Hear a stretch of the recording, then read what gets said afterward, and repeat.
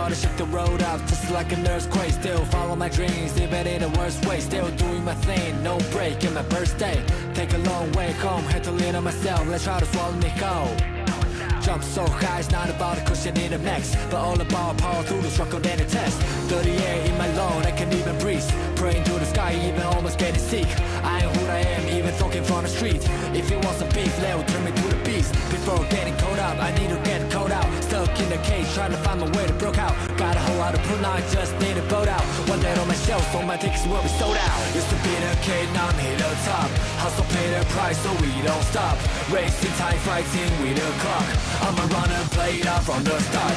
Even if I'm starting to lose face, keep my head out, still going on my way. Call my own shots until I'm breaking.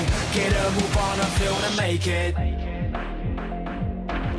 Ready for the ride, ready for the fight. I said I move too quick, don't last till the highlight. No time, I got no time.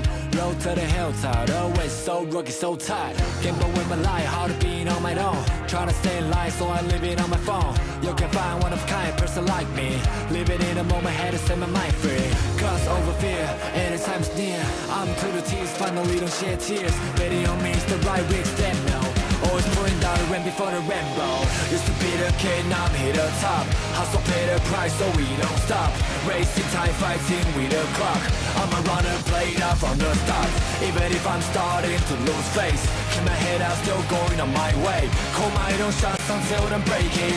Get a move on until I make it. But I can't go back and having regrets. Hitting all the stacks, and that is why we're here. We're one gonna last. Tell me, what are you waiting? Take it over, and this is my year. Can't tell me nothing, don't know why. I'm around for the long ride. Look up, kiss the sky, waste no time. I'll be riding all my life. Used to be the kid, now I'm here the top. Hustle, pay the price, so we don't stop. Racing time, fighting with the clock. I'm a runner, played out from the start. Even if I'm starting to lose face, keep my head out, still going on my way. Call my own shots until I'm breaking. Get a move on until I make it. But I can't go back and having regrets. Hitting all the stacks, and that is why we're here. We're one gonna last. Tell me, what are you waiting? Take it over, and this is my year.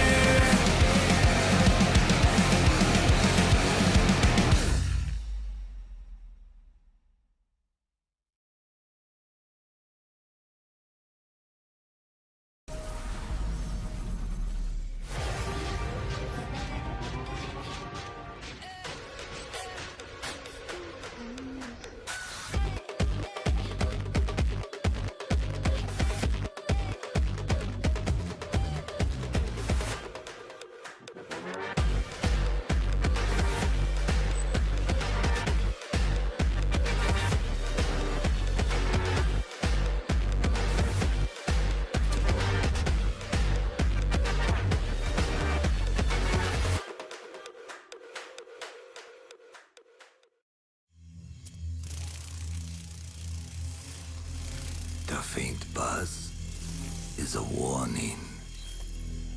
It may be the last thing you hear. But I'm the last thing you'll see.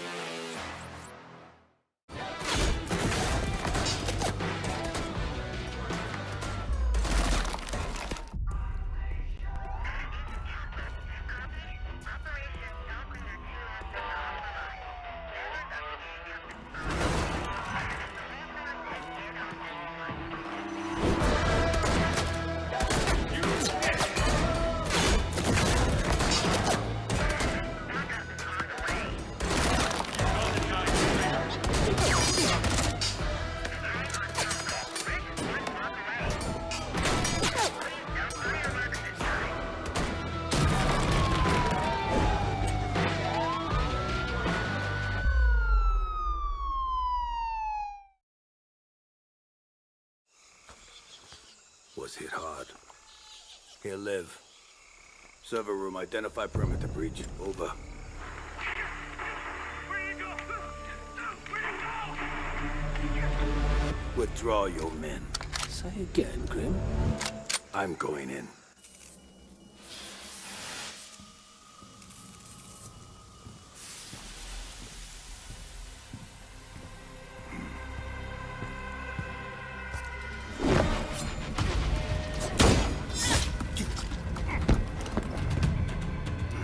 My turn.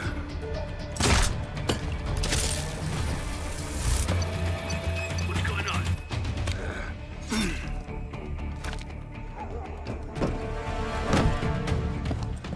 What the?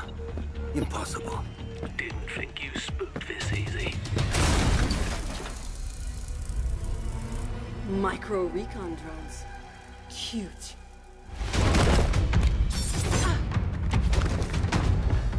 You forgot this.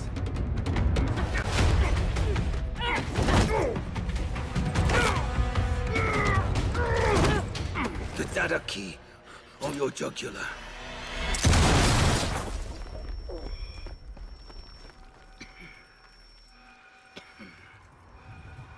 You were saying? What was on that server? QCR shipment records. Question is, who wants eyes on it? And why?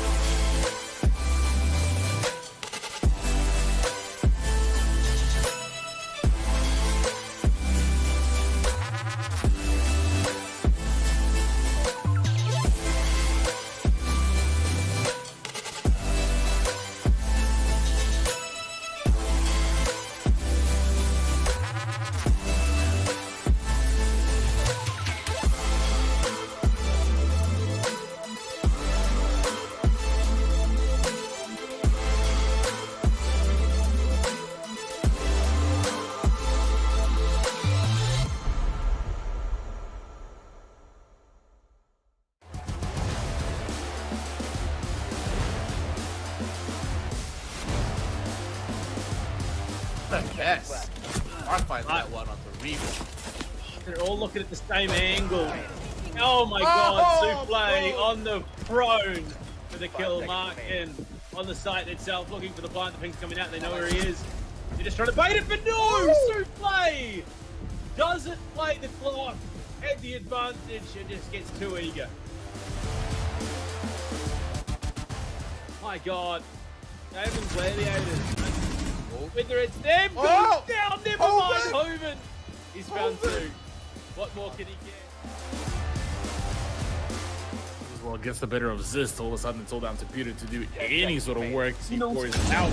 That could deny. It does deny. He needs to stay alive. 6 seconds. 5, 4, 3. Surely this is where he stays alive. 2. He does. And he nails a snap as well. He's just. Will be basically the end of him.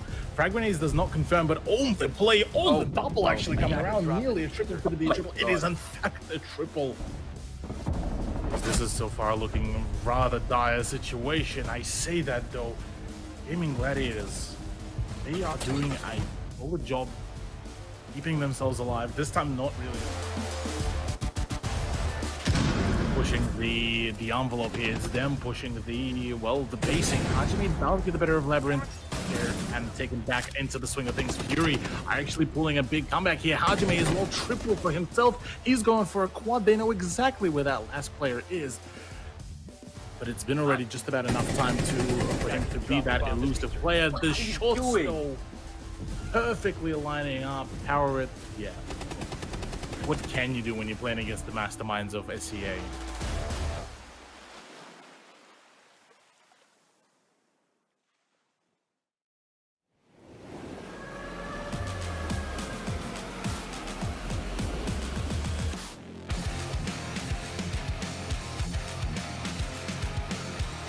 if I'm starting to lose face. Keep my head out, still going on my way. Call my own shots until I'm breaking. Get up, move on until I make it. But I can't go back and having regrets. Hitting all the stacks, and that is why we're here. Real one gonna last. Tell me, what are you waiting? Take it over, and this is my year.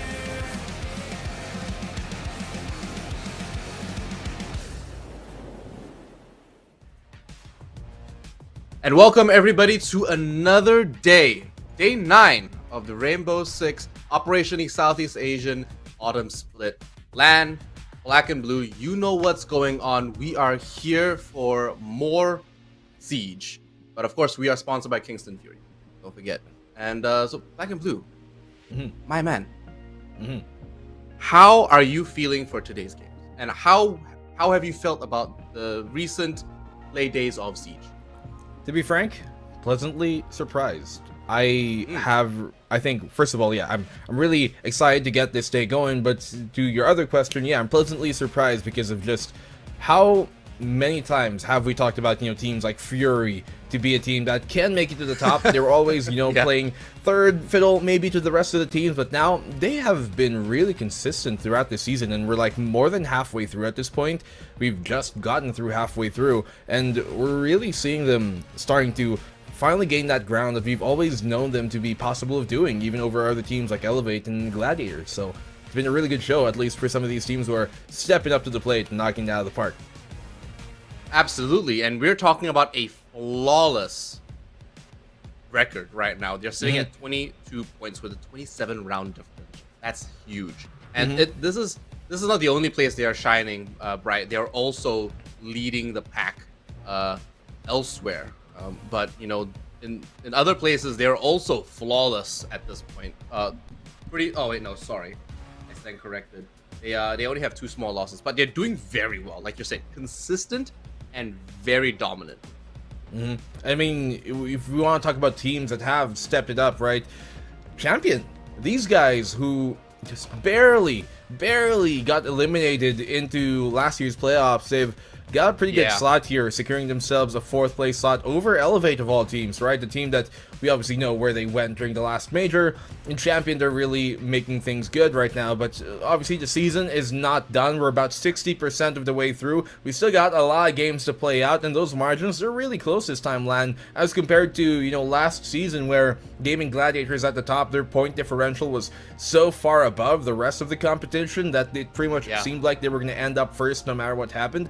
This time around, there isn't that far of disparity between the 1st and the 4th place, even the 5th place even, so things could still be shaken up by the end of the season.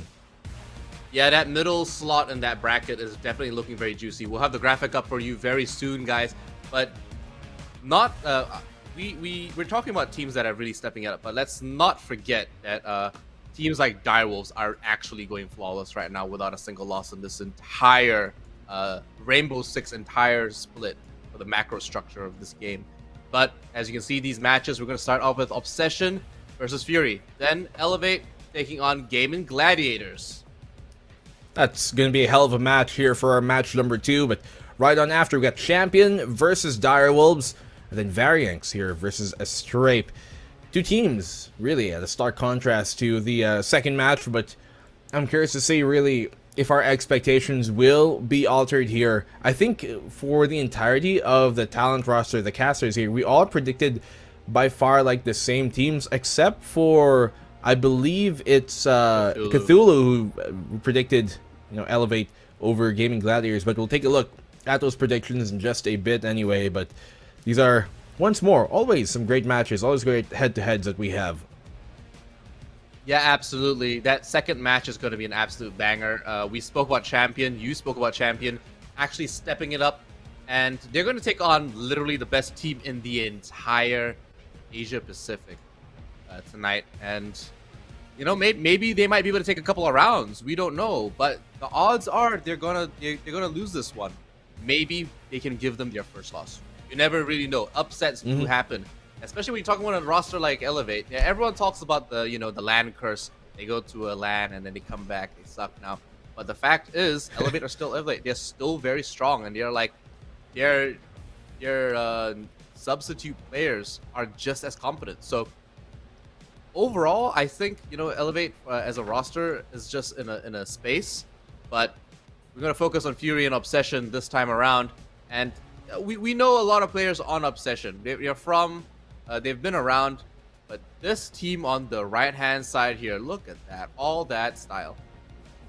Well, Fury and Obsession, this Fury team, they've only really lost once throughout the season. That was against Direwolves, but funnily enough, they still are above them in terms of the standings simply because of round differential, so they're just barely above that. But we're looking at Obsession, a team that is maybe a bit lower on the scoreboard side, right? They're dead second to last, Straight being the only team behind them who hasn't had a win. But these guys, we know that they've been playing here in the Operation League for quite a while. Even before they were on this Obsession roster, some of these guys have been competing for quite a bit. They need no introduction. Silence, Jay Lucky, Roldini, Zifrik, and Canon Tway. Jay Lucky and Roldini especially have been such influential pieces to this puzzle, and Obsession, they really rely on a bit of that star power to get them through the end. Yeah, absolutely. But overall, this is a roster that has had a rocky season so far. Now, we spoke about, obviously, some teams really stepping it up, and Obsession still sitting at the bottom of that ladder, just above the Strape. But they have had some good rounds, and they had some very good moments. They did go 7-4 against Variants, which technically is an upset in itself. But here against Fury, it is going to be an uphill battle. There is no way we can butter this up. We can't really make this sound any sweeter than it is, because this team is actually, just like their logo, on fire. Absolutely. They say sometimes anger might be the most, powerful emotion. And for Fury, they really rely on that, like Hollis, Hajime, Spacehead, BG Man, and I9. When these guys get going, when they really start to turn up the heat, they are so just impactful in how they are able to utilize their real play style and make it just so formidable, right? It's a team that, especially with I9 being added onto this roster a few months ago, him coming from a former Elevate squad, he has really, for lack of a better term, elevated this squad and given them a very different look, and that kind of expertise that he brings to the table is something that Fury have ever more so used tenfold to improve every single time. You say that they're angry, but let's face it, it's actually angry that's on Elevate. So I think you've got the teams mixed up. Oh, I'm joking. Apologies. I know we're having a muck here, but Cafe Land is where we're gonna be playing. Yeah, absolutely. A map that I love so much. It's got a lot of vertical play. We've seen some teams really take control of this map, and this happens across the board, macro-wise. Like we're talking about macro structure of Siege. They take control of this map in many ways, but lately it's been with Azami, and she's been just so instrumental at holding down the Sakar Lounge, a lot of the other locations, and even plugging up some of these hatches, or perhaps even some windows. And that just contributes so much, because this is a rappel heavy map, whether a lot of people realize this or not. And of course, my predictions are actually at the very bottom. So hopefully today we pick this up a little bit, and maybe Cthulhu actually comes down to my level a little bit. Yeah, maybe now might be your lucky day, man, but Cthulhu, the only one to stray off the beaten path here, compared to the rest of everyone else who have pretty much in unison seems to have agreed which teams should win it. Maybe a few months ago I would have said Elevate as well, but Gaming Gladiators, they're the ones who have at least remained in the same, or at least closer level of consistency than Elevate have recently. Yeah, they just recently, actually, I believe Gaming Gladiators just recently took a win over Fury. So that's something. And so, you see their post-game tweets. Oh, feels good to be back, in the zone. And honestly, I'm so happy for Ape. He's definitely been away for a little bit, coming back in, of course. I hope to see him in his prime because to be frank, I am technically, I haven't spoken to him much lately, but we used to be, in contact. I used to coach a team that he was playing for or, subbing for, and he deserves, all the spotlight, but he has not been playing at peak. He has been actually underperforming in a lot of areas, so I need this guy to come pick it up and really deliver this game, or Cthulhu will literally win a 1 in 6 odd possibility of on this prediction scale. So Yeah, I mean, Ape, never it's know. all on you, buddy. you'll never know. You look at Direwolves and Fury, one of them, actually both of them playing today, but the first one, the latter one on Fury, playing in its very first matchup. Those two teams, they have remained consistent in pretty much all the leagues that they're playing in right now, right? Apex South, Stage 3, both of them number 1 and number 2 respectively. Same thing, just flipped on over. Here in the operationally, we Fury being at the top and Direwolves second, but it isn't even that big of a disparity. No matter if you look at Apex South, Stage 3, or if you look at your Operation League Autumn split, it's pretty much neck and neck, but we're about ready to get into the game very soon. I think it's curious that when you look at that map Vito, Obsession, they leave Villa for so long. But before I go on the ramble and a tangent about these two teams, I think we've got something you guys should be aware of. Got a giveaway for you all. Yeah, absolutely. As usual, you know what the deal is, guys. 600 R6 credits are on the line. We're going to do this every game. And along with a sweet Operation League that you can only get here. It's not for sale. Make sure you grab that before it's too late. If you don't get it this time, you'll be able to get it again next game 4 times tonight. And then in addition to that, every single night. So we still have half a season left. Don't forget, we are going 3 days a week.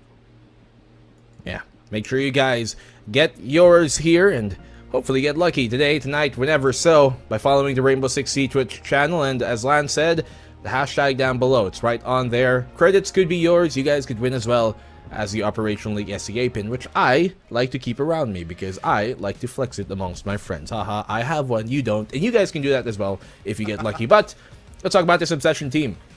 Before going into this, we saw the map Vito, right, and they left Villa really deep into that, which is curious considering how when Fury met them last time, they lost quite heavily on Villa. But we're going into Cafe, and the last map that Fury did play in this tournament has been Cafe versus Astray. We haven't yet seen Obsession play Cafe this entire autumn split, which means that there is no real too much, I guess, information that Fury will have to use against here Obsession in terms of a VOD as of recent.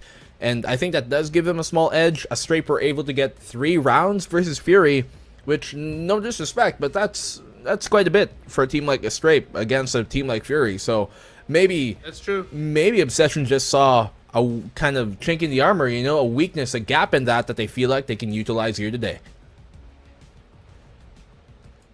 The Fury is one of the more studied teams in this league as well. Don't underestimate the power of broadcast and recording. Any good coach with salt to his name would actually just be like watching every single possible opponent, recording every VOD. It's free after all, just watch the broadcast. But here, Flores being banned out on Cafe, no surprise. It brings so much value, especially with the AoE destruction that comes with that RCXD. And then Ying now as well being taken off because Obsession don't want to have to deal with the bans. I mean, like the what is the word I'm looking for? The Candelas? rush. The rush. The rush. Yeah.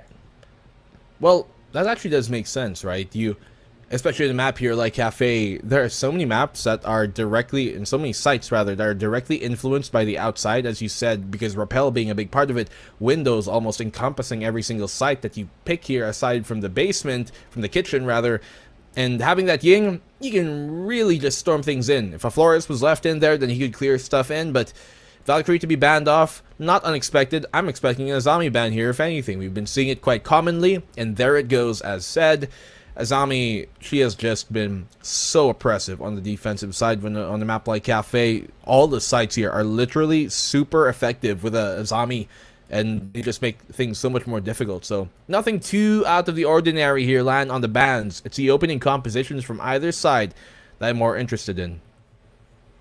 Actually, you say that, but for me, the most interesting thing about this is that Nook is available. And there we go, she's being picked up. I'm surprised that they've let her through. I'm not surprised that Finka, as an operator, has fallen off these bans as of late in general. I believe she was like the most banned operator in our summer split, correct? But this time around, she hasn't even been banned. Nook? Like literally. No, Finka. Oh, Finka. Yeah, Finka is an operator.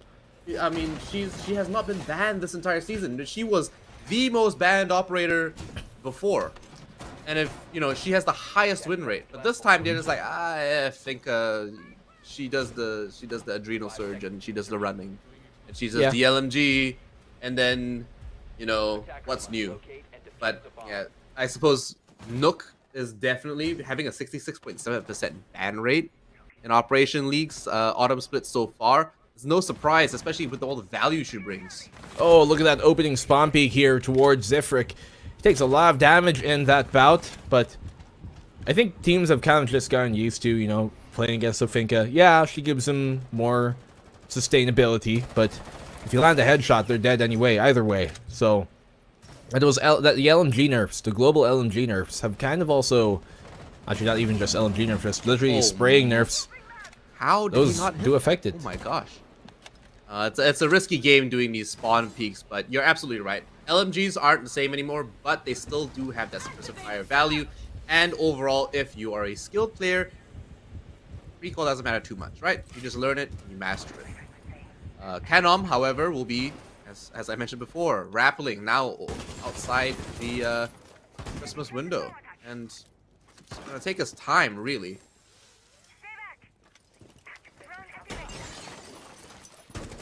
Well, this window pressure, as he talked about a while ago, repelling on here, that's going to be crucial. If he can stay on this eastern side, that will allow them... Uh-oh, you have to be careful about this.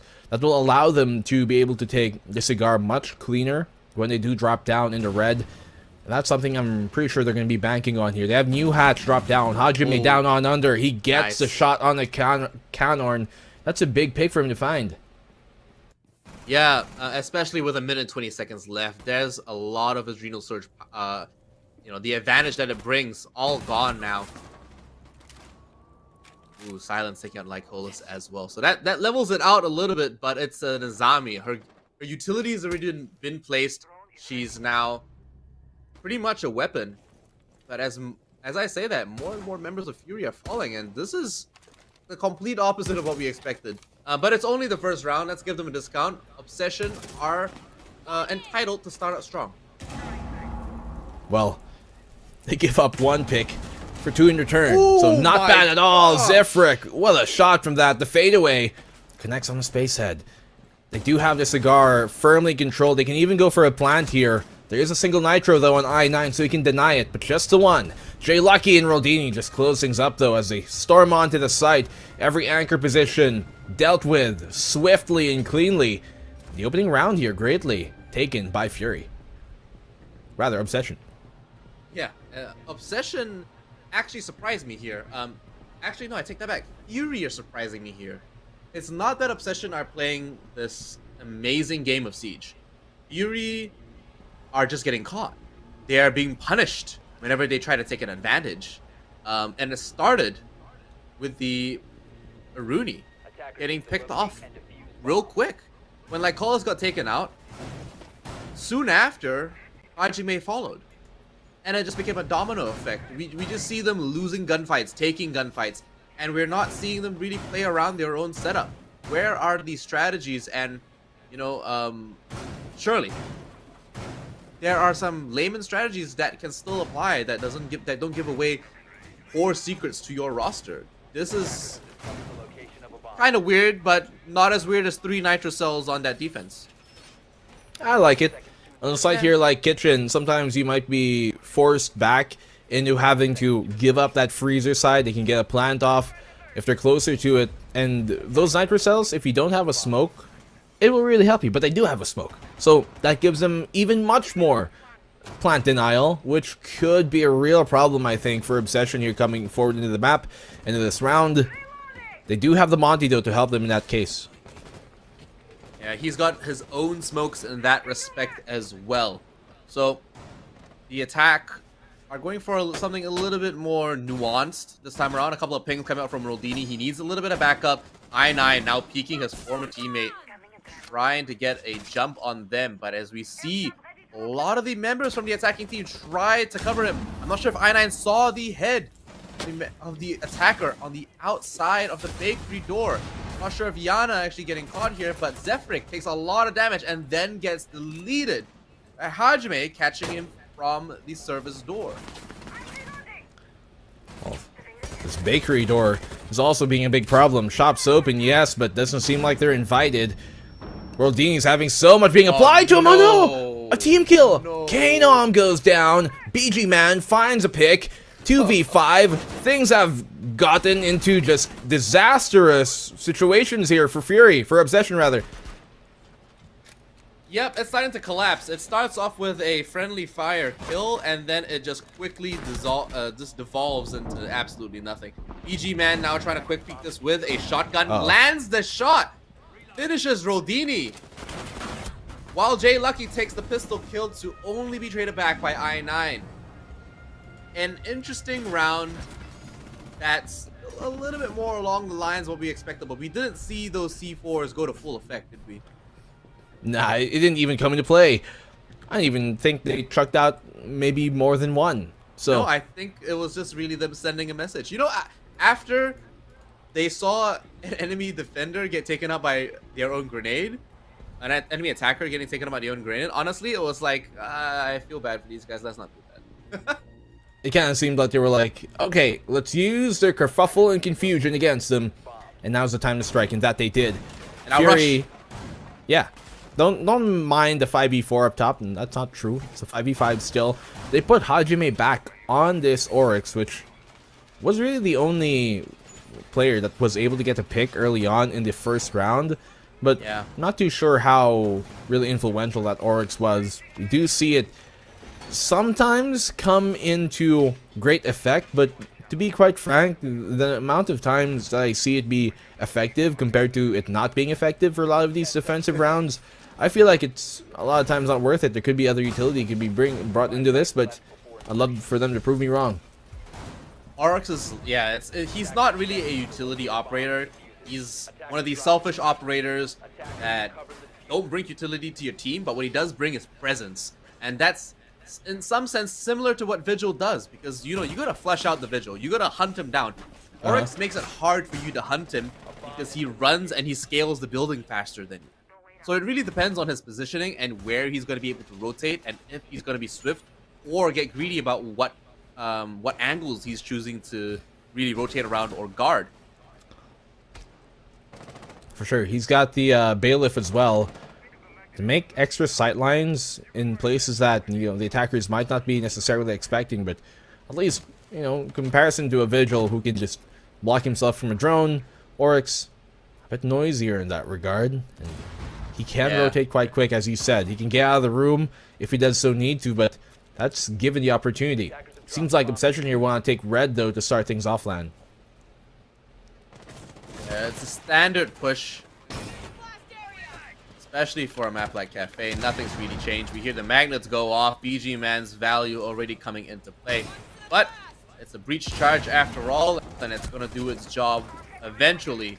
Silence slices that site in half and catches Spacehead on that rotation, or at least him trying to guard red for as long as he could from the...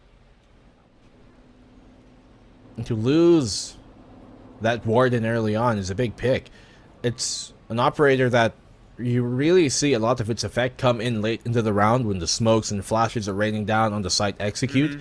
And for them to lose that early on, that could pay really big consequences in the later stages of this round. We're already approaching the 1 minute mark, so Hajime, that's a great pick. They needed that pick to remove silence and to remove more nades from being used up. I mean, in saying that, there are 6 flashbangs and 2 smoke grenades. Without the Warden, it's going to get very difficult and very challenging or at least they're gonna have to play around that smart, or Oh. maybe even just take them out before they even get a chance. Zefric trades it back, and somehow Obsession take round 3 in a flurry of bullets. We didn't even get to see half that action, but essentially all the action, it went down pretty much off screen. I mean, hey, Seemed that like- happens. Yeah, it seemed like without a hitch as well.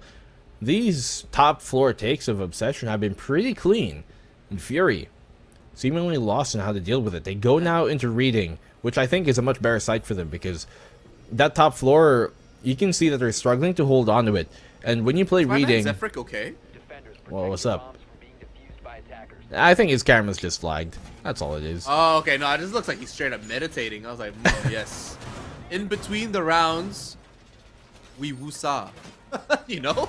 Sometimes you need to recapture your zen before going back into a stressful game. True. Especially when it's up against one of the best teams in the entire region.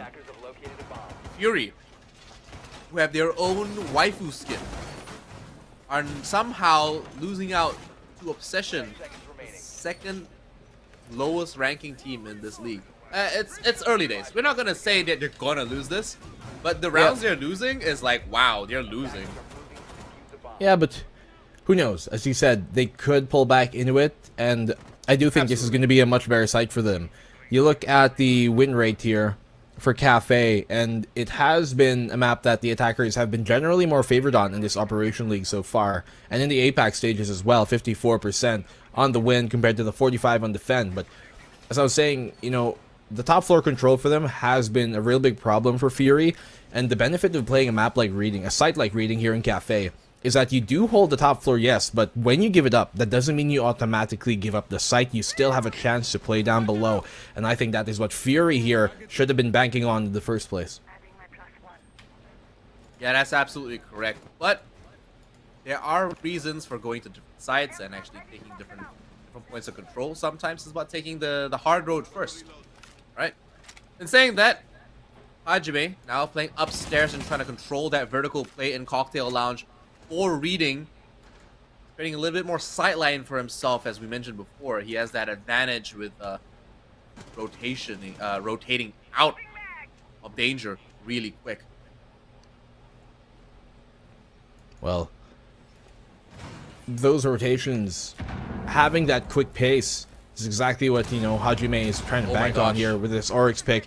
Nade, he had some idea, some notion, 360. just doesn't find it. Oh, well, the Goyo canister keeps him there, locked on in, but Fury, the rest of them, just capitalizing on this space being made. Jeez. Kanom trades out, but Hajime doesn't let it go unanswered. 2v4 immediately. A quick back and forth between two teams leaves Obsession down 2 members. They know the diffuser is down and they need to retrieve that. Fury having their sights, and they're going to guard this tooth and nail. 1 minute is left on the clock, and they have an opportunity to maybe come up with an interesting strategy here. But Roldini, with 1 air jab and 3 flashbangs, needs to make a quick rotation to reconvene with Silence. He's exposed right now. That bar counter is open. They know exactly where he is. He's going to peek this. He's going to win the duel against the Oryx, but give himself away to the hologram. Still a 3v2 though here, Lan. The Nitro connects perfectly! They knew where it was! Like Hollis prepped it and timed it to absolute perfection. 1v3. Everything here on Roldini's shoulders. He's got the weight of the world. BG Man down low. 1v2 effectively if you can get this kill. If you can take him down at the very least. 20 seconds left on the clock. Not much to work with. But Roldini, what a shot from him. It's a 1v2 now with BG Man very low. This is certainly winnable.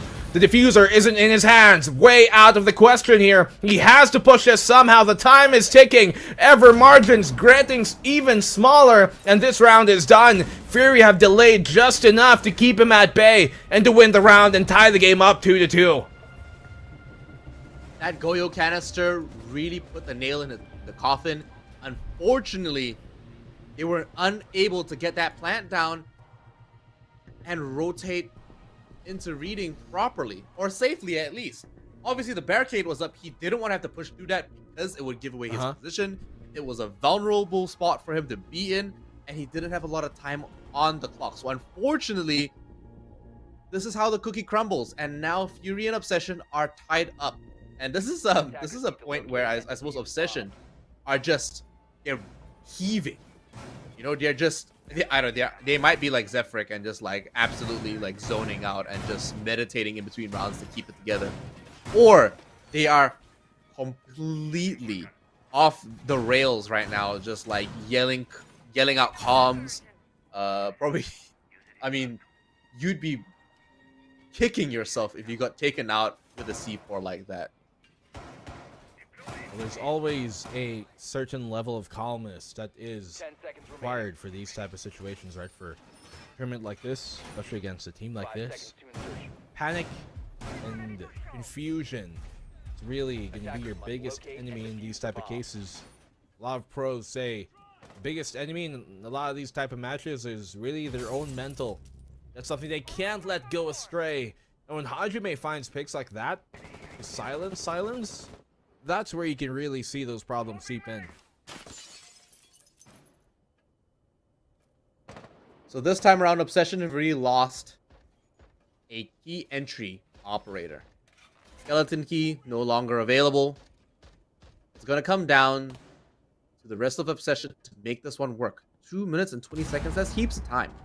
They've got a lot to work with, especially with frags like that. They've got 3 left in their back pocket. There's a lot of utility available to them, but they're now losing their hard breach.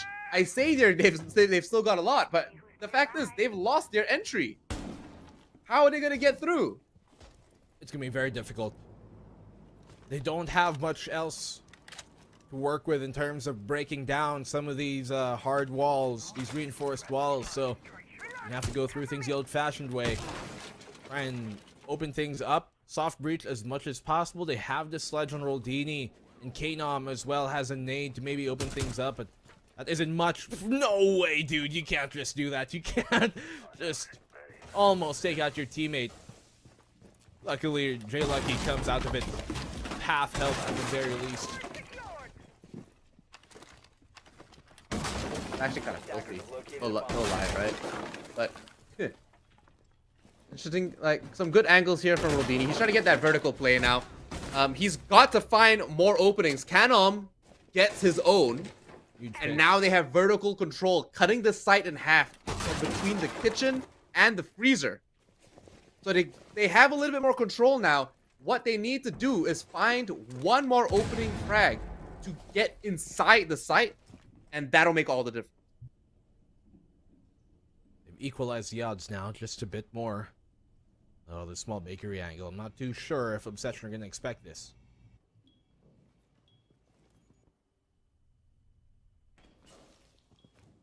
Well, time is ticking. You have to get on it soon. Presence made outside the freezer. DG Man in a pretty precarious position. He has to hold this direct 180 angle back and forth. A triple now for Knom. He's an absolute monster. Then that freezer though, like Hollis is waiting. He gives himself away. Does find the one, but he drops another. Effectively a 1v1 here unless Jay Lucky can get Knom back up to speed. I9 wins it out though, and Fury barely edged it out in a sticky situation. This game is way closer than it should be. Now, at this point, Fury either leave with a 4-2 scoreline, and then they pull away, taking a complete win out of this. Or, Obsession on that defense for Cafe actually nail it to a T, and they make this very difficult for Fury to attack.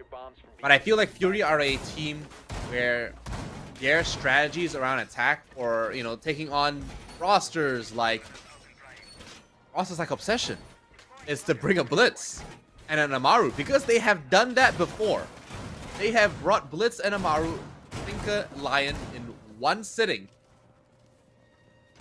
and they win. Yeah, and for a team that might not be as prepared to deal with that, especially on the fly, but those one-off round strats can definitely work. I'm not too sure if we're going to pull that out here, considering that it's going to be, well, Obsession, who have gotten a few rounds, and it might be a big risk, but I'd like to see it still. Obsession going with a very different route. The Lion to come out here instead of the Twitch that we saw a while ago Jay Lucky on that Nomad, making sure that, you know, the Oryx, who has been a small nuisance, if anything, a big thorn, potentially, that's going to be a bit more, I guess, nullified here from being as effective as it has been. Yeah, that's absolutely true. But I have faith. There's still something that Obsession can do. And I said Fury are going to win. And I still think Fury are, like, you know, the contenders to take this one away. Statistically, on paper, on record, in fact. But the fact is, if Obsession can keep this up, I am happy to be wrong. I'm happy to be wrong any time of the day. If a team at the bottom of the roster, at the bottom of the leaderboard, can actually take on a team like Fury, knock them off that first place, and cause an absolute upset. That is what I live for. And you know what? Yeah. Siege somehow just always delivers. And they're really trying to bargain for their second win here of this entire season. Obsession have only beat the Scrape so far. Oh my Space Head trying to gosh! address this angle. Same exact angle that we saw Hajime take a while ago, but this time he goes down in that case. So Obsession, they knew to expect it at this point. And Knom, he finds another pick. Canister goes off, forcing Silence to actually rotate. He had a nasty little angle there, but through the freezer, Jay Lucky now catches a little bit of that fire and has to pull back. The EE1D goes off in a very well cooked frag. Doesn't connect, but Lycolis does find Rodini. And now Fury are on 2 members on that defense. Only 2 on this last round before the swap. Make it 1. Oh, 1v4. I9. We've seen him go absolutely stellar in the past. The knife! It connects on Zephyr. Disrespect, but it's effective as well. He gets trapped within the freezer, though. And they know that's his final resting ground. So, Obsession. Props to them. They tie the game up 3-3 at the end of the half. Oh, that was so cheeky. And I cannot believe he got away with he did not. I mean, I'm surprised he didn't. Sorry. I'm surprised he got that kill, but I'm not surprised he didn't get away with it. He was very exposed in that position. I'm surprised they didn't know where he was. This halftime score is crazy. I am going to write this down in my book. Give me a second. Well, taking all the time you need because we're going into round number 7. Fury in the attack this time. Obsession. We did talk about how, you know, this map, it has been a bit more attacker-sided as of recent, and that could have been a benefit that helped them out. They don't have that same statistical advantage this time around. Now that they're on the defense, they go up to the 3rd floor, top floor, which is the only site they've been able to win, actually. Fury played it 3 times in that opening half and lost it 3 times.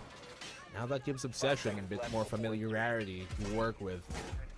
Playing this Pixel hold, nothing too fancy. Stock standard, if anything. Shield out on the Pixel. Supported by some ADSs. Where is the other shield? I don't think I've caught it. I think it should be maybe towards the cocktail side of things. But for the rest here of Obsession, they want to get going early. Hajime, he looks like he wants to join that regard as well. They've got the Doki to call in.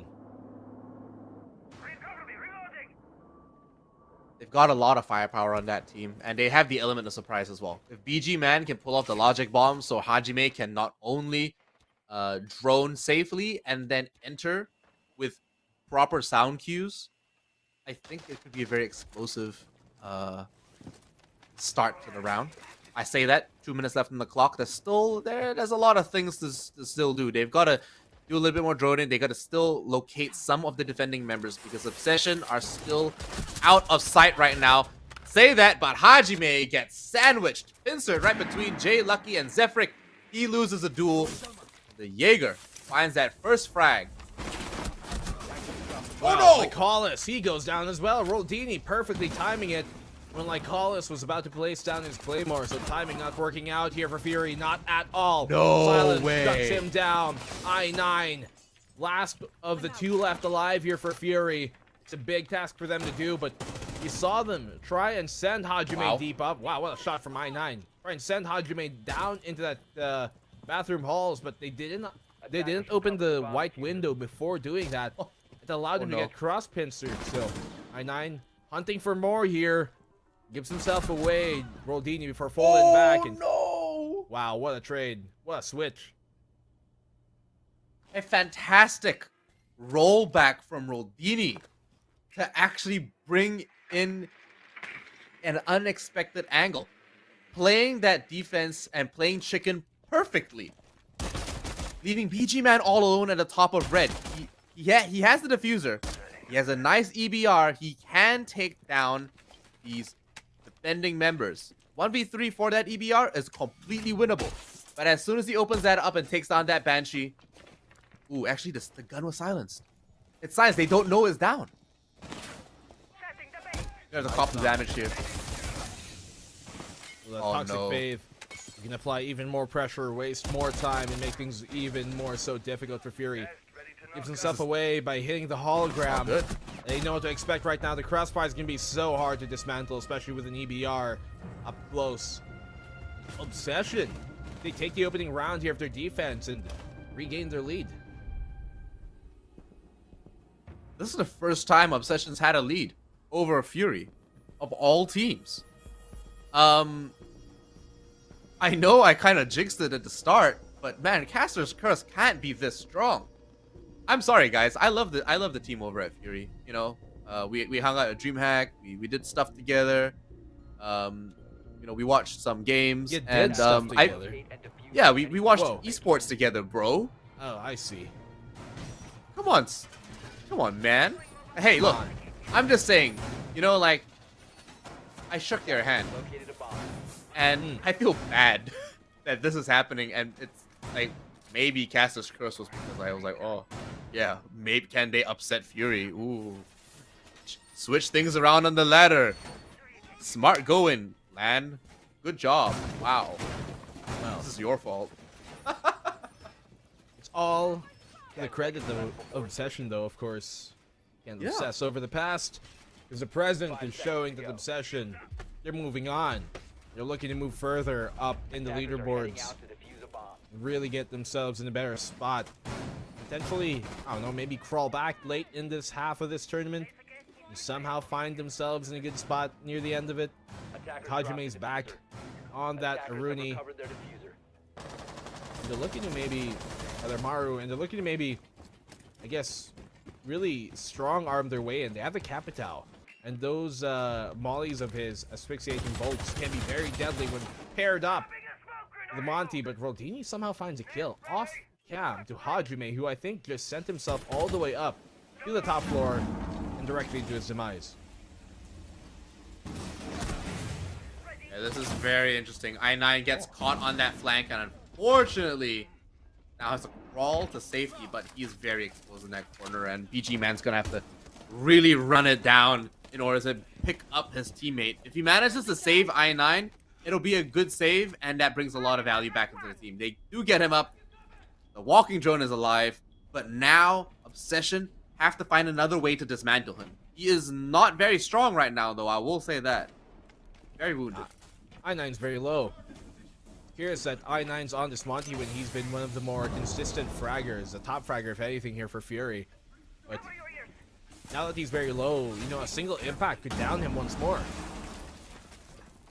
Yeah, you're absolutely right. And you know, Canom, not too far away, has that available to him. That's the only impact available, actually. You know what? Surprisingly, Roldini has a bear traps of, you know, a frost mat, a welcome mat, still available to him. He hasn't put it down yet, and I think he's out of time to make that one happen. He sees. I think he sees the member upstairs. No pings on it though. Seems to be looking up, but yeah, he didn't ping it. So benefit of the doubt here, potentially, or that vert hold. Fixation bolt down to try and force him off the angle. Swaps out for the smoke.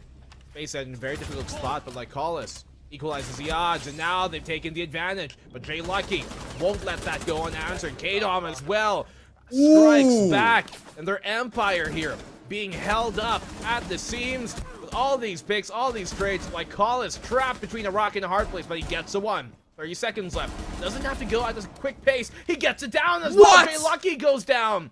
Now he's down in the 1v1. Half HP on him. Has the weapon's firepower. The Don't take the EBR, fight. will it win out? Don't No, take it the doesn't fight. because Lycolis is way too good. Way too clean. And Fury tie up the game once again, 4-4. The defending team did not have to take that last fight.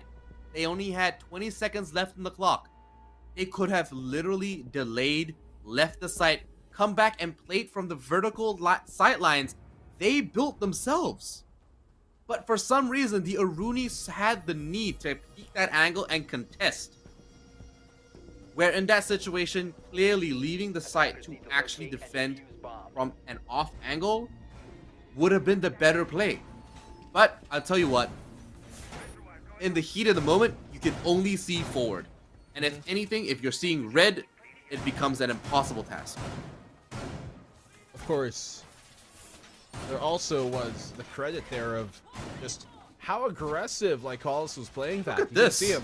Not even, take the time to go reload. my He's got gosh. 30 seconds. He doesn't have to push up that hard, that fast. But he does. Pulls out the pistol.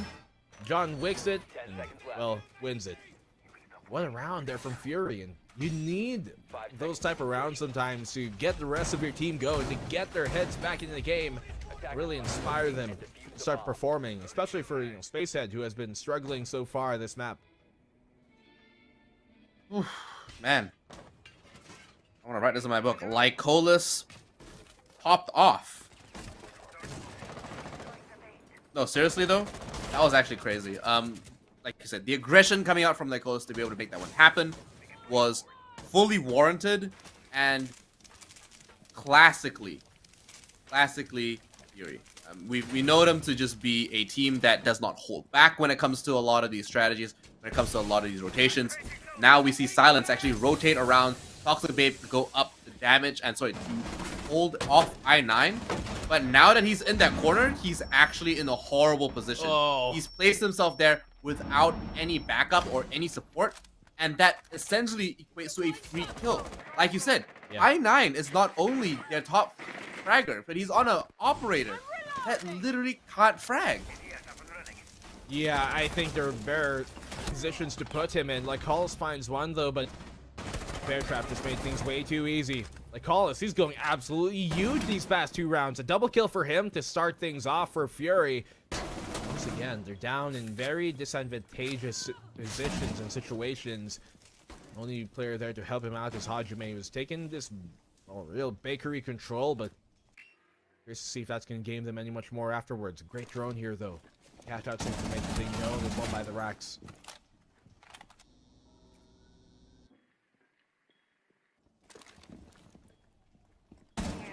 Long line of sight here, gives himself away with the hologram. Common mistake that happens quite often. Anom has an understanding of where these attackers are coming from, but how is he going to be able to respond to that? Hajime is at about a 50% health, and Lycolis finds one onto Canom, so that makes it a little bit more winnable now. 2 on 2, but 2 members on that defense that don't have to do anything. I repeat, don't have to do anything, but they are on site. Lycolis is going absolutely insane so far. He's found 7 kills in these past 2 rounds already. It's absolutely huge, but making sure to take this methodical. Zifrik. Oh, He gets taken down as well, trying to challenge the long angle. By doing so, he gave himself away. It's all on the Jay Lucky. He's going to want a bit of fortune in this situation. Unfortunately, that holographic scope is very thick. He doesn't exactly see Lycolis because he was ADS the entire time, and because of that, unfortunately, he gets taken advantage of. Unfortunately, he just gets taken out there, leaded, and loses the duel. So But look at Lycolis. He's bopping around. He knows. oh, he's feeling himself. it. He's He's absolutely feeling it. feeling himself. Yeah, 8 he knows kills he's in a good 2 zone. rounds, man. 8 kills in 2 rounds. That is absolutely huge. Put him on It that is. pace, and he might as well get you one. You know what? Lycolis drinks Red Bull for sure. Bet. It's because the Red Bull can's like right next to his camera, and that's why he's got the Red Bull buff. bet. Yeah, bet. What about Spacehead? What about Spacehead? He's got Oh, like nah, this man. burger bottle cap there in the back. I think it's Cool. You know what? That's kind of intuitive, but I like it. He also looks like he's got stormtroopers in the background there, so I rate that. He's obviously a man of culture. In saying that, I think all of Fury are in an interesting space. Like, I mean, Lycolis is happy where he is. He's happy performing the way he is so far. I'm glad to see I9 going back onto the Ashe and bringing in a little bit more of that firepower. But they need to make this one work. They're losing duels to Obsession. And Obsession aren't necessarily playing 400 IQ Siege. Swap out Lycolis to that Hibana. Type 89, yes. Very formidable weapon, but you know how the AK-12 just possibly one of the better ones. Much better ones, if anything. And considering there is no hatches here, I think it'd be viable to go back up to that Ace. Of course, the Hibana does give you a bit longer range on some of these angles you want to open up, especially towards his cocktail side when it does come down to it. So there's very good reason to put both in. But we've seen Lycolis really step up when I9 was on the Monty. For some reason, when he feels like he has to pick up the slack, you can see him absolutely perform. You need to see more of that coming for Fury if they want to hold on to this lead. A lot of these flashbangs are getting eaten up by the ADS, but that won't last very long. One of them gets deleted by the Saria Gate. And now following that, frag grenades are coming through. None of them connect with Zephyric. The Thermal Shield is down and he's forced out of that position. Lycolis takes a lot of damage. And considering he is the only hard breacher on that team, he's gonna need to stay alive just a little bit longer. Luckily, he does. No. Hajime goes down instead. You can still open up these walls, gain them further sight into the bar itself. Spacehead burned his Gemini replicator here, his hollow, just to get rid of those laser gates. They know they want to have to deal with that first and foremost. The call is going to drone on out. Less than a minute left on the clock for them to work with. Lycolis is, it's good to see that he's droning now, considering he's not exactly in a great position to be fragging out, despite Hibana obviously being a fantastic entry. But he needs to preserve and stay alive for a little bit longer. Out of X-Kairos charges, of course. It's going to come down to a couple of bullets soon, but Spacehead finds that kill onto Rodini, making it a little bit easier for them. But not like Obsession don't have answers. Zephyric, however, is all alone now. Finds one into I9. 1 versus 2. Spacehead and Lycolis with the plant going down. Super winnable. Spacehead, it's taken down low. Both of them very low. A single bullet could do either on in. Zephyric, he's giving himself away though, even without suppressor. Look at that. The diffuser way out in the open. The third kill here. That's a triple for Spacehead in this round. Finally getting himself onto the board. And Fury, they gain match point. And like I said, Fury are most likely to actually take this one away. But considering the performance so far, Obsession still have it, just by the stats. They could actually win this round right here. I would not be surprised if Fury won 7-3. That is still a very decent scoreline to actually take away. But this is a very good performance from Obsession. And it shows that despite their position on that ladder, they actually have developed to a certain degree.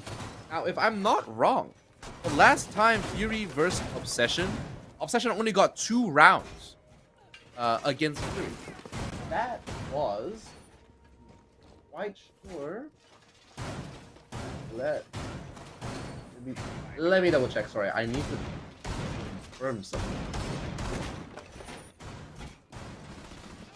Well, while they do that, in session they pull out the Warden here with the Maestro and give them a bit more holding power, but I didn't see necessarily Smoking Flasher to be too big of a problem last round. They do have the Nitro though on that Warden to help them on that plant denial. And Anom's actually using the A12 instead. Yeah, so okay, they versed Obsession last time, and Fury won 7-2 on Villa. Now, this time around, Fury banned Villa. I don't know why. It would have been a strong map, and honestly, Obsession do not do well on that map. This time around, it's like they wanted to give them a chance. Or perhaps they just wanted to try something a little bit different. They also, you know, as we talked about a while ago, they beat Obsession on that Villa, and it's never really been, as you just said now, you know, a great map for Obsession. So they left it open in the vetoes for so long that I'm curious why Fury didn't just pick it, since it was left in that veto for so long anyways, right? Yeah, normally when you lose against another team, you just be like, yep, that's the first map we ban, you know? But Yeah. maybe they wanted an opportunity to actually take them back for a rematch. Maybe they practiced it. And perhaps Fury read into that, and they were like, yeah, we're not going to give them a chance. So, Yeah. 1 minute, 40 seconds left. Black and blue. It does look like, if anything, Obsession are sitting black and blue themselves, bruised, and still trying to lick their wounds, trying to find a way to make this round work. How can they do that? Still though, no picks find on either side. Found this yet. Pixel Shield dealt with. Trying to take control of that Christmas. They have Cigar, yes, but they need to push further eastward and further towards that southeastern side to be able to gain more control of the actual plantable spots. They want to be able to take this Pixel away. Held by Zifrik. Shield there, no longer able to support him. No ADSs as well left remaining to try and divert some of those nades that could be thrown to flush him out. DG Man, huge opening pick here he finds. For Kanom to go down, that's Evil Eyes taken out of the round. Without the Evil Eyes, that's going to be a little bit harder to actually retain surveillance, especially with only 3 members left on that roster. Zefrik taking a lot of damage. Has to reload. Rotates now. Back into backstock. Oh my gosh. Unfortunately gets deleted there, but 2 members on that defending team might be able to make this work as they leveled that playing field. I9 gets picked up though. So now that Fury have this advantage, nasty little angle here, they might be able to make this work. Oh no, Obsession take down 2 members in quick succession, leaving Spacehead all alone with only 6 seconds on the clock and nothing to his name. He doesn't see Rodini just pop up from behind the bar, and he gets wiped. Wow, this is going the distance. The final round of regulation between Obsession and Fury, who are at the top and at the bottom of the leaderboards. Literally. Counter respectively. Literally, Fury at the top, Obsession second to last, but they're giving them a hell of a fight here. Yeah, absolutely. It's surprising to see that on round 11,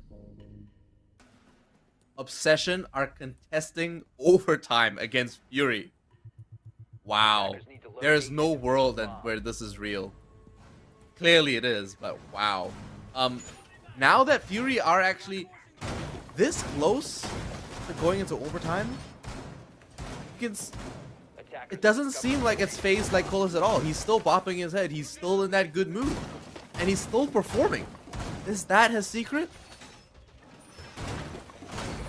Well, we talked about a while ago how that mental is certainly something that you guys cannot let go into the bin whenever you go into a match like this, especially a team like this. And for this to be picked out in Fury, this is the last map they played versus Astray. Right during play day 8, we're at play day 9 right now.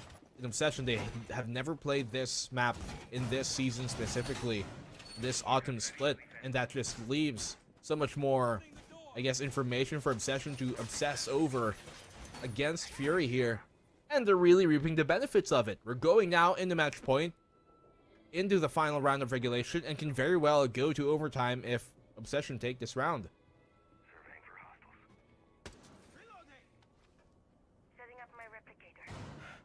You can feel the tension now sitting in with Obsession as well. This is a make or break situation for them. They have not gotten this far in any of their games to date in the autumn split for Operation League here in 2022. Black and Blue, they have the pressure on their shoulders. It is solely square on them. And Fury, they've got just as much pressure to make sure they don't lose out. Their first game to a second bottom seeded team. Like, what is happening? Absolutely spectacular play here from Obsession for sure. This Pulse, first time we're seeing it here today, could be that X factor that Obsession utilized to take down Furyland. There is so much at stake here for Obsession to try and win this out on. I'm gonna tell you, this is not the match that I thought would go into overtime possibly.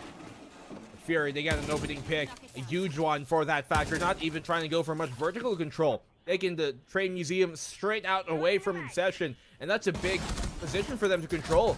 And they get the drop as well, because now if they have this train room, if they have this mining, that just leaves Obsession very little space to try and retreat into if ever their vertical control doesn't hold up here on top of Reading. Now, Jay Lucky and Canom are going for that double push. One goes down. The refract comes out from Canom. The C9 coming in clutch. But is it enough to take on one more member by Cigar Shop? No, it's not. Another member from that defense falls out, and Canom dies, goes down, and Fury take round 12 and the map here on Cafe, denying overtime, but definitely getting a run for their money against a very new contending team. Incredible performance still from Obsession. A bit shaky from Fury, yes, but what matters in the end is the rounds won. Of course, round differential does come into a factor when kind of calculating the final standings, but still, what a performance here coming from Fury to close it out in the end when it mattered the most. But it's really Obsession we have to give up our hands to, because they played absolutely spectacularly and really, I guess, just circumvented our expectations and gave us a good surprise, if anything. Yeah, it's like that in that last round, they just kind of switched it on and they came to life. Fury were a completely different roster and so much more succinct. But if anything, I think you could really see that Obsession just made a lot of common mistakes. They're holding the wrong angles. They were exposed in a lot of places, and they were just getting hasty with the refrags. A lot of the pressure started to seep in, and you could see that in their gameplay. So, despite their very strong streak so far and contending match point with Fury on Cafe, it does so show that they're still lacking something here in not their individual play or their team play, but if anything, their own personal experiences. Yeah. Back to back, open up that map, but then Fury on that 3-round streak really just cemented things down. They have been so successful here, Obsession on Cafe, when it comes to playing that top floor, whether on the attack or defend. Seems to be their place of comfort, but you guys should be comforted by the fact that you can win as well. Follow the Rainbow Six Siege Twitch channel and enter in the chat down below. Hashtag call your shots. You have a chance to win 600 R6 credits, or PC by the way, or the R6 Operation League SCA pin. Swag up your game. Make sure you guys join our giveaway, so you could get lucky at the end of the day. There's of course many more opportunities. So, and of course, not a lot of people actually know this, Black and Blue, but you know, there are other language streams and they're doing cool giveaways too. Yeah. So if you guys speak Mandarin, you can head over to the Taiwanese broadcast. There's also a Thai broadcast going live as well. And so, you know, you can definitely get your share of giveaways. Go support all of these broadcasts and make sure you are supporting the players themselves as well. You guys make sure to do all of that, because we've got so much more in store for you. When we come back though, we're going to have the second matchup of the day, Elevate versus, well, none other than the Gaming Gladiators. So I'm Black and Blue, with me is Lion. We're going to see you guys in a bit. Don't go anywhere, because the R6 Operation League Autumn Split will be back in a hair.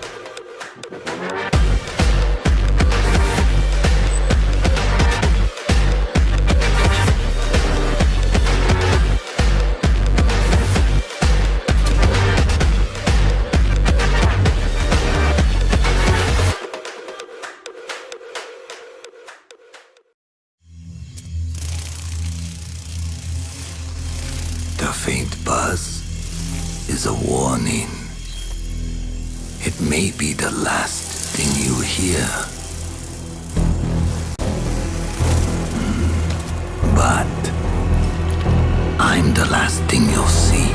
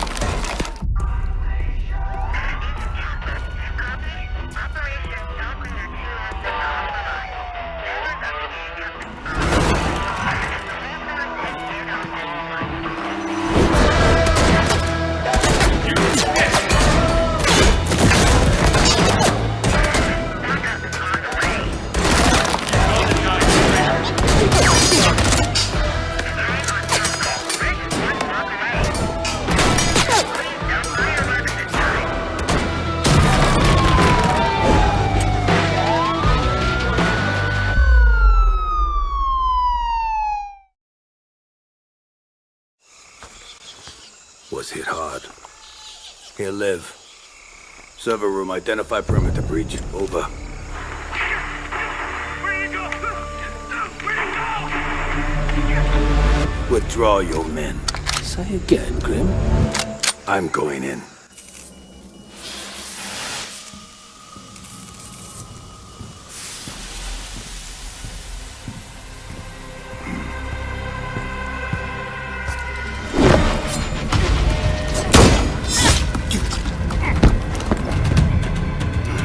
My turn.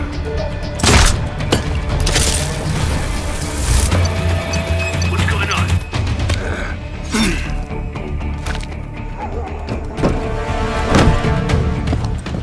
What the? Impossible. Didn't think you spooked this easy. Micro recon drones. Cute.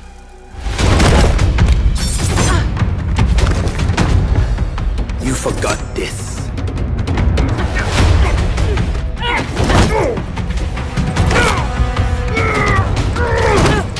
The data key on your jugular.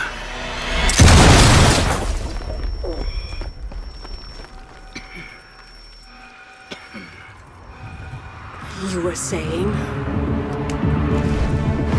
What was on that server? QCR shipment records. Question is, who wants eyes on it? And why?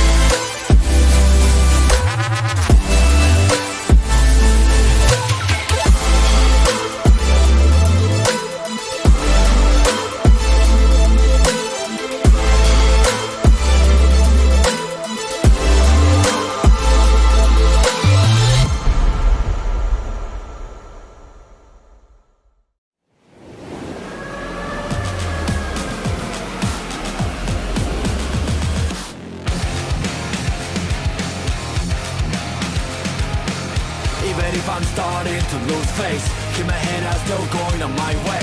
Call my own shots until I'm breaking. Get a move on until I make it.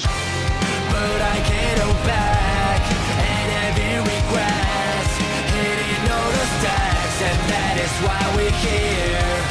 We're one gonna last. Tell me, what are you waiting? Take it over, and this is my year.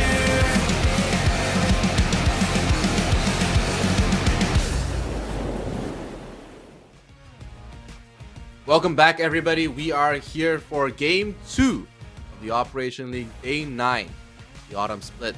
That last game between Obsession and Fury really gave us a run for our money, really got us on the edge of our seats, Black and Blue. I don't know about you, at least for me. But coming close to the end of that match, as a little recap for everybody that did miss on Cafe, Obsession contested overtime with Fury. Almost. And they still lost, but you know, it's still contesting overtime. For a team that's seated at the second bottom slot, it is huge. A great step up in performance, and that's really what we want to see, right? Byproducts of this entire, this entire circuit, this entire Operational League. Teams being able to have this experience they otherwise might not have been able to, and improve because of that. And we've seen teams kind of like Gaming Gladiators in the past, when they were just, in the positions that, Obsession might have been up against other teams. They have consistently improved upon themselves, every much more so forward, get into Pro League, get themselves into the big leagues. That's really what you want to see from these type of tournaments, right? From Operation League, especially to develop those type of talents that we have in our scene. And Obsession, they're really proving me to become one of their fans, especially after a performance like that. But we're gonna move on from that map number 1 we had on Cafe, to a very different matchup here. We've got Gaming Gladiators versus Elevate up next for you guys, which is definitely a much more storied matchup. Yeah, this is the highlight of the night for me, at least, especially since these two teams were top of the leaderboard in the summer split last season, both in first and second respectively. So of course, all the members from these teams are still here. We know them to be exactly who they are. I'm not sure if that's actually correct and Sapper's back, because I mean, last time I checked, it was Angry, and Sapper was taking a little bit of a break. So maybe this time around, Sapper's back. We'll have to see when we actually get into game, though. Yeah, I'd like to see it, but from what I knew as well, he was on a bit of a small hiatus, trying to get things all in check, all facilities in order before going back into the game. But if it is the case, then we very much so welcome his return. Who wouldn't? Elevate, they need no introduction, Lan, but these guys, they have made things so much more impressive and really inspiring for the rest of the C region. Absolutely. They've gone from zero to heroes. I say that, of course, very loosely. Every member on this team, bar Super Zaddy, has been very storied and been around for a long time. Joe previously on, I believe, Invictus, and then all these other team players, Tolji, Rix, Hoban, very storied within Indonesia as well. But Super Zaddy, being a very fresh member, fresh face, has been pulling his weight. He has had some very good moments, and as you can see by his KD 50-50, literally pulling his weight. In saying that, Ape not joining us again for another week. He did, however, play yesterday, so I believe this is just them rotating in some their subs to give them a little bit more playtime. I love to see these guys on this banner, because I remember seeing a bunch of the players on the Gaming Gladiators roster when they were orgless, when they were simply, having their own team on their own names, and now they're back here. They're here now, going to that Operation League last season, topping the charts, proving every doubter wrong, making it to Berlin. And so did Elevate, but obviously we know where Elevate and how far they were able to reach in that regard. But then they did have some consistency struggles right after that event, coming into Operation League, and even in APAC South, some struggles here and there. But Villa is where we're going to be playing here today. Yeah, absolutely. And so, just want to make a note that Elevate and Gaming Gladiators are actually tied on that ladder right now, as they were in the previous season. So both of them are currently sitting on 6 points as per the last play day. Elevate, we all know, are not exactly having the best time in the league. However, we have to they are tied on Apex South, so they're actually, they're on par with each other right now, and so all that still stands. But in Operation League, Elevate's actually 2 slots below Gaming Gladiators and ball points, so Elevate actually win more than Gaming. I mean, Gaming needed just as much. but Elevate need to take that away from Gaming Gladiators to secure third and get themselves out of that bottom bracket. Yeah, if Elevate can take this, they're currently in contention right now with Champion for that 4th place slot, as currently Champion occupying that position. So Elevate, as you said, matters so much more to them to be able to take this. Obviously, since we're going into the latter half of this autumn split, rather, it's going to matter so much more for them to close things out in the final split of the year before obviously going into seat champs and all. So, Gaming Gladiators here, you can see Super Zaddy, he's having a fun time. Not even on his desk. Just, I don't know, maybe scrolling TikTok, seeing what's funny around the bend. Having himself a hefty laugh to go into the game with high spirits. Yeah, I mean, you have to keep in mind and taking into consideration, being so tunnel vision on the game can lead to a lot of nerves, and if anything, make you might cause some mistakes. So maybe distracting yourself sometimes actually does lead to a clearer mindset, and helps de-stress. Just depends on how he likes to do that himself, for himself, and of course, as long as he delivers results, which he has been so far, everything's all good in the books. But you got to make a note, guys. The last time Elevate played against Gaimin, they won 7-3, despite their current positioning being 2 slots under, right? Mm-hmm. They have this matchup and then another matchup against Gaimin on the 27th of October in Apex South. They only play against each other 3 times this entire split. And it's not going to be easy for them because right now they're rocky. They really are. But hey, you know what? That's actually Sapper. He's actually back. That actually is Sapper. You are completely correct.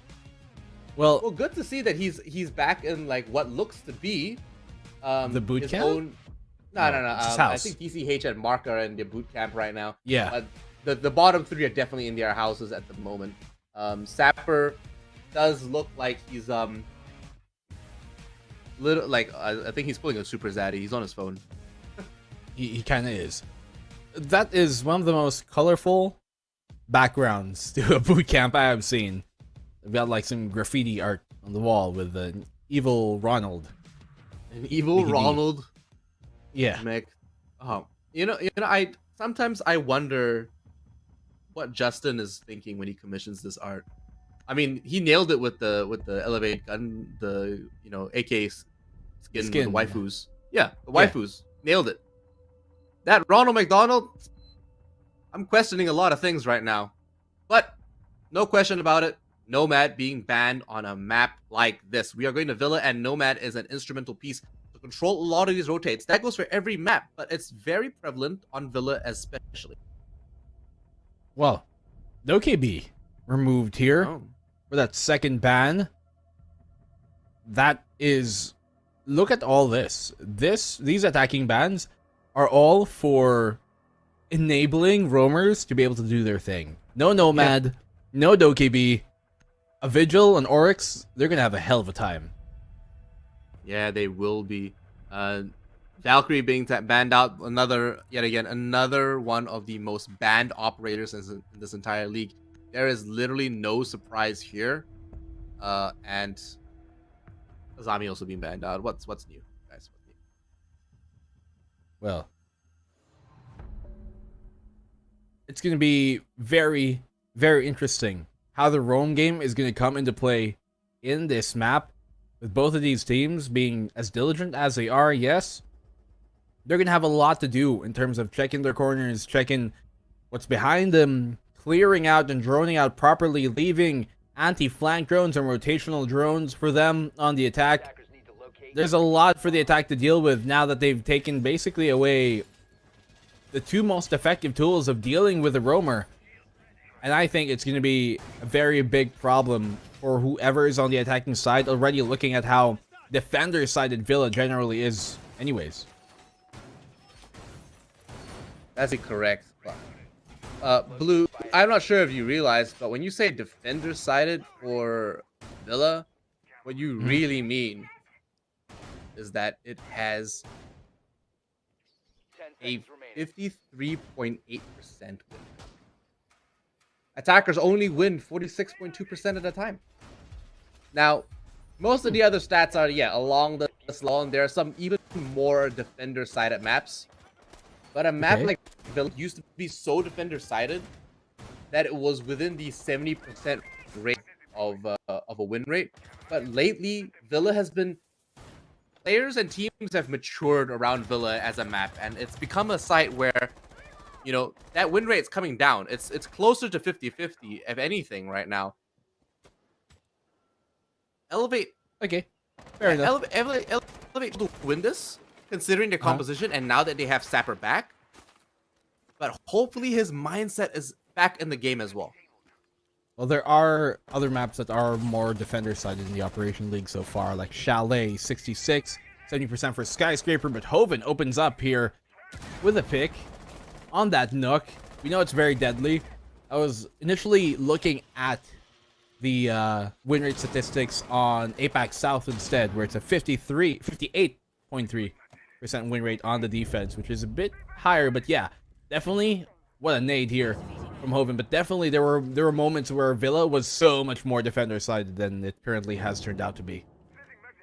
Yeah, it is a defender-sided game after all, and we say that because that's the nature of it, isn't it? It's how they were set up, but now we see both members of Elevate double peeking down bottom in the kitchen. But a triple kill going down for Hoven does mean that... Ooh, that's unfortunate. Super Zaddy caught on his phone, still looking at TikToks. Mr. Punch getting deleted there. Finding a nice little hit shot. Super Zaddy with the plant down, trying to, you know, reclaim some of that work, but Toxic Babes aren't going to do much. Sapper's going to have to rotate up, and on his first day back, already has a tall order. Nice. Wow. A shot here from Sapper. Definitely first time back on the job, but it's not his first time in these type of situations. Gets the kill. Oh, little does he know, there's someone creeping up on him as well, right from that flash. Super Zaddy gives himself away from down on under. Goes back up to rotate to try and regroup with his teammate. Do not let Hoven be alone, but he gets him with a deagle as well. Doesn't even swap on out. Simply taps away. Gets a free kill. What? Oh my goodness. Well, around here. Coming in from Gaming Gladiators. Well, first round back, and Sapper already challenging the world, you know, taking it all on. So, saying that, Gaming Gladiators do secure a pretty solid first round. Hoven's initial 3K, very delicious, scrumptious even. Can he do it again? He is on a Zofia. It is completely possible. These odds of, you know, defenders having a higher win rate don't matter. Not in the face of Gaming Gladiators. Well,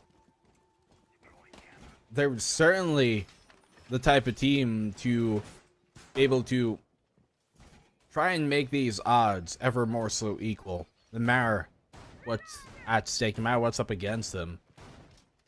The Gaming Gladiators, I don't doubt that they have the capability to, you know, turn these statistics around. Maru here could be flexed onto.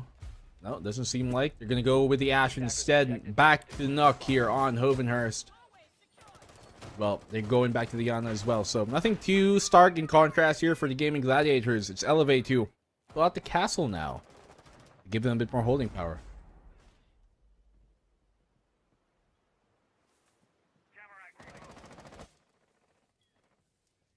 It's good to see Castle still getting a lot of play, and Castle's obviously an operator that he slept on and start just because he just seemed like he was a little underwhelming. However, since a lot of teams started maturing and sort of like getting to understand the operator himself, they've come to find that the creativity that he brings to the team is so much more valuable, and how they sculpt the landscape of this defense here. Hoven finding a nasty one tap onto Sapper as well. That's horrible, considering now that the TCSG is off the board, and he's pretty much got the entire kitchen all to himself. Control gained here by Hoven, absolutely huge. To be able to position himself that deep allows Gaming Gladiators to work on these walls a bit more easily without having as much pressure. Mark goes down here, big pick by Hoven. That's a double for him to start things off this Nook. Gaining so much pressure and so much space being made. Joe finds a pick as well. Tolji retaliates. And they all go down. Hoven with a third. What a round here coming in from the Gaming Gladiators. And Elevate just seem to have lost a bit of their spark. And he's opening 2 rounds. Is it Elevate losing your spark, or is Gaming Gladiators just so much more dominant right now? And this is, by the way, a team that did not perform well on the international stage, where Elevate really did start shining, and they actually came through as a roster, and they became, Apex Last Hope. Gaming Gladiators, unfortunately, had the opposite effect, and where, them as a roster kind of lumped, if anything, as soon as they touched international waters. So seeing them take this over Elevate as it is now is interesting to see. If they take this win away and actually lead this with 3 points over, Elevate will actually be 5 points behind them, and that's actually a pretty decent gap. Certainly so. It's not a position to be comfortable in for Elevate by any means, right? 5th place on the board, champion, a few points, a point or two right above them. These are not things that Elevate are typically used to being in so as of late, but they're a team that we know can persevere. They deserve the benefit of the doubt, especially with how they performed just merely a few months ago, if anything. Lion coming out here for Joe this time around. Rick's back on that ace. We see Sapper here on the smoke, so going for an extension horizontally towards that master northern side. The site is here towards the games, and Hoven has been an absolute entity. Slipping through the defense many times on over. Can he do it once more and go unchecked? Currently no other members on that first floor. We see it, the defending members. We see Mr. Punch actually rotate down main stairs. A couple of shots go out there. E1D goes off. Some defending members don't really care if they get scanned. They're just making that rotation and they're forcing themselves out of those bad spots. Gaming Gladiators find the bomb site finally.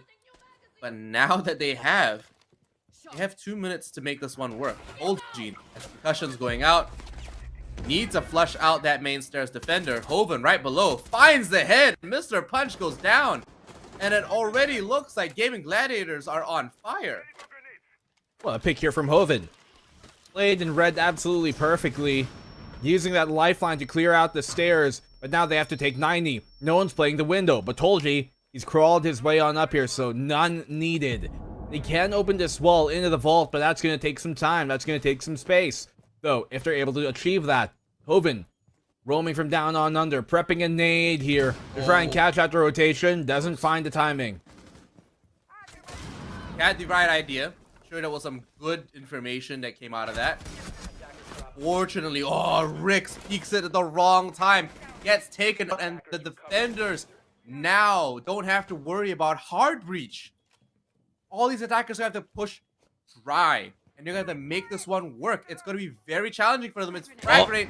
Might find one member. Oh my gosh. DCH. DCH on a sliver of his own health. Somehow still alive. How does he get away from that one? And as you said, they lose the ace. They lose Rix. Now they can't open up that vault wall. They're going to have to go through in the doors. No other options here. No secondary hard breach either. So, DCH, he's taking some damage, but he's still in for the fight. They've taken here the aviator room. Smoke going to be so deadly in these last 20 seconds to force him off the plant. Another one goes down. He gets to kill Tolji, but on the corner, Tolji, he gets taken down. 2v2 here, Lan. They can get the diffuser down. Super Zed is going to make a move, and he needs to defend this plant. They can't commit to it. And Super Zeddy gets taken down as well. It's all up to Hoven, but he doesn't have enough health. Zapper closes it out with a shotgun. And unfortunately, Gaming Gladiators just fumbled the bag there, giving Elevate their first round on defense. Wow. What a round there from Elevate to answer on back and just completely turn that round around. Finally gaining themselves a point. That Smoke, you can see in those late rounds being so influential. And the pick through the drone hole to take down Rix, their only sole hard breacher. That was huge here from Elevate. Kept them in the round, kept them in the game because they were looking in a pretty dangerous situation, especially if that vault was opened. That could have been Gaming Gladiators round, but that small mishap gave them such impactful consequences to utilize against. They pay a hefty price for it. Somehow, of course, DCH prone on the floor still brings value despite not having any health left on him. You know, he had like 5 and he still finds a pick because he's prone in the corner. No one knows where he is. And it all started when they took down Rix. Because as soon as Rix peeked that angle, which he really shouldn't have, no longer were they committed to pushing through the vault. They had to push in dry, and it became so challenging. The smokes went out. The defenders had all the advantages. And Gaming Gladiators were just really caught on the back foot time and time again. This time around, they need to be able to open some of these crucial walls. And, you know, Rook's got to focus on getting this utility down before he starts trying to take gunfights. If he can do that, then Gaming Gladiators have a much better chance of winning out because they can't lose him early. They need someone else to make that space, and told you, he goes down in that attempt. Exactly. Mr. Punch, huge pick he finds to be there on that Melusi. Plus the bullet cams as well. They get so much information off of that. So Mr. Punch, he gets himself a position to escape into the back rooms of that floor down below. They should be able to get these master walls open. Take down the mute jammers. We're checking for any more electronic devices with the IQ and operator. We barely ever see, by the way. So savor this moment, boys and girls, because Hoven is bringing in the juice. He's in one right now, and he decides, you know what, I'm going to use the AUG. This is my gun. AUG has seen so much more prevalence now. Some of the recall changes that people have preferred it over the MP5K. The Super Zaddy, he gets taken down actually here through the hole that was made on open. Gives him sightline, yes, but still gonna be hard to get a plant off. Mid left on the clock. Joe, he realizes that it's being held. I mean, it's so difficult to win against this fight because Mark on that shotgun, single click away, should win in the round. They trade on each other. Both of them go down. That's what we're talking about. Mark in those small funnels up close. That shotty is going to be such a big problem for them to deal with. 2v4 right now. Elevate looking to get a second round. Super Zaddy taking a very unfavorable angle and is unfortunately caught in a spot where he has all the disadvantages in the world. And there we go. Elevate clean up another defending round. This is more I like it. But this time around, Gaming Gladiators are gaining no traction. They're fumbling around a lot of the defenses and structures that are around by Elevate, and Elevate in turn are actually taking a lot of these fights perfectly. Gaming Gladiators are getting caught in positions. Blue, they are literally peeking angles they should not be peeking. That angle between master bedroom all the way over into trophy should not be happening. They should not be trying to contest that. But this is kind of what I expected from Elevate, right? They might struggle against some of the competition here who they might not deem to be at the same level as they are, and that's no real disrespect, but they really know how to turn things up when they're up against an opponent who has had their number in the past, who has been a competitor of theirs many times on over, especially in the bigger leagues. And when you're going up against a team like Gaming Gladiators, they know how these guys play, and they know how they have to themselves play to be able to take them down. We got DCH and Onigiri here on the Aruni and on the castle respectively. giving them a lot of entry denial in terms of going through a lot of these hallways down below. But even up top, they can cut off a lot of the bathroom windows, especially, for example, that could be utilized to help them gain further control on the attacking side. And I'm really curious to see how exactly that will be utilized here by Elevate.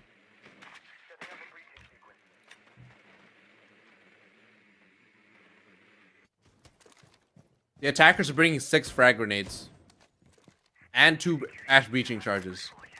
That is a lot of explosion. Now, hopefully, we see some of these connect. We're expecting a lot of vertical play here, but considering that the defense is over by kitchen and dining, what we're most likely going to see is some of this grenade play coming from above. Now, that might sound like, thinking. But considering Joe is on that sledge, he can just place those frag grenades down and then just, sledgehammer the ground underneath it to just make it drop free. It's a hot drop of a grenade. But oh my gosh, Hoven almost what? Check this man's PC. Check it. Almost. Just gains himself a pick there. Few inches to the side. Could have done wonders, but doesn't come to pass, not just yet. Hoven roaming there up top. As you said, they've gained, vertical control, and with that, that's going to be big. Mark does find a pick here off. Look at that! Perfect Nitro Cell by Mark. A double for him early in the round. Gemini gives himself away where he's going to be coming from, Super Zaddy. And Mark already had his Nitro pre-placed to try and help out his teammate up top, Mr. Punch. Onigiri's the one to find a pick here this time, land. Down to the 4v2. Somehow, Onigiri taking that one away against Hoven with a UMP. We talk bad about Castle all the time, but it is all reliable after all. Sapper goes down. Ricks. Laundry all by himself while Joe rotates up pantry. Has an interesting angle here, but he's gonna have to push and dry. Mark gets a triple kill and takes down the only other member. He walks right through the Saria gates and gets completely eliminated. That's a first, guys. That's a first. I've seen movies where this happen. I thought he was about to do that, and then he actually did. I'm not sure if he didn't realize how low he actually was, or didn't frag grenades on him. He had 2 grenades on him still. Oh no! So he had more than enough to throw one to burn, throw the second to clear an angle. But it doesn't come to pass. In the pressure of the moment, you make mistakes. And I think he's earned the benefit of the doubt to make those kind of mistakes. But still, painful way to go down. Elevate, take the round.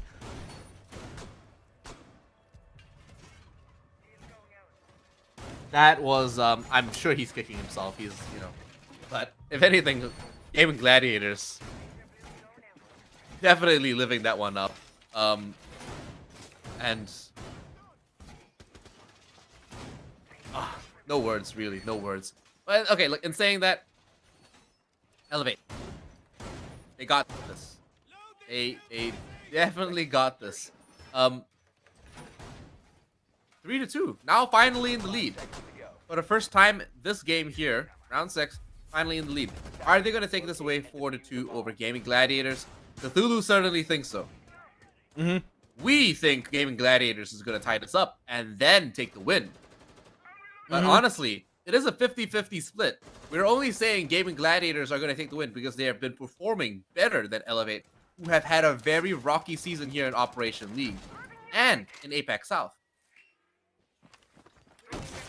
Well, there certainly is a question of consistency, right? Over Elevate's head, looming over them to make us really mostly kind of predict in the favor of the Gaming Gladiators, but we'd love to see the current and former, almost in a way, Kings regain the upper echelons of their play and get back into this, really cement themselves, gain back their 4th slot, get into the playoffs, and continue on forward, but it's gonna have to come with hard work. Gladiators here on their attacking side have taken the master control. Now they're trying to push on forward ever more. Pick's not given away just yet. Hoven giving himself away. They have a Kali, which we didn't even point out. They have a Kali here. Very different look, but I'm curious they pull that out considering Thatcher ain't even banned. You know what? You're not wrong. It's very interesting. We barely ever see Callie actually getting played. It's good to have her actually in these rosters. Does bring a little variety in, doesn't she? And of course, with the bolt action, really to get some interesting gameplay coming through. So waiting for that to actually just actually come to life and bring something to us here on in this 6th round. We've got 1 minute and 15 seconds left on that clock. But still, Crouch walking through Red Hall. What can I say? DCH finds that opening kill onto Super Zaddy, and that is the start of everything. I'm calling it now. They're going to go absolutely off. What a pick here on both ends of the floor as Rix and Joe answer back. Retaliation thrown away. What? Joe finds a second. 2v2 down remaining. 45 seconds left on the clock. Sapper still alive, and he's got 2 toxic babes to force him into a difficult spot and delay even much more time. Mark, smartly so, backs on off into the study, getting him a much safer spot to play in because they have that shield on top of the pool table. It'll allow him to push back on in, but Rix, look at this peek from him. Takes down Sapper, not having a good first day. Back at the job, back in the office. Mark down to the 1v2, and he gets taken down as Gaming Gladiators, as we predict, tie up the game here at the half, 3-3. I didn't see that. Was that Rix picking up the 4K?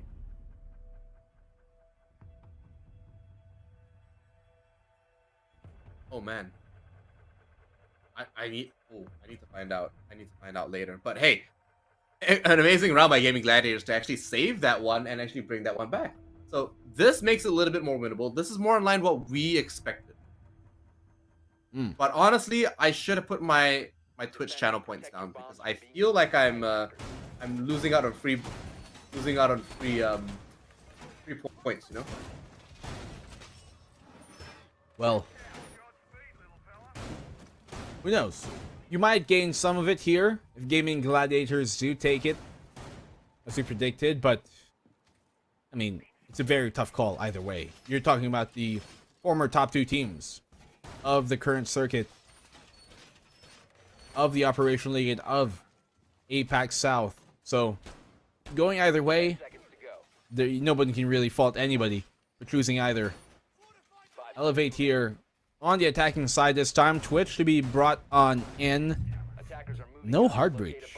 I mean, you do see it sometimes, but when you're taking a map here, like games, you do kind of want to have at least a single one to maybe open up a sight line from study, or maybe open up that vault if it ever does come to it. Told you! The goal to push out there, go through his own crouch hole, and find a pick. That's absolutely huge. Super Zaddy finds one as well.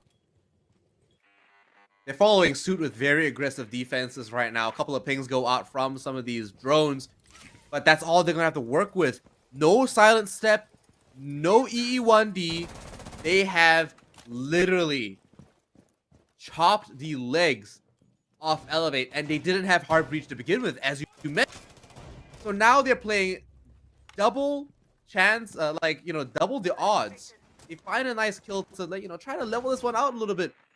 But Gaming Gladiators are so much further ahead. That's one C4 off the board, however. Mind you, hoping to get to use that.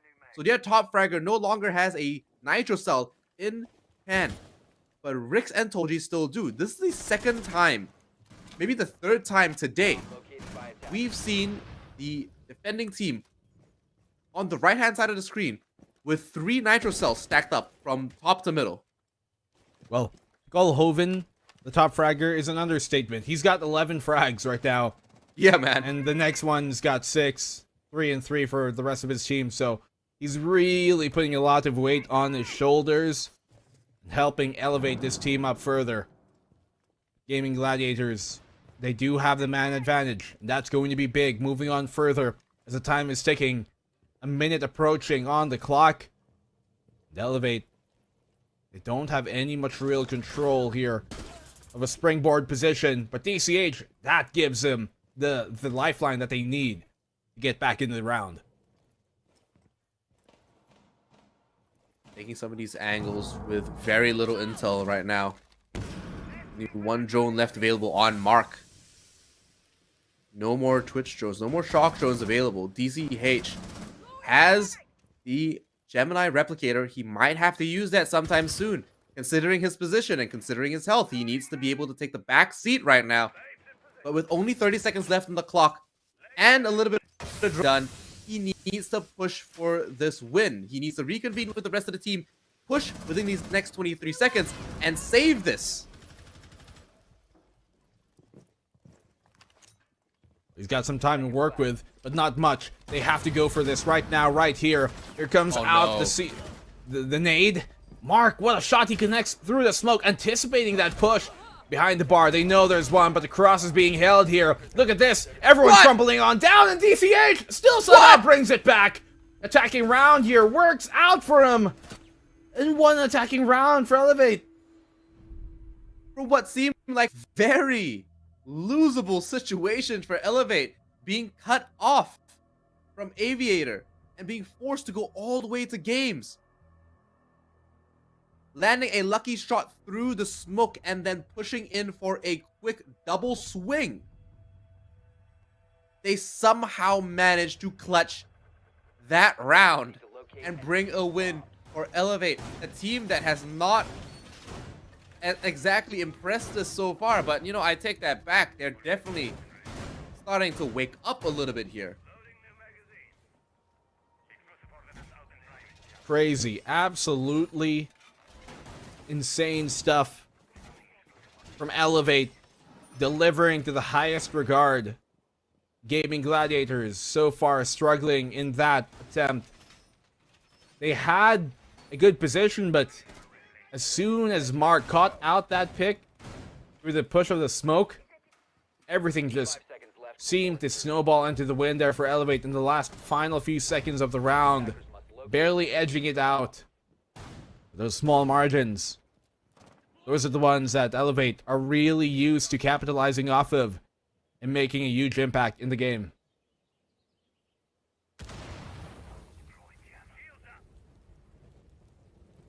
Popping the canisters early, Mark already doing a lot of work, trying to bring in some early value and to, you know, dismantle some of the defenses. Taking out these dead packs this early, of course, this early on is massive. Just as Sapper with a Nitrocell within the first 30 seconds of the game. That is huge.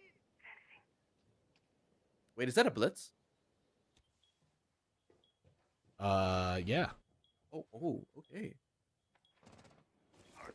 Okay. Okay. They pulled that out here directly, but it seemed like they wanted to go for a rush. The composition screams rush, but it doesn't come to pass because Sapper goes down early. Wow, Tolji finds a quick kill into Mr. Punch. Rick survives a nade from below, and Zaddy takes a little bit of damage himself. There's a couple of trades going out in favor of Game Gladiators, but they finally lose Joe. And they still, mind you, have one Nitrocell left. One found a target, one missed. But they've got one left on Rick's, and it might just be exactly what they need to hold this off. Mark taking a swing here. A very precarious. Oh my gosh, Melusi wants to contest. She loses the duel, and Super Zaddy gets punished for it. But they're running out for him, and they finally take him down. Onigiri's all that's left. He finally finds the defending member trying to make it back in the building. Picks up the diffuser, and it's up to him to find some kind of opening within this next minute. This round is a mess. They An seem absolute to mess. be the same as well. Gaming Gladiators. What a push out there. Here on the swing. Finds where Tolji is on that corner, back into the classical. As a drone to utilize, but it's all the way down to the memorial. Yeah, can bring it on up. Goes into a safer spot to not get caught out while droning, to not get pushed away. He can find where he is. Yes, he does. Now confirms Rix is there. So he now has soft information basically on both of the players at the very least. The hop on in could come here for Monigiri. No utility to be thrown from him. He's going to have to find some way to dismantle this. Force a peek out on either side. No. The Banshee, deadly! He's able to find one, but Tolji quick on the trade. That almost went sour. If the Banshee wasn't there, that round could have been taken away here by Gaming Gladiators. By Elevate, rather. Oh, absolutely. Replace the Banshee with a defending member, and he would have got a quick double swing, double kill, and just really nailed that one. Honestly, that was very impressive. But like you said, unfortunately, the Banshee really stopped them, and surprised, to be honest, that he didn't opt for a different angle. Sure, I mean, like, he was really skinned for options, right? It's almost too much of a tall order to ask for him to rotate all the way to Red Hall, or maybe even rappel in through Classical, because that would have just left him even more vulnerable. That was the best option available to him. He made it work well, but the odds were stacked up against him. This leaves us with a 4-4 scoreline between Elevate and Gaming Gladiators. Round 9. Black and Blue, again, for the 3rd round in the row. GG are bringing 3 Nitro Cells between Tolji, Hoven, and Rix. Let's see if they actually get to, if they actually get to throw them all this time around and utilize them. Well, we found a C4. We found a Nitro Cell round last round, right? On Sapper. Yeah, yeah. But this... we've seen. Okay, Hoven, what are you trying to do?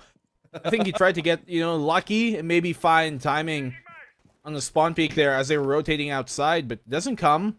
He's got, you know, the heartbeat sensor, so he can really direct the rest of his team on where to check those Nitro Cells at the very least. That could be what they're trying to go for here. I'm surprised they didn't prep that one. He's got the cardiac sensor out now, trying to find any members of that attacking side. He's got one just the exterior, the landing mezzanine here. Might be able to just find that. DCH finds Joe. That's not great, especially losing your alibi this early. Not completely bad, just considering her holograms are already down and planted. But the MX Storm is a very good weapon. Some would say it's a crutch. Well, crutch as it may be, effectiveness is one thing one can't deny, no matter how cheeky it might be.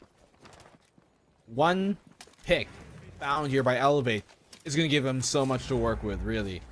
As you said, you know, that Storm is maybe not the flashiest of tools, but it's one that is effective in winning some of these gunfights, and that's what Gaming Gladiators bank on a lot, right?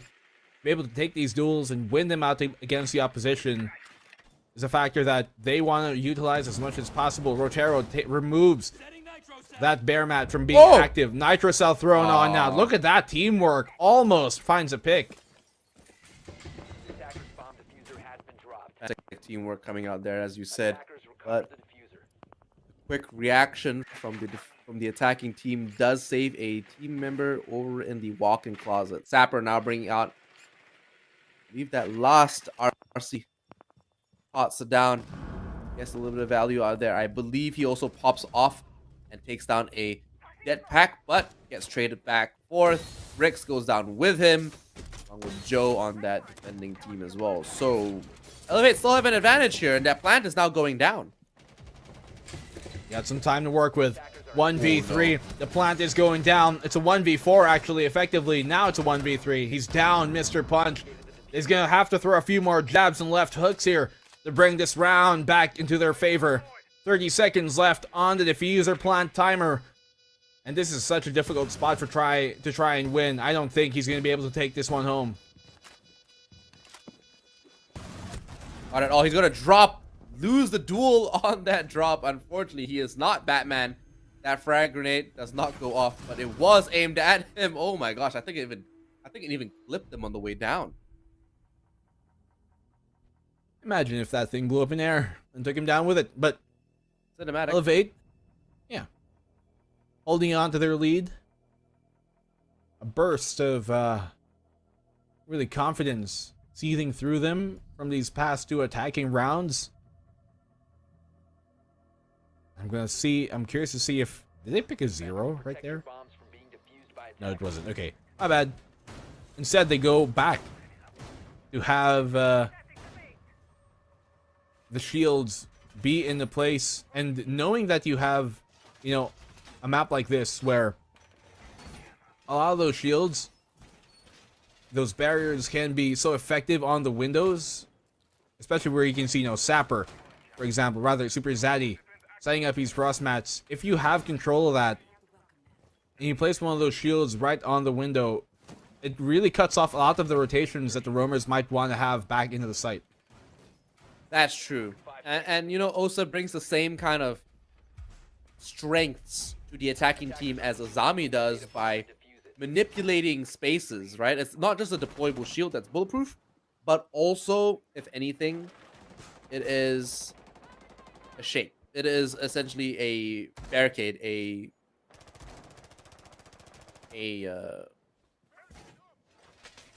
frontline defense for the attackers to actually claim and control territory and angles. Like you said, can make it very hard to rotate, can make it very hard for defenders to actually use certain spaces. And that's what the value that also brings. However, they're going to swap it over to the Lion this time around. Hold those 3 EE1Ds.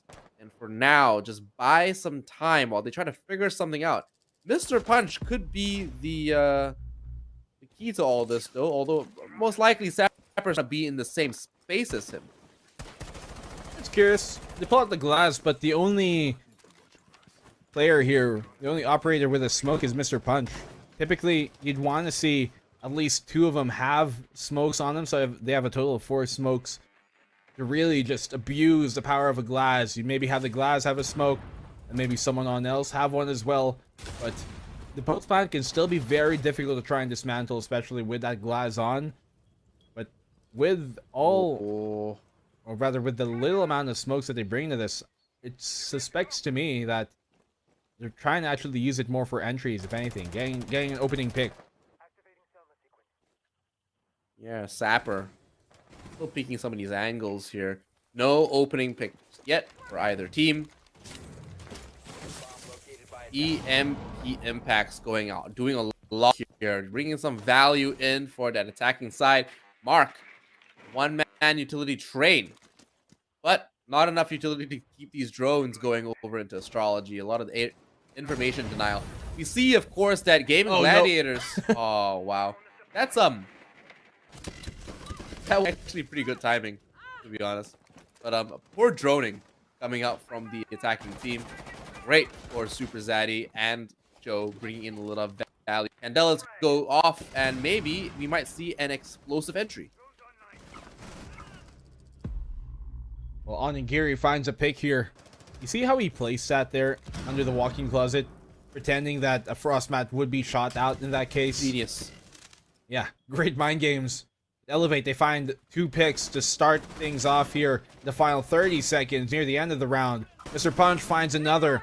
Everything not going in the Gaming Gladiators' way. They've only won a single defensive round. That seems to be the case ever more so because the 5v1's not going to go their way. And Onigiri wraps this up tightly and brings them in a match point. Elevate here. They gain the lead even more and push it forward.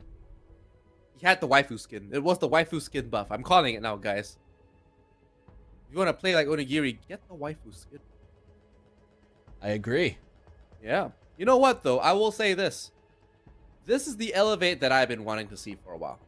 Sure, Sapper's not exactly like that MVP that we saw last season, but it's good to see him still competing and still playing.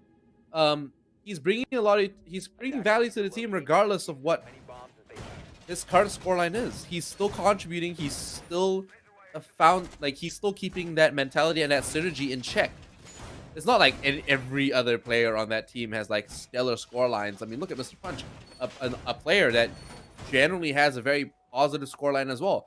Now currently 6-10, but it doesn't matter so much because the overall team synergy is there. But mind you, Hoban has 13 frags. Absolutely insane. DCH up to 11 already and Mark's at 10. So it's not the only one basking in the double digits. Yeah. Onigiri's 2 away from there.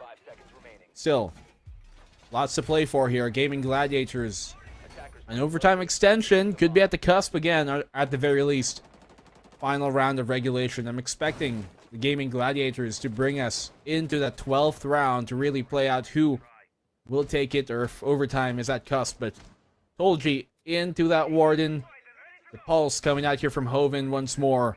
Be able to really find out where the heart of the push of Elevate is. Cardiac sensor on board. He's going to play down on under and direct the rest of his team as to what to expect. The last time Elevate played against Gaming Gladiators here in the Operation League, they won 7-3. This time around, 6-4. It's not that much different.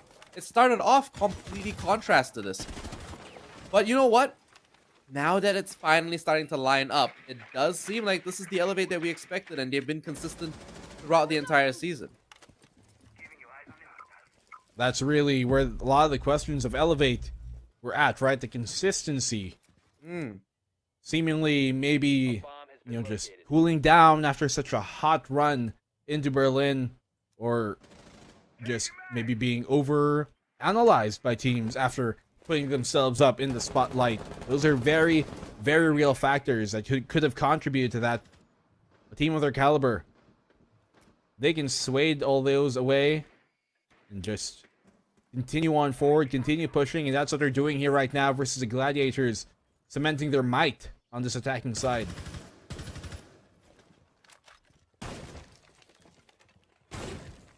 Both teams still currently taking their time to create sightline and control points for them to make this defense or attack a little bit more manageable. Seeing DCH getting taken out there. Ooh, with a nice C4, nice Nitrocell onto Onigiri. On two key members that bring a lot of intel to that team. They've only got Mark left, and he only has a little bit of health left on him. Well, a Nitro there being thrown out by Hoven. They brought it to a 4v3 right now. And Gaming Gladiators look to want to bring us to the final one of regulation. They still have two Nitro Cells to check out and deny this plant with. One, it doesn't connect. Does lots of damage, but doesn't get the down. Mr. Punch finding the pick here. Stuns himself because one's way too close for comfort. Within that vault, thrown on down. Rix is taken out for the count, but the trade comes in from Super Zaddy. 1v2 effectively as Mr. Punch is down but not out. It's all on the mark here. And can he find the proper space, the proper mark to bring this round back? 15 seconds left on the clock. He has to dismantle his crossfire, but the swing here from Gaming Gladiators, it brings them gold, and they bring us to the final round of regulation. Round 11 and Gaming Gladiators managed over match point on round 12. This is crazy. This is fantastic. Another overtime contest between two teams in Operation League. It's like early Christmas, man. Honestly, this is so great. I'm living to see this now that Gaming Gladiators are definitely bringing a fight to it. And if we actually go the full distance into an overtime series, I'm really wanting it. I mean, it really just shows that even Gladiators have really improved since the start of the season. Well, Elevate. They know they don't want to let this get into overtime. Obviously, the win matters, but round differential in the final calculations, that's where things can really differ. And for a fact, like last season, right, Champion, if not for just a round or two in terms of round differential being above them, Fury was, they would have gotten into the top 4 and made it to the playoffs, but it lastly didn't come to pass. So Elevate, they know that they want to end this as quick and as clean as they can to get themselves back into the top 4. Gaming Gladiators, an overtime cry out here will be so worth it for all. Over just watching it, just letting it pass. It comes back and okay, he's like, enough of these games. Well, I mean, you never know. Maybe it didn't see him. You got to count for these kind of things. But he's got a C4. He's got a prep. He knows there are some players outside this window. Doesn't connect. Doesn't do any damage. But he had the right call. Now he's trying to cover as much ground. Has the main stairs in mind and in his line of sight. But are they going to bring in any support to actually to defend this point? He's traveled down the main entrance. And he's trying to locate somebody on this mezzanine outside with the cardiac sensor, but it finally picks up one member outside just by spawn, and he's not willing that. Not just yet. Instead, rotates back upstairs. Still locked down the study push. Oh no, he's still going for it. Oh my gosh. He's wasted so much time here towards study, though. Barricades up the door, and that's great value found. Yes, he loses his nitro cell, but they still got 2 more to utilize, and he's bought them so much time. And as a roamer, sometimes it's all you really have to do, and that's the most you can ask for. Oh yeah, absolutely. I mean, roamers generally should be trying to waste the attacker's time. Time-based round, a time-based competition. And if anything, Gaming Gladiators, half of their roster's not even in the build. Elevate aren't in the building yet. They're still outside. Members in master bedroom. And the rest of them are still wrapped. They need to be able to move on right now. And this opening kill on the Joe is exactly what they need. That wasn't even with an OSA window to support him. Finds a huge pick. Mr. Punch here on the lurk. The 90 is his. You can see that Nook just bypassing the 90 cam, the default cam, because of his shroud, really, of silence. Onigiri finds a trade on the Tolji. It's down to the 4v2. And Elevate, they can secure this game right here, right now. Got 28 seconds left in that clock. Super Zaddy and Rix have to buy just a little bit more time.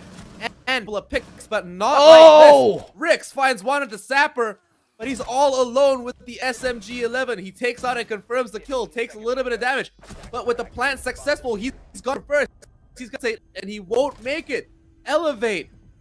Secure the plant.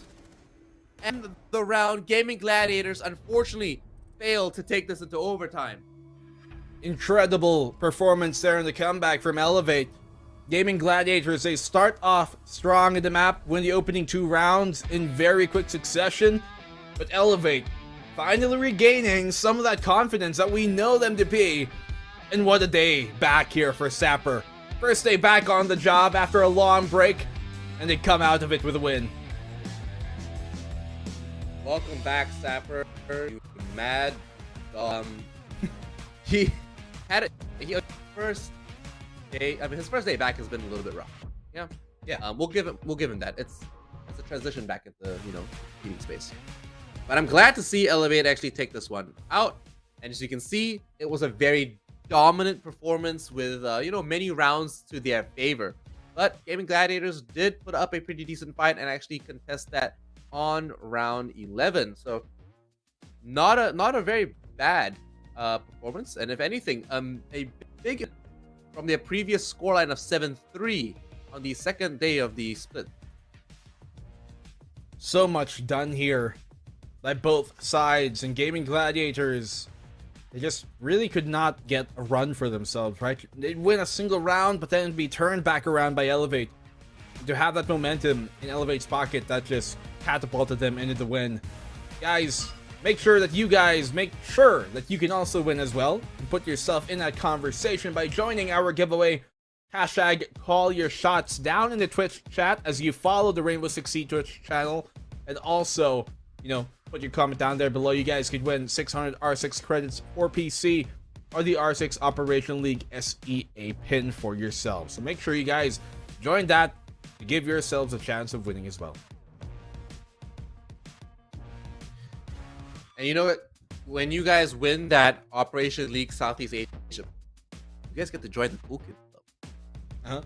Yeah, absolutely. You'll be one of us. Out there. yeah.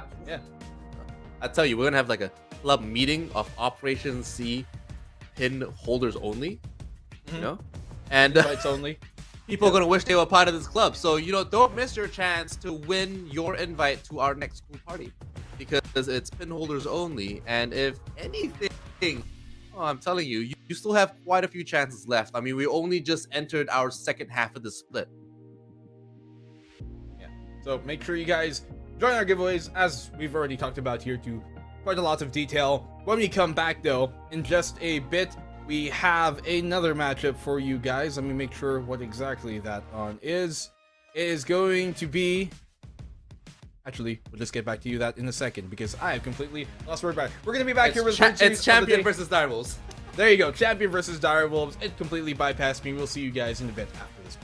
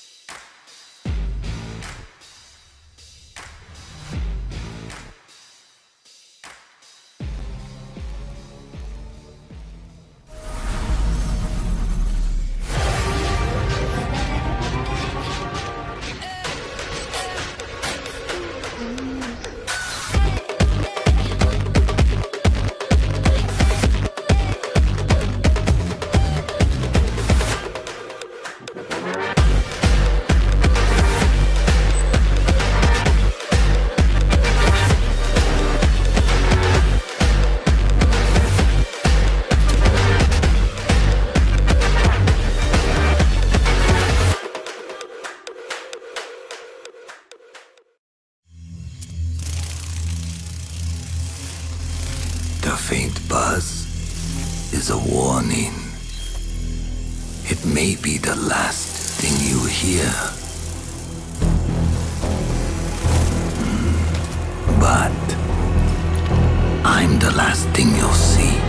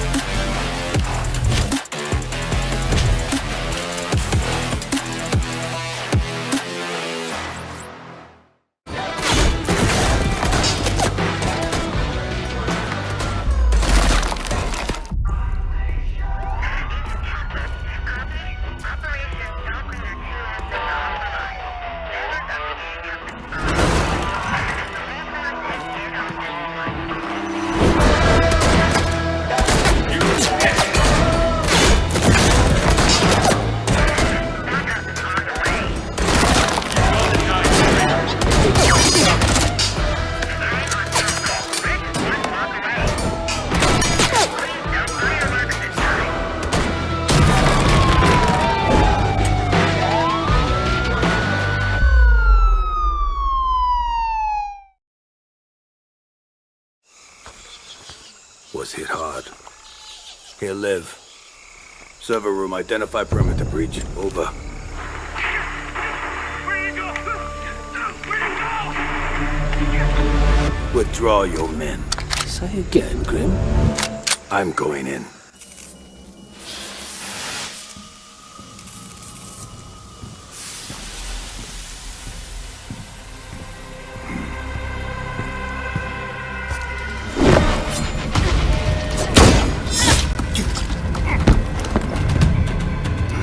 My turn.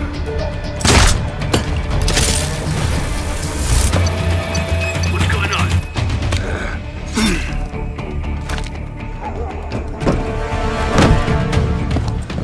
What the? Impossible. Didn't think you spooked this easy. Micro recon drones. Cute.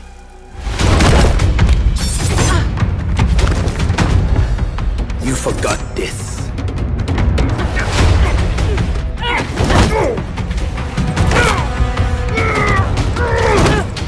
The data key on your jugular.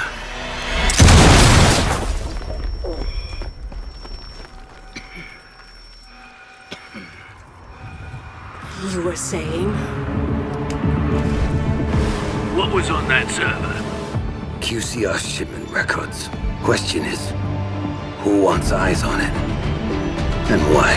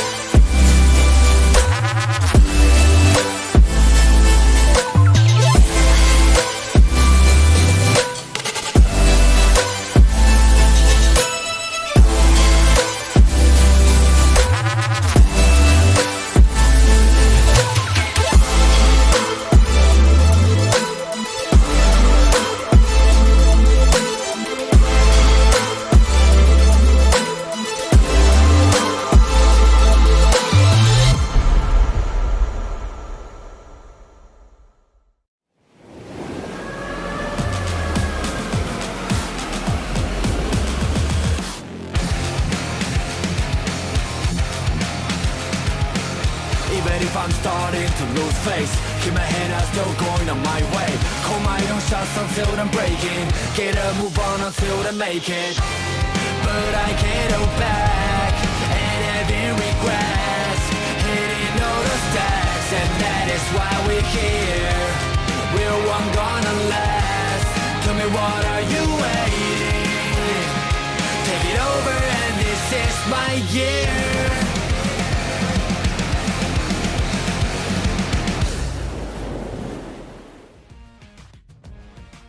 Welcome here for map 3 on our 9th day of the autumn split here in Operation League 2022. Of course, Lou, we are up against now for another interesting match, another story of champion versus Goliath. That's one way to put it, right? You got the Alpha Dogs here in Dire Wolves versus really a great competitor in Champion. A team who barely had missed out on the top 4 playoffs last time around during the summer split, as they barely just lost in terms of round differential versus Fury, made it into the 5th slot, but now they're in the 4th, battling that out versus Elevate. They're looking to prove this time around that they have what it takes to make it into that playoff slot, and that starts with taking out wins from big teams here like Direwolves. Yeah, but they are actually going flawless. Now, I spoke about Fury going flawless this season in Operation. But Direwolves are going flawless everywhere. They are literally untouchable right now. The best team in the entirety of Asia Pacific. So Champion, they got to show us if they're really champions this time, because they are literally going up against the biggest dogs. Like literally, Dire Wolves are just big dogs, you know, like I don't want to have to, like, if I came across Dire Wolves in a lobby, I'd probably just quit. Well, you wouldn't be too out of the question there.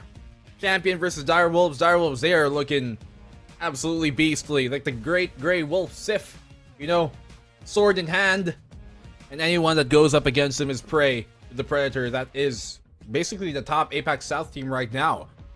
Champion, a team who might not have had the same kind of history, but that success doesn't mean, or lack of it, doesn't mean that they shouldn't be able to get it here right now. You've got Labyrinth, Zerlotic, Farlord, Pawarit, and Crit J. And this team has been taking every single step forward, and that's what's important. Improving over time is what the tournament champion, like a team like Champion, needs. %. So, if Obsession can actually, you know, contest overtime, Champion can too. I'm hoping to see that come through and become true for them. However, the fact is, on the side of Fury, Direwolves, their new guy Reaps is literally leading the pack. He is the alpha wolf. Look at this guy. 117. And what a pickup. I know. He is brand spanking new to this entire league. And he is leading the entire pack in style, in frags, in performance. He is a massive contributing factor to why this team is literally untouchable. Well, they must have saw something special in his eye. Maybe a bit of a glint, some star-studdedness buried within, a diamond in the rough. He definitely has shown to be. In mind, man, he's shining so brightly here in the Operation League and in the Apex South League as well. Reaps, absolutely influential, but a team is really what brings us together. And they've been so good at all stepping up to the plate and knocking it out of the park to be able to be one cohesive unit. The Dire Wolves, they've shown that, well, Wolves work better in a pack. Wolf jokes and puns aside, there's always been a massive difference between Direwolves and a lot of other teams. And in the previous season, we didn't see them perform very well. They actually had a very rough season and really rough time over in the summer split. However, for this autumn split, they are just absolutely insane. And now we're going to go to Clubhouse this time around, and it's a good time to see actually, because this is one of the least picked maps in the entire league. It's a curious map to be picking as well. Well, Clubhouse left in contention here. So far, it's been a very starkly defender-sided map. 67.5% win rate on the defense. On the contrast of that, the attacking side only 32.5. So there's a lot working against the team here that might have to end this map or try and close this map out on their attacking side, We know common bans, Maverick for one example, Azami as well on the opposite end of the defensive floor. Those are common bans we might expect, and I do think that Champion, they're going to give us a close game because we haven't seen close games here today. But ultimately, I think our predictions all kind of swayed into the Direwolves side. Yeah, you're absolutely right. It's just statistics. I mean, personally, I love rooting for the underdog, but the fact is, my prediction score is the lowest. So I gotta stop. You know, I gotta start voting for the people that will actually win, the big dogs. If anything, if I want to keep, if you don't mind me making more like, you know, canine. Oh no, puns. keep it up. We can keep it up all day. If anything, well, those the unexpectedness of how things have gone have been just so, I guess, exhilarating to be able to watch. Neither of this team, actually no, let me scratch that. Direwolves have never played or have yet to play up until now Clubhouse this entire autumn split, but Champion has played it once against a Strape. They won that 7-4, but then again, that was a Strape. So disrespect, but it is what it is. The last time these teams have faced against each other, it was on Villa, which we just saw there a while ago. So that taken out, banned out midway through. We got Direwolves here. They're going to be on the attack, if I believe so. Yes, they are. Opening bans. What can we expect? You know what? I just realized that Liquidpedia is not tracking the MVPs for this season. Curious. Now I'm wondering who's gonna win the extra $350 for being MVP. Oh, These are the real questions we gotta ask. These are the real questions. I forget we gotta there's a ask. bonus. Yeah, You're yeah, right. absolutely. There is definitely an MVP bonus for being the MVP the most often. And right now I feel like that's Reaps. Like his 117 frags is absolutely crazy. What's not crazy are these bans. Okay, Kairi is a bit wild. I suppose it makes sense though, because you know hatch control is very important, and denying that hatch control on a map like Clubhouse is like, yeah, you know what? It's just easier now. You know, you're gonna have to impact trick it instead this time. Azami banned out once again. Doesn't seem like he's gonna gain any sort of play here today. So far in our 3 maps played already, we're halfway through the day. He has not seen a minute of game time. Champion on the defend. Are they actually gonna go with a double heavy roam comp? Vigil and Oryx together? I love it. Do it again. Would be They're interesting to locking. see. They're actually locking that in. That's crazy. Do they just wanna just? You know what? That might be a strategy. You know, I feel like a lot of underdog teams, like Champion, often crumble under pressure, as we saw Obsession do that today. Against teams like Direwolves that are just so much more experienced and so much scarier. But they do well when they actually just by surprise. It's that same factor where, you know, you're just playing, you're like a diamond, you're just playing in a bronze lobby, but for some reason, that bronze lobby doesn't make any sense to you. You're getting picked off on angles that people should not be holding because you're not anticipating them to be there.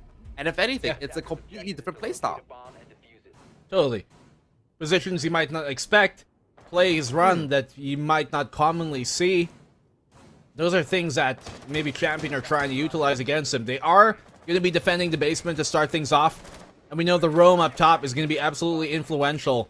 You can see them spreading out. Look at this. Almost all but one players from the Champion side are up top. I believe it's only Labyrinth who's down below, and everybody else is playing up top here. You got Pawar lurking up above in the bar, giving himself away though. Jackie Wu taking the direct route through the dirt tunnel to maybe run into the arsenal. Zorlotic holding off on the stock, and they're really spreading themselves out throughout this map to be such a nuisance on the attacking side, but I'm curious and wondering if they're spreading themselves out too thin, knowing it how Direwolves seem to have some preparation to go directly into the site from down below. Well, they won't be able to get through this for a while, but Jackie's in it just to provide more presence and pressure on an off angle where he can completely catch them off guard, start neglecting him. Now, Monty is not something you want to neglect at all, but it definitely provides a lot of pressure, and it's very hard to take your eyes off him. This is going to allow the rest of the team on that attack to actually find another opening. But Power It and the other members of Champion find 2 nice opening kills, and there goes that Monty I was speaking about. That's huge here from Sirlotic as well. They chime on in. They try and anchor things down. They lose the Monty. It's going to be so difficult now for Direwolves now that they've lost that man count and utility. But Labyrinth, he goes down as well. What a great anticipation here from Ed. As Farlord doesn't let that go unchecked. Trades out immediately. Reaps. Takes down Labyrinth. Trade out for Sirlotic again, who has been so influential. 2 kills for him in the round. Souffle gonna have to cook up some magic here. Down to the 1v3. Oh my gosh, sees it and goes for a double take to play with the M4. Unfortunately, not going to be able to pick this one just yet. 2 flashbangs going out, Impact goes out, and so do shots coming out from Power It on that last few seconds in the defense. All 3 members on that defense just homing in on his position. It was a suicide mission to begin with. There's a risk to take, and barring that Goyo canister being there in front of the dirt tunnel, it could have actually worked out for Direwolves because the rest of the defense were up above, and if they weren't able to deny the plant up above with some vertical sight lines, then Direwolves could have gotten the plant off with that Monty, but because of that one single Goyo canister, it delayed them enough in tunnel to allow the defensive rotation to come back and collapse on that site execute, and Direwolves simply just scrambled on what to do. So Champion, great opening round for them to set the pace here and set the bar how this game should continue on. I want to take this moment to vote Black and Blue for Coach and Colorcaster of the Year. Wow, that was a fantastic. That was fantastic. But in saying that, you know, Champion are starting strong, and you're right. They made a very good call. They made very strong rotations, and they played that defense so well. They had a massive man advantage. But how long can they keep that up? The trend is generally that all these Strafe, Obsession, Champion variants, they start strong. They always opening rounds, and if they don't find these opening rounds, they find themselves within the next few. But they fall off as they pick up traction just because they start overthinking. It becomes an experience. It becomes something very heavily attributed to pretty much, you know, being in your own head. But if they can just get aggressive enough and just really find a bomb within this storm, I am sure Champion can at least contest these rounds way, like, far closer than what is already, and far closer than most of these other games we've seen today. Well, giving them unexpected looks is really what Champion want to be able to try and do here. Big wall opened on up. You see there's control towards that cash side still in the hands of Champion, and they want that to be able to, you know, hold across inner construction into the bedroom in case the hop in from the windows does ever come on in. You have a long angle there. Actually, no, the shield does block it, so there's potential here to be used by Direwolves against them, their own utility. Yeah, they've gotten the first step done. Open the big wall. Now they have to turn their attention there, but now you need pressure on the southern balcony to make this viable, because if not, you're gonna filter in. Triche and Labyrinth show them firsthand exactly what will happen. Yeah, they call that ping on that. They know exactly where it is, and they've got to start homing in and defending it. Gonna create a defense and reconstruct themselves to make this one work. But a triple for Draki as he collects 2 from the corridor of construction, and maybe even reaps the follow through with a kill of his own. But it does seem like they have a pretty strong position here outside the bedrooms. And Labyrinth trying to rotate back into that bathroom to hold it down just for a little bit longer in this remaining minute. Time to work with, but not much in that regard. They have the advantage, so if they can play the trade game here well, They should be on pace to take a round here and answer back and tie the game up. Pawaret's gonna have to go big, considering how low his teammate already is. They both have a Nitro Cell in hand. What a swing here from Pawaret! Shuts down and sideswipes Souffle with a cross. Now 1v2 effectively, as Reaps has been taken down, out for the count. It's all on the Jackie Wu, who has to harpen back to the master himself. Bring out some kung fu moves. And let's see how he can do it against the face of adversity. Oh my gosh. Gonna right through, but get caught on that rotation, and Sarlonic on that welcome mat, definitely getting welcomed in on that second round in unfortunate fashion. So, well, welcome. Welcome. It's a rude welcoming. If my doormat was like that, I think I'd get much less many guests coming over. Champion, they don't mind keeping them out. This is our place. Stay out of the bedroom.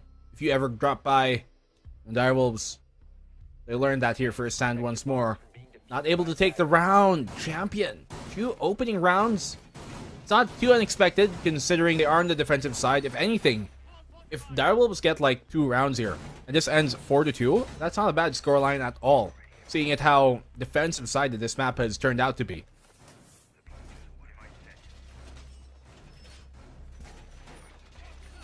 We're gonna move over to CCTV and Cash now, and hey, you know what? We finally moved to one of the more common sites and one of the more favorite sites as well. A location that, regardless of whether you're playing it, is highly contested just because of the control and the amount of advantage you gain from not only Cash, but also the sightlines that come from CC or even through construction. So very interesting point. I'm interested to see if they're going to go for a very different angle, but we already know that inside stock, right? Yeah, we see Labyrinth already rotating what it looks to be downstairs, no, up the stairs, back up to the second floor. Souffle waiting for the right moment to be able to get these Maverick tricks going. He's got Reaps already grappled outside. They're gonna get to work on some of these bandit shocky things. Batteries. Sorry, the word was eluding me for a second. It's okay, it happens. There's a lot of utility in this game, lots of names specific to a lot. I forget quite a few as well, especially it's getting late in the day.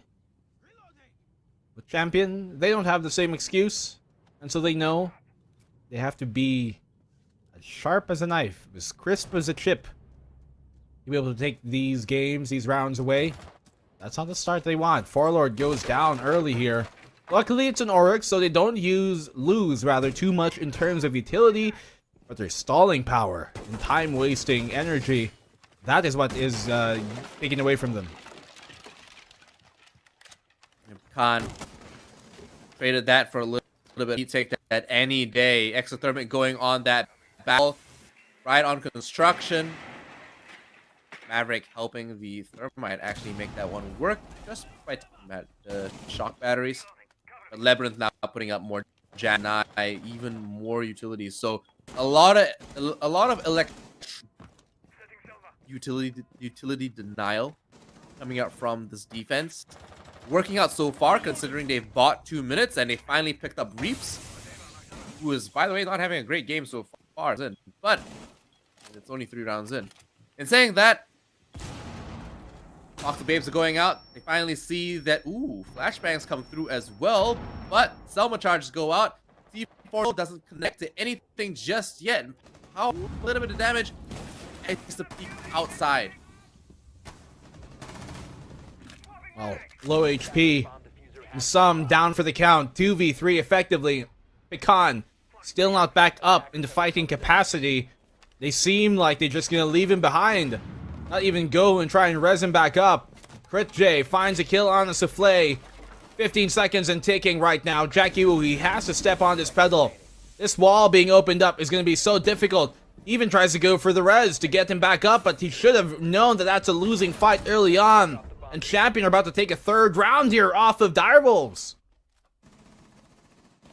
And what that call was to rotate downstairs, pick up, it was definitely in an unfavorable position. And Champion are happy to take this 3-0 right now. Look at Labyrinth's face. He's so happy. I mean, why wouldn't you be? You are 3-0 against the best team in APAC South. You get small wins whenever you can, you know what I'm saying? For sure. These type of rounds, these type of wins, they boost your confidence exponentially, especially for a team here like Champion.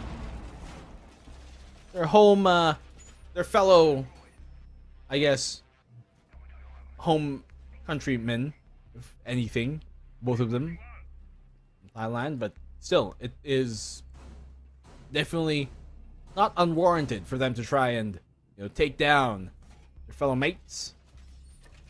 Direwolves, they got the Doki right now, seemingly realizing, hey, Rome heavy setup, Oryx, Vigil, let's try and flush him out with some of our own. 5 seconds left before insertion. Almost an entire roster playing over here. You see the setup, and you're calling. He want to hunt down these roamers. Our Lord, and so bringing in the double heavy again, quite often so far, haven't we? Good to see, because this just means that Farlord actually, I mean, and Solaric have both been presence and that security they've been looking for. Now they're taking these aggressive angles against Reaps, who has not been necessarily having the best time in a couple of rounds in a row. Off, man, go try something else. Well, Zerlotic, you take some of that damage, but worthwhile trade. Some of my health for the entirety of your life. Reaps goes down, and they wanted Reaps to be able to be that roam hunter here of Dire Wolves, to be that bloodhound, to send after their prey, but wow, it's them who's finding themselves to be eaten alive. Farlord Big Pick Souffle gets a trade finally on Zerlotic, but Farlord is still up here causing havoc, still up here pulling attention and making sure Direwolves are keeping their heads on a swivel, making them much more wary of sleeping safe at night. Everywhere Farlord is, Direwolves go down. He's finally gone positive. He's picked up a nice little double here for himself. Over in construction, twice over now. And Ed is forced to actually just rotate by himself all the way down to reconnect with the play. He's going to have to trigger that Banshee. They're going to have to take that one out. And he doesn't exactly connect to the defenders on site. That leaves Souffle all alone with the EBR. And we know how this is going to go. Like, that's a fantastic weapon, but he's not going to be able to make this one work. Very difficult. Try and win this out once more. Champion looking on pace to bring us into a 4-0 round, and that exactly this game is. Champion. We can't call the trophy just yet, but they're certainly wanting to take the crown off of the heads of the Direwolves right now. Fenrir has yet to show its fangs. Kratos hunting down the direwolf. It's I mean, Game of Thrones. Oh, sorry. I mean, sorry. Game of Thrones. God of War. Sorry. Yeah. You know what? Look, man. I see snow and axes, and I think Game of Thrones. Okay. Yeah. Wrong fantasy. Wrong fantasy. Wrong fantasy. But in saying that, Champion are surprisingly good on this defense. They only have 2 rounds left on this side. If they take 6-0, bro, I'm gonna be flabbergasted. And that is not a word I have used in a long time, because I have not been flabbergasted in quite a while. And this will be the upset that we've been looking for this entire day, because this is bigger than Obsession winning over Fury. This is Direwolves. They are flawless right now. It's still a big contrast, though, that Obsession and Fury team was. Obsession being at the bottom, Fury near the top. This seems to be more of that case, but the difference is Direwolves, they're struggling. Really struggling. And to say that they're having a hard time is... Oh my gosh. And they're bringing back the Nook again. It's not working, guys. Something about this isn't making sense. Reaps needs to at least change his perspective and his right now he is, you know, like he's not playing the Nook that we saw him play last time. Ooh, he might see the head here. Doesn't connect. Unfortunately, reacts a little late. And now rotates and gets punished from a double peek. What is happening? He's been the first frag several rounds over. It's been so great how he's been playing here. How the rest of Champion have totally been playing, but Reaps, yeah, he's gone down. Rip, rest in peace. Because he has found himself an early exit, an early grave. Once more and over, Direwolves sorely lacking any sort of firepower or confidence here. Reaps, 5 rounds in, still has yet to find a single kill. But Warrior does take one down, Farlord as well. Man, up close or far, he's certainly looking to be the king of all cases. Souffle swings and gets traded out by Zerlotic. This is a 5-0 land.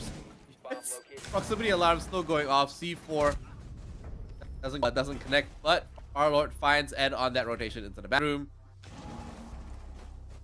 And another round goes to the defenders. Oh my god. Okay, they called for that overtime. That technical timeout, sorry. Because clearly something is going on. The best team in APAC. Look at Labyrinth singing. He's singing. The guy he's celebrating. A little bit too early, perhaps. Maybe his hallelujahs. Yeah, oh yeah, he's having fun. He's having a time. He's living for it. He's living. Direwolves, let me just stress that this, once more, is a 67.5% win rate map on the defensive side compared to the 32.5% win rate on attack here so far in the Operation League. And those numbers could not be any more so skewed rightly, because it's really painting the picture here. Champion, opening side of theirs on the defense, they've gotten 5 rounds. Ideally, you'd want 4, and then try and close out maybe 2 more rounds in the second half. Now, it isn't out of the question for Direwolves to get this round and somehow pull off an amazing run on their defense, closing it out on the more advantageous half, the more advantageous side. But it's going to be a very tall order without much cushion to work with.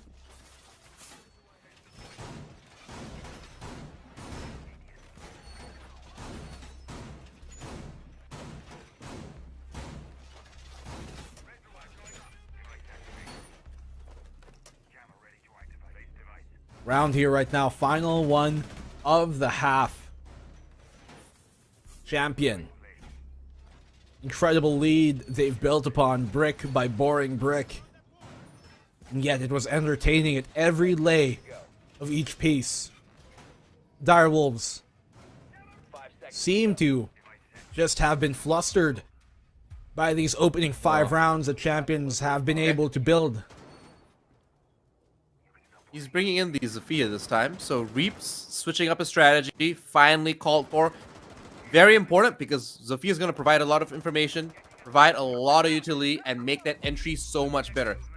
Reaps has performed phenomenally on Nook before. Don't get me wrong, I am not playing Nook in particular. 1, it hasn't been working, and 2, his playstyle Nook drastically changed. Prior to this, Reaps played Nook as an entry with the rest of the team at the forefront because they couldn't predict when he was going to peak, despite all the distractions. But this time around, he was playing, like a little sneaky snake, and it didn't work out. Coming in as Zofia, we might be able to see him finally recover some of that KDA, bring that in, but wow, Farlord with the peak. That pixel connecting to the head of Pecan. Decapitates him, and now he's under gear fire. All members of Direwolves are trying to hunt this guy down. He's been playing so well so far. Jackie Wu finds a trade on a Farlord. And you look at how the fragging distribution has been scattered throughout Champion. 4, 4, 5, 7, 6. Nobody really carrying far above the rest of their teammates. It's been a team-wide effort. and high value picks. But Reaps finally has sown something that he's been trying to reap this entire opening half. Brings it down to a 3v4. This is looking like, so far, the best round that we've seen from Direwolves in this half.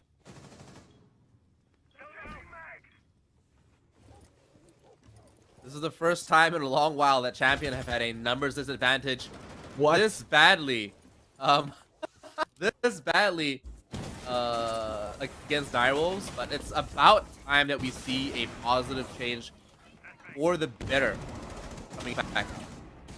Spray bullets come in, and Labyrinth does not find an opening for himself to save the round or rotate in safety.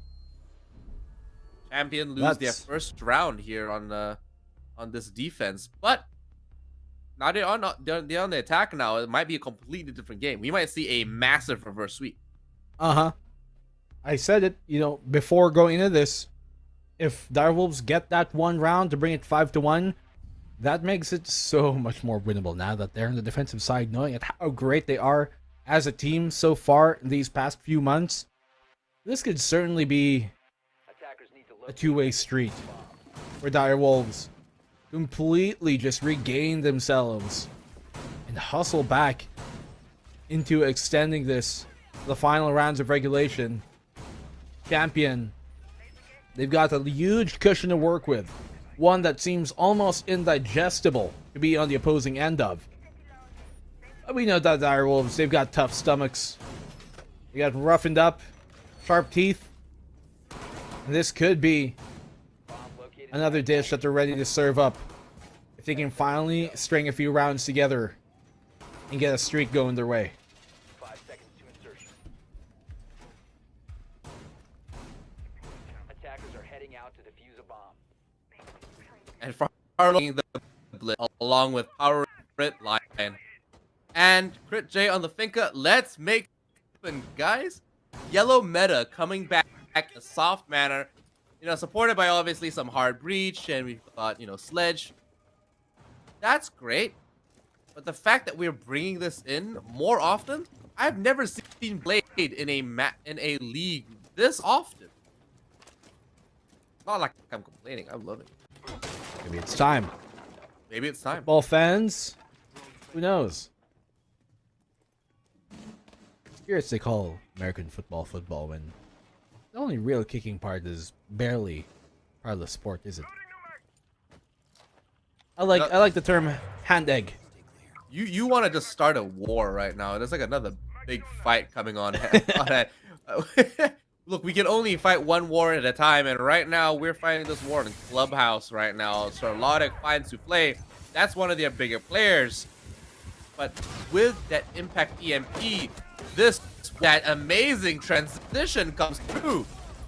The Blitz, he flashes it, but he gets meleeed, and he finally finds that kill. He downs him and confirms the kill with the pistol, but the rotation from Jackie Wu comes double, cleans up 2 members, but Dire will still fall. Champion find a winning round on their opening attack. They call for a blitz, they pick a blitz, they get blitzed. The lightning war here, lightning fast, thunderous momentum, and electric speed, just completely overpowering the Direwolves, who seem to not know how to deal with an age-old tradition done in new ways. Champion bring us to match point against the best team in APAC South. Incredible stuff here from Champion.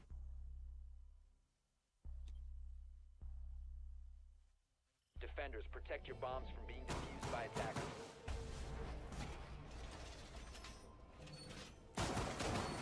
This is something, man. 6-1 match point for Champion over Direwolves. They could very well lose their first game this entire season for Siege. I'm not talking just Operation League. I'm talking across the entire board, APAC South included. This could very well be their loss. And against a team like Champion, yeah, they're not as like low on that scoreboard as Obsession were, but the fact they're losing their first game to anyone that's already in APAC South. Attacker's objective is to locate a bomb and defuse it. Southeast Asia, stand up, please. Gotta put up some of those numbers, you know what I'm saying?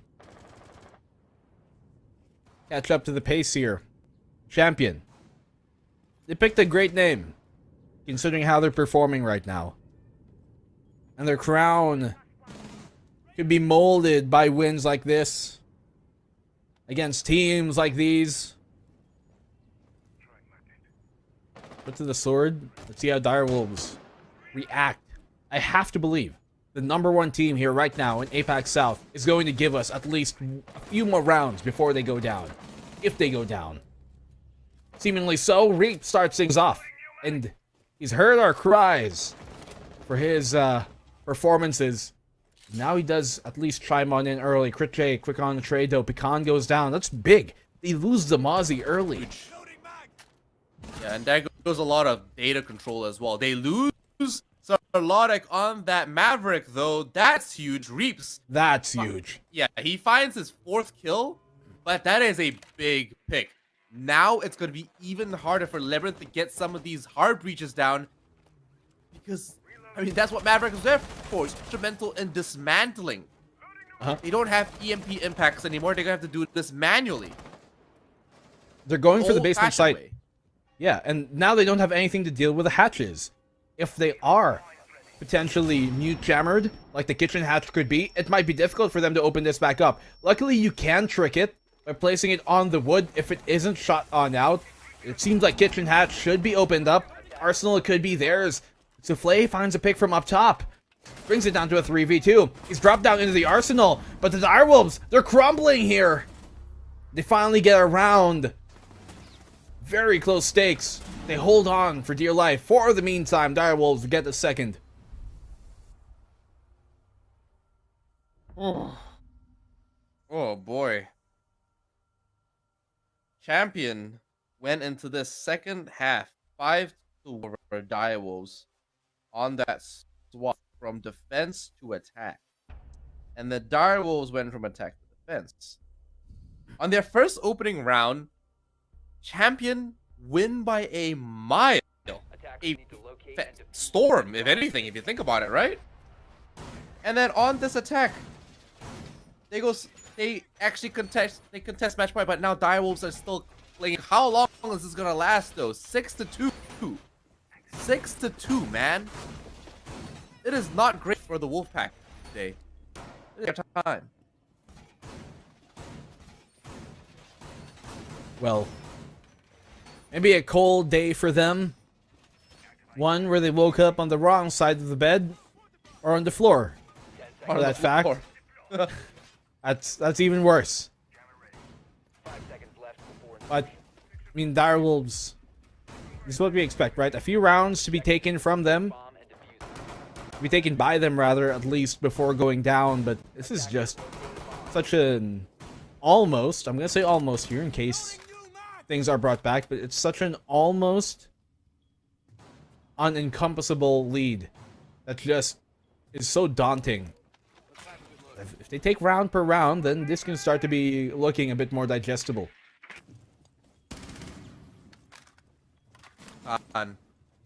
Drone Slayer. Finds his with a Pinini. Select choice of drone destroy. Guys, take it from him, guys. If you want to take out a drone E90, that's the play. Labyrinth finally gets his play off though, gets that wall open over by CCTV. And now they've got control of that second floor there, but he's still waiting to slay more. He notices, there's a little bit around. I don't think he realizes that there are so many members on that by the dog kennels, actually. Well, garage being blown up, opened up here. Monty's a huge drone, a huge human drone for that fact. One that's quite bulletproof on the front. But Pecan, he knows this is his calling. He has to deal with this some way, somehow, to alleviate the pressure. Maybe, just maybe, he might have it. No, No, I thought you were gonna say that this is his calling, his greatest is. enemy, the walking drone. Oh no! Oh, no! It's down! The drone succeeds! The drone gets the is better of him. triumphant. Oh my gosh, the drone slayer is no more. So Lodek finds Souffle, that's a massive flare. There goes your Valkyrie. Sure, the black eyes are up, but at MPX was bound to do some damage. No longer the case. Reaps has to retreat down the staircase to try to hold off any flanks that might come. But there's still 1 C4 and 2 impacts left on that Direwolf's defense. Need to dedicate that to taking down his Monty in order to make it work. Yeah. Nitro could be perfect. Try and take that Monty down, or deny the plant if it ever does come to it. Both would be highly impactful in this round. 30 seconds left.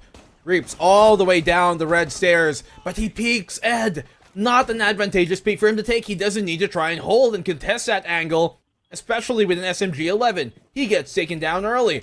Now, Direwolves around that they don't have the advantage in. Nitro doesn't connect.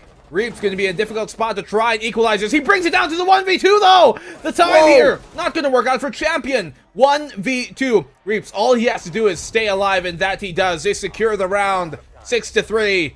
And Direwolves still somehow bring the round back and hold on. This is going to be either the most legendary reverse sweep, or just the, you know, maybe okay, like if Direwolves win this, it is not only one of the bigger comebacks we've seen in Operation League, but it's also one of the more disappointing games because they would have come so close but gone so and still not make it, you know. In the end, doesn't even matter. Now would it? They tried so. It got so far. Champion. It would be a heartbreaker for sure, right? Get so close. It's almost there. Like, you know, folks like that girl, that guy that you really want things to go well. It's like it's almost there, and then boom, nah, we're just friends. Just man, you know 6-3. what? That hits home, man. That's in the childhood right there. You know? Hits you in the teenager, huh? You know what? Not as hard as Pecan hit. It's Pecan hit. Not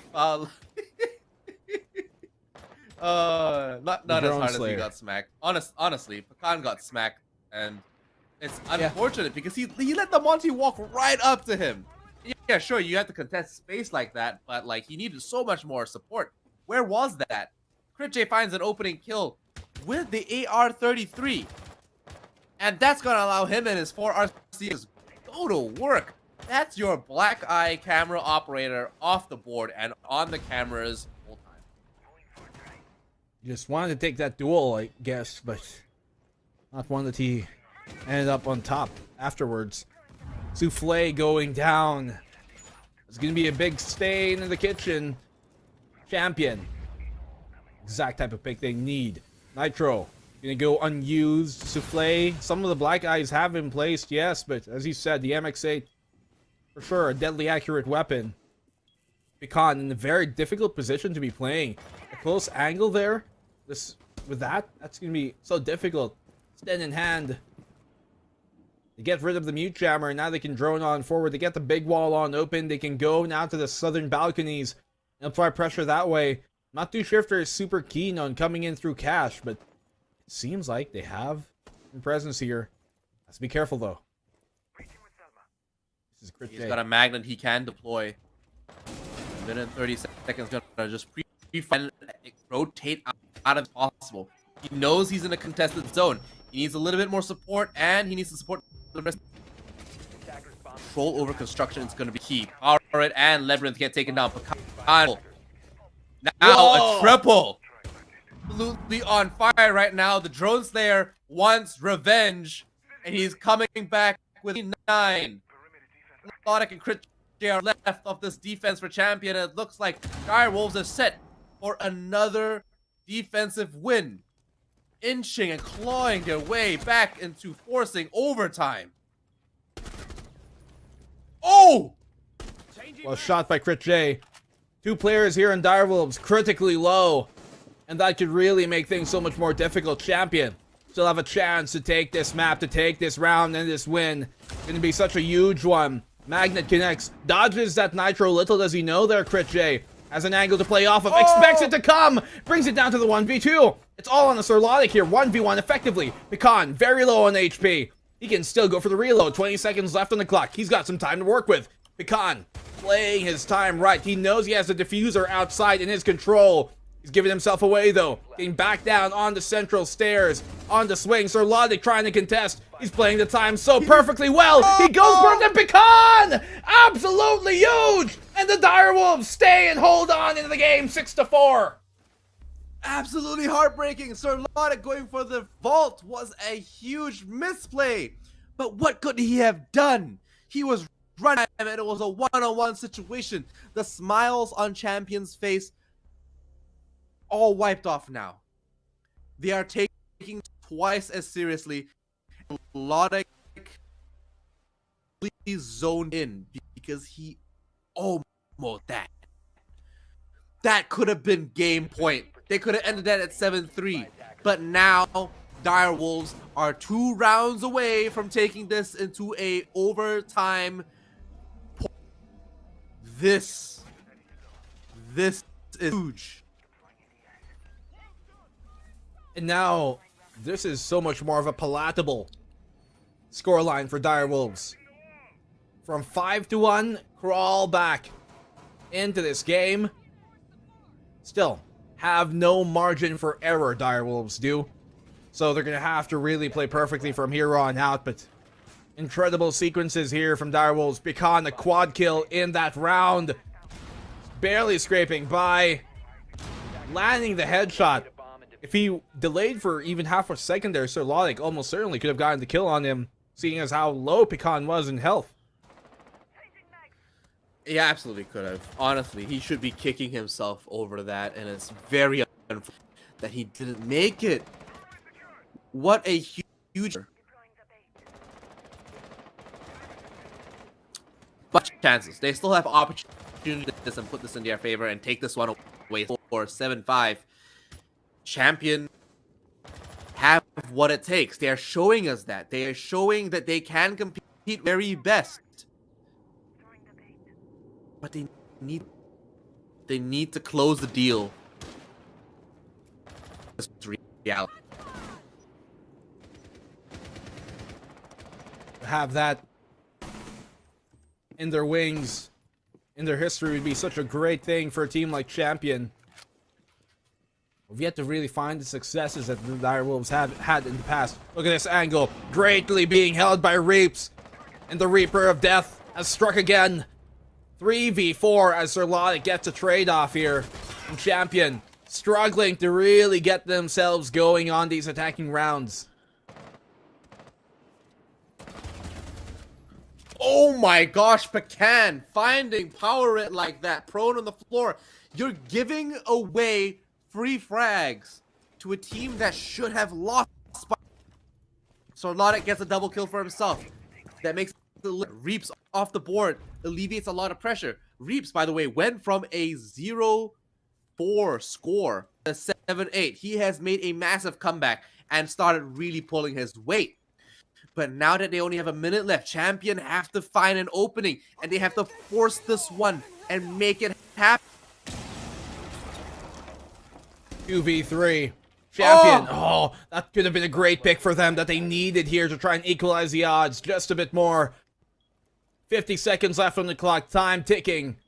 And away from the hands of Champion. Ever more so with each passing second. Perfect Magnet catches out one of those flashes. Surlotic has control now of the blue.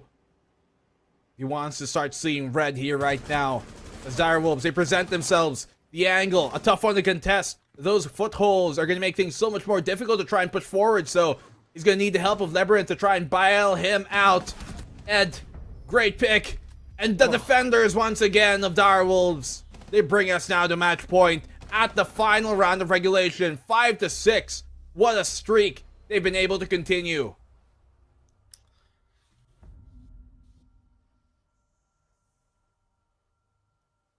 4 rounds in a row row contesting overtime.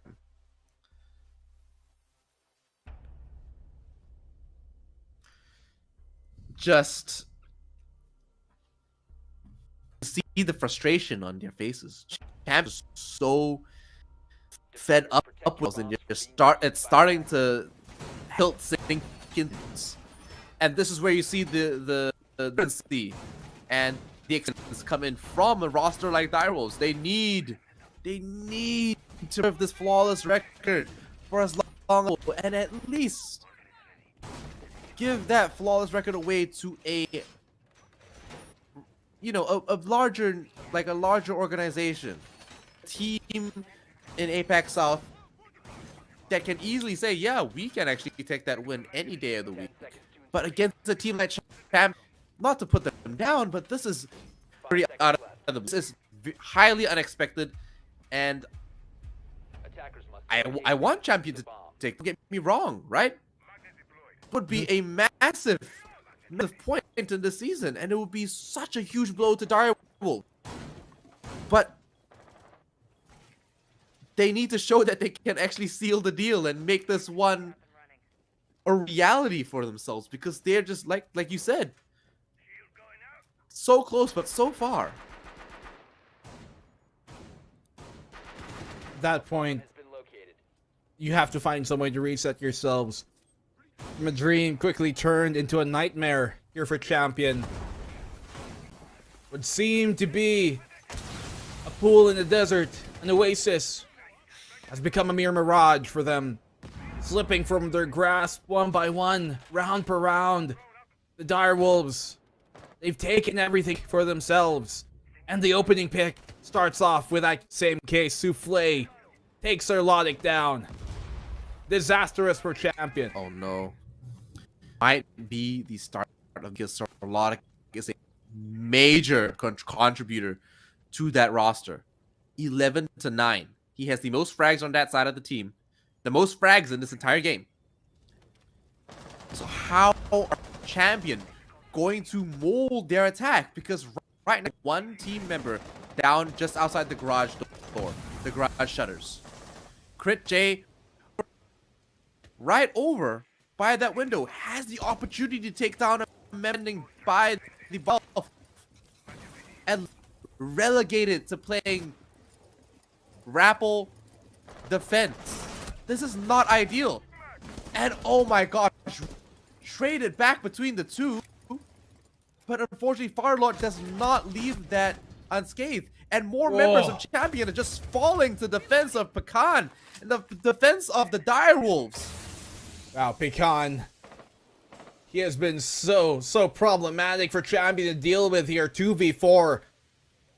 Not done yet, but certainly looking to be so desperate. Champion here. Labyrinth, he needs to find his Pecan, and Pecan, he needs to somehow get himself an angle and win this. Oh no, he actually saw him there for a second, for a moment, but they don't even recognize each other. Labyrinth walks on in the red. He's taken on down. It's on the Paward. He gives himself away, and the comeback from Direwolves has gone successful. We're going into overtime, and what a critical state Champion have been in.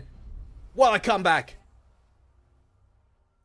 You can see Champion almost fatalistic, just kind of just like accepting it right now. But what do they need to actually make this one win? Like make this a win. You know, they're back on that attack. They're back into the flow of things. This is where they were succeeding the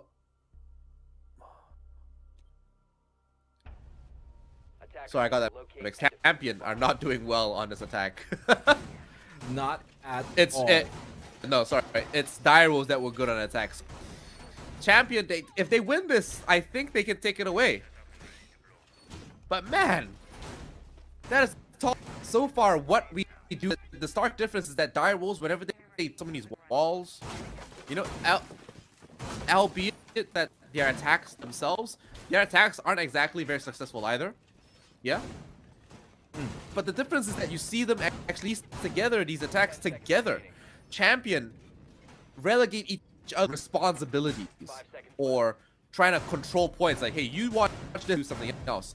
instead of working together to achieve a goal, they expect everyone to fill separate tasks to make something happen with this attack. Champs actually band together and make a lot of these angles. It's just like how Obsession did in the first map of today. But now that Solonic is off the again, gosh, Always easier said than done for sure, but at some point theory has to come to the fold and turn into reality. Direwolves opening pick goes in their favor, but traded out here by Poirot. Okay, that's what we need from Champion. A bit more of that star power to come in from them to finally shine through. We talked about how, you know, a comeback on the second half wouldn't be out of the question, seeing at how defender-sided this map is. That just seemed to be the case. Defensive side, 5 rounds apiece on either end. It's so oppressive. Direwolves, they lose this defensive round of theirs. It's going to be very difficult for them to win the attacking side. They seem to still have the advantage here.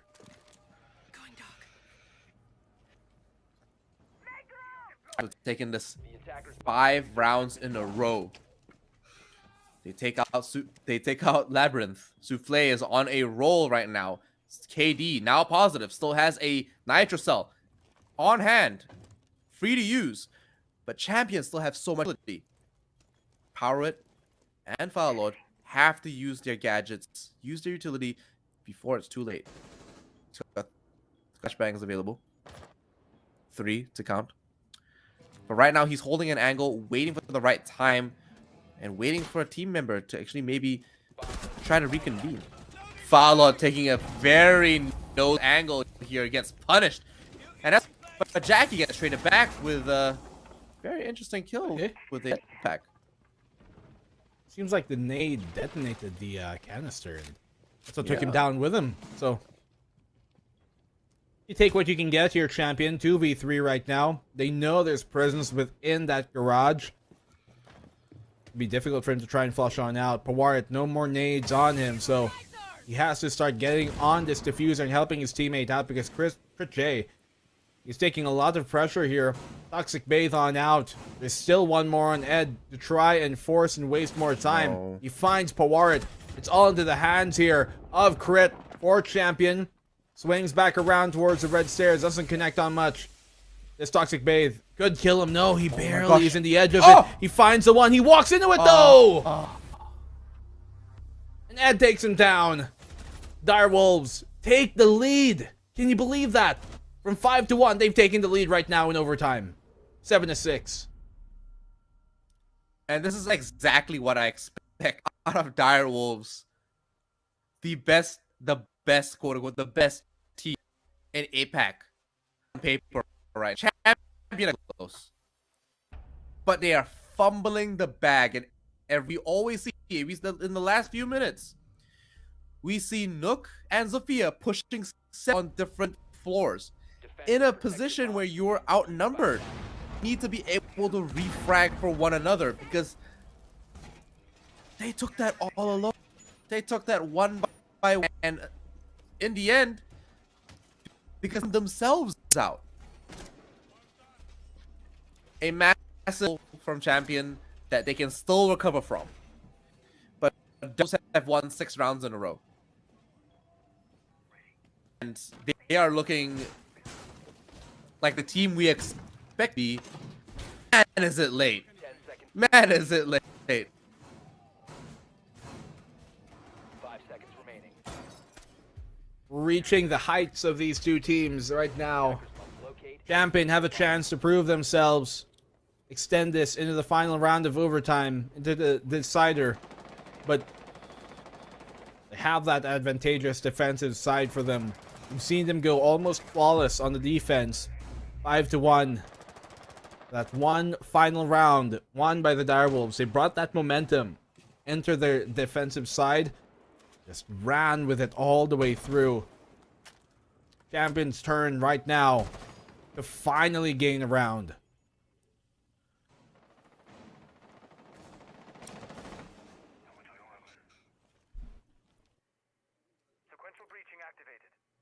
2 minutes left. They've spent a minute now.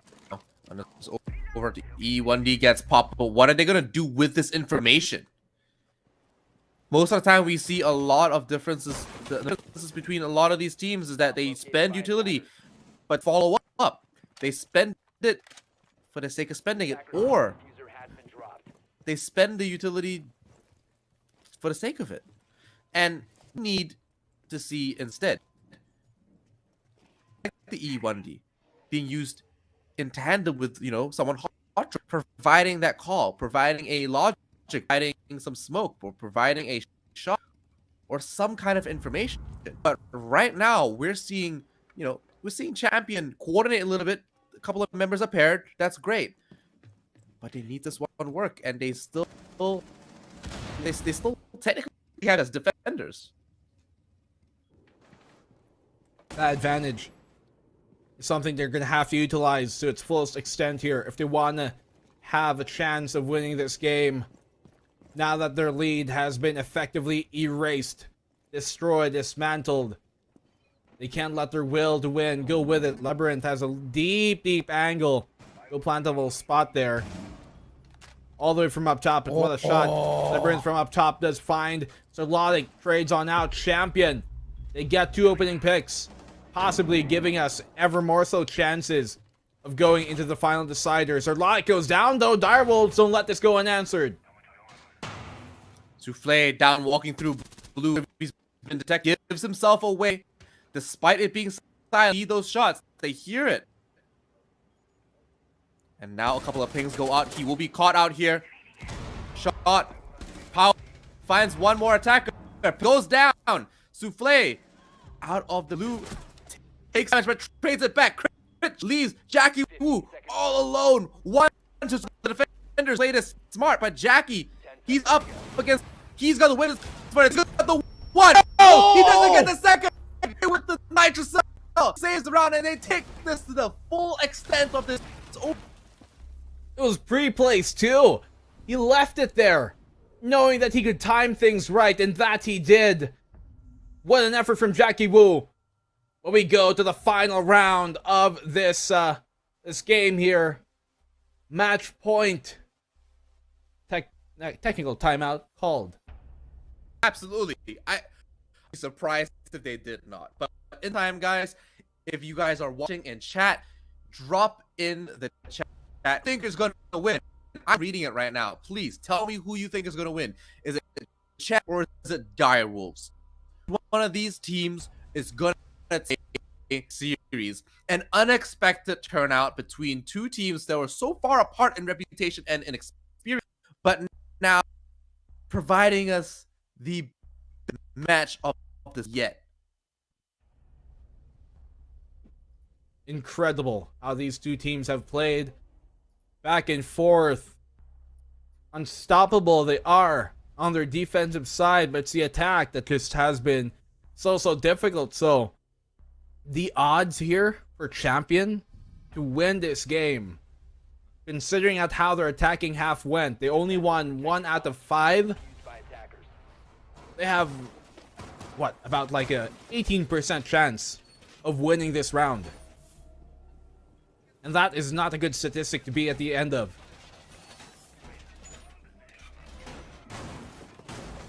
Oh, man. What a game, guys. Game.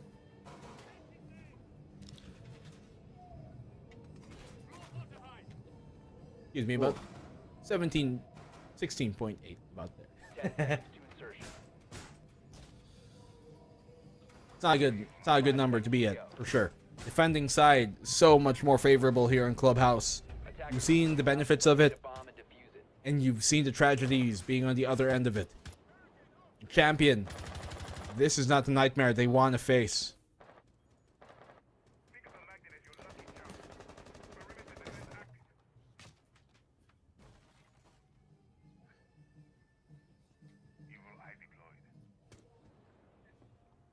Sorry, guys, I'm reading the chat right now, and some still think Direwolves is going to clutch this one out because they have the defender's advantage. You're not wrong. Champion have been attack this entire time, and I think they called out this this tactical timeout just because of that. So this And is both their teams- opportunity to actually bring something in, maybe surprises them. They're playing Both teams slightly have different struggled. operators, yeah? Both Yeah. teams have struggled on the attacking side. It's just so difficult to be on the attacking side here. This is pretty much a defender game, isn't it? Like, this entire map has been like Straight up. defender wins only. We've only seen one attacker side win from both teams throughout this entire game.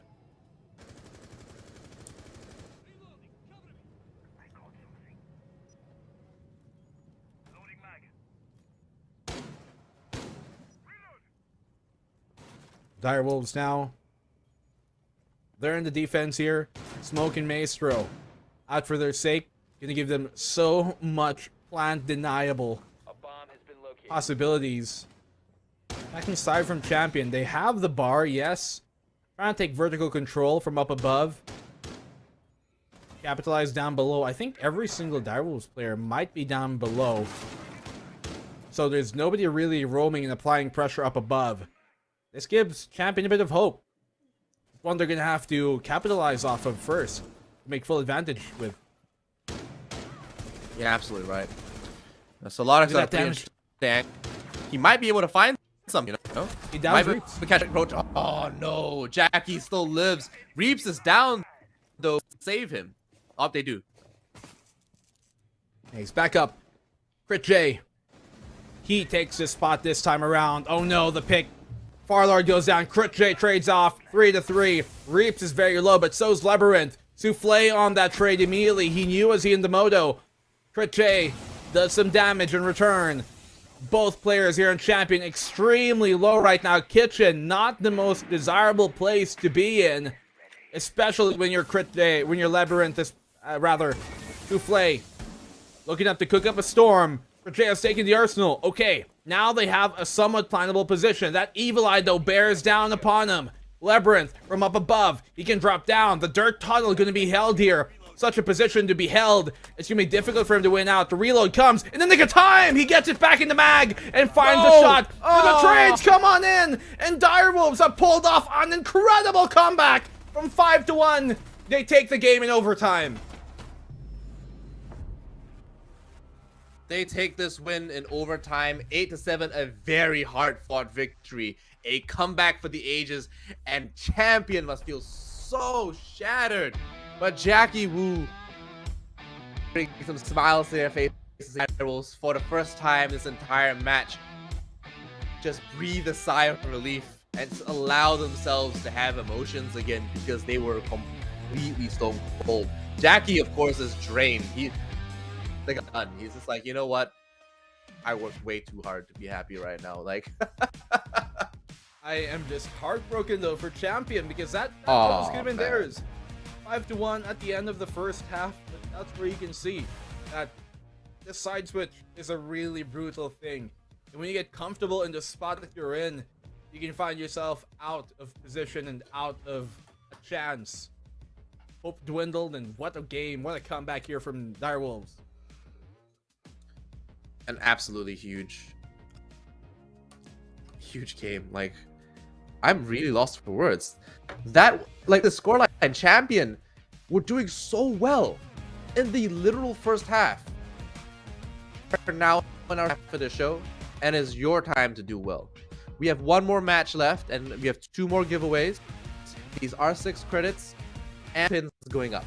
In the chat, people have been, being picked over and over again. Make sure you check out for the opportunity and your name being tagged, but make sure you put in the hashtag, call your shots, and tell us who you think is going to win that next game variance. And It's going to be a very tough call, seeing as how every single game we've had here, Lan, has gone to either the final round of regulation or now overtime. Close games for every single match, but man, oh man, what a map, what a game, what a series we just saw here. Finally, Direwolves, they close it out, but it was a very difficult task to take against Champion. Still, I have to give props to how Champion played. And you know what? It's a win on both sides if you think about it, right? Champion, they did fantastic, and honestly, they deserve to have gone that far, and they should feel proud of themselves being able to take it against the best team in APAC South, who are still undefeated. Yeah, but we'll find out about our last match between the Strape and Variance and see if is going to take away a hard-fought victory after the short break. Don't go in. We'll be right back with more Siege and more giveaways.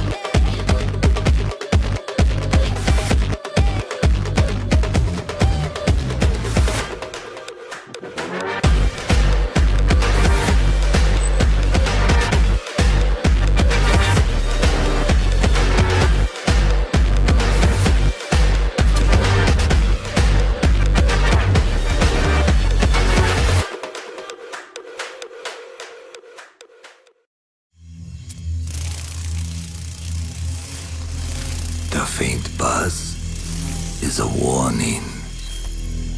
It may be the last thing you hear. But I'm the last thing you'll see.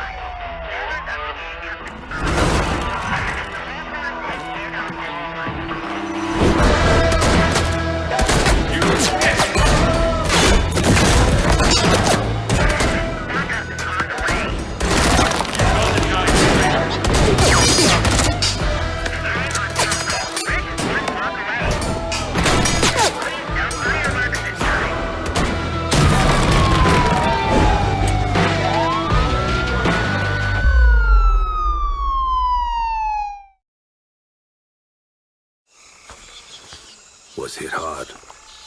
Here, live. Server room, identify perimeter breach. Over.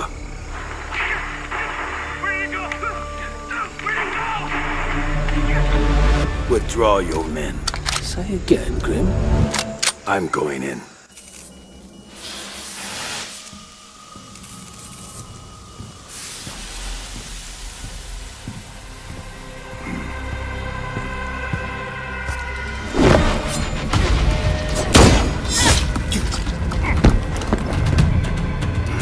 My turn.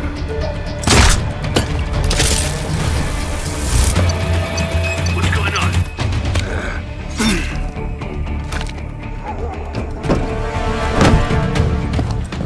What the? Impossible. Didn't think you spooked this easy. Micro recon drones. Cute.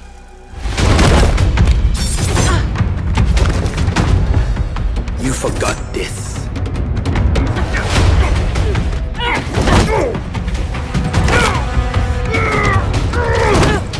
the data key on your jugular.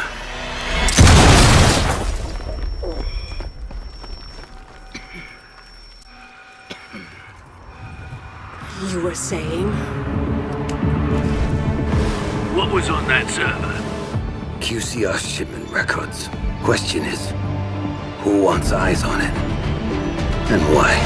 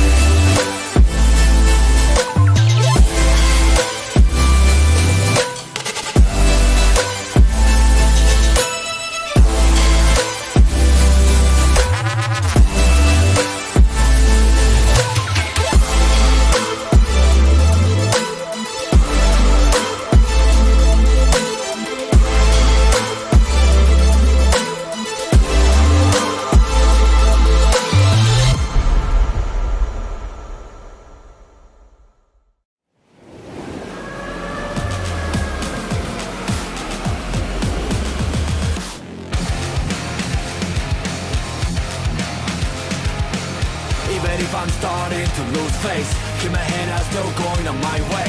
Call my own shots until I'm breaking. Get a move on until I make it. But I can't hold back, and having regrets, hitting all the stacks, and that is why we're here. We're one gonna last. Tell me, what are you waiting? Take it over, and this is my year.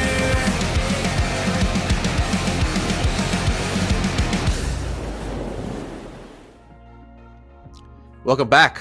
Last match of the night. Blue, I'm telling you. That Dire Wolves versus Champions was probably one of the better matches we've seen and one of the best performances from Dire Wolves so far. Despite the fact that they also almost lost to a team that really should not have even gotten that close. It is still, however, one banger match to watch. Like, that reverse sweep was so good. I have to give props to this champion and how they're able to play in that one.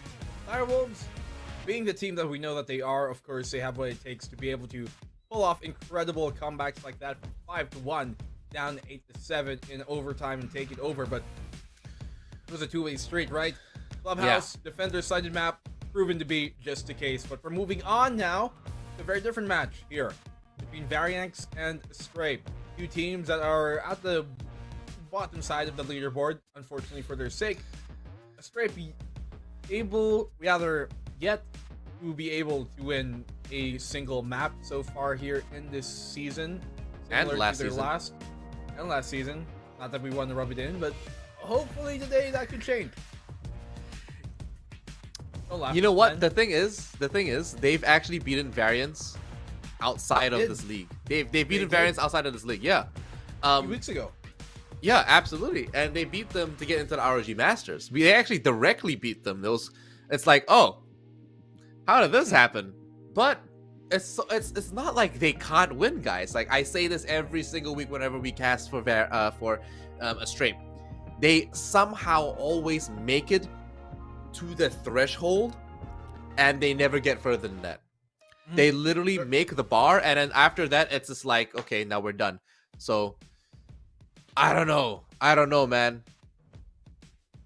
They're always able to qualify into the Operation League, but then just can't seem to push through, break through from that mold, and reach further heights. But that could change here. Who knows? Right now, Varianx, a team that they've already beat outside of the Operation League, as we've discussed, you know. But we're going to talk about Varianx first. We got Peter, Malik, Killers, Strike, and Zists. The newest additions and newest inductees into the Operation League this season. They're the only team here that weren't in the summer split of the Operation League SEA. So, even with that though, they've proven to be a team that has really, I guess, shown up the rest of the competition and are a formidable competitor. And that's really what impresses me about this Variant squad, especially when they have a player like Zis. Yeah, I mean, in Playday 3, they went 7-5 to elevate.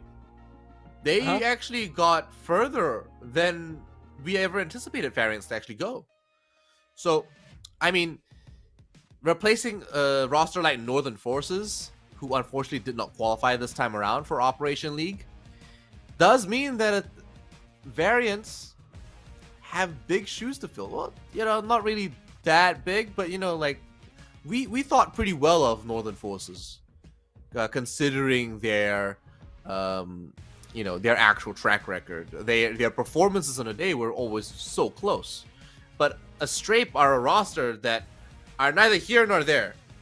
You know, they either do well in the start and then they lose it out from round 3 onwards, or they just don't turn up at all. And I'm sorry, guys. Honestly, y'all are probably really nice dudes, and I don't mean to bag on you, but it's hard not to when literally all the facts point to the fact that you guys have not won a single match.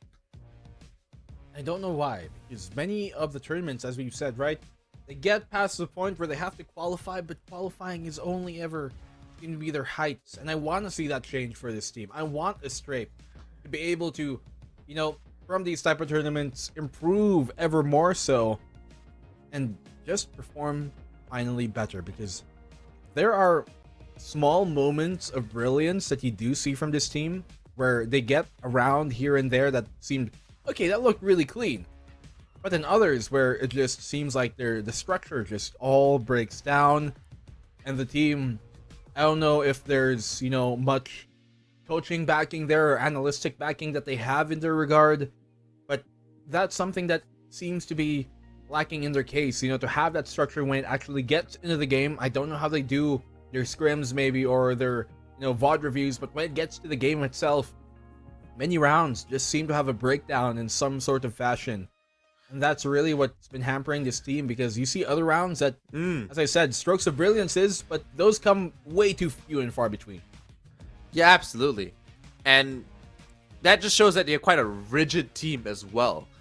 And if they don't have the flexibility, a map like Oregon might exactly be what they need, because it's a pretty rigid map to begin with.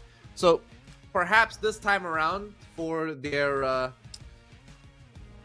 match here on Oregon, this might be exactly what they need. This might be exactly what they're looking for in terms of an advantage, or even maybe just some home turf they can call their own. But if anything, Black and Blue, don't forget, I mean, like, Astrape, they actually went up against Obsession on Playday 4, and they actually went 8-7. They lost by 1 round in an overtime. So, and that was the best performance they had. So, I mean, that's not saying much considering where Obsession is sitting right now.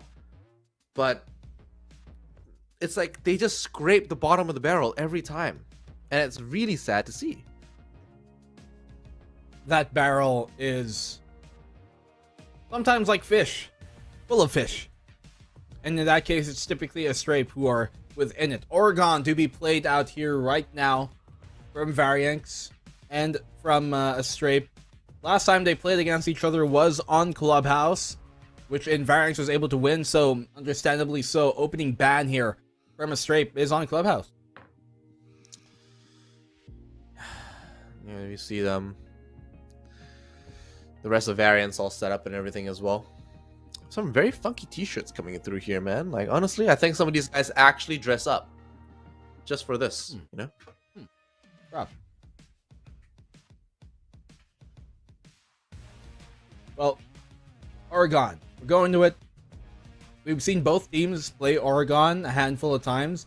Astrape versus Champion and Gaming Gladiators, they've lost both of that.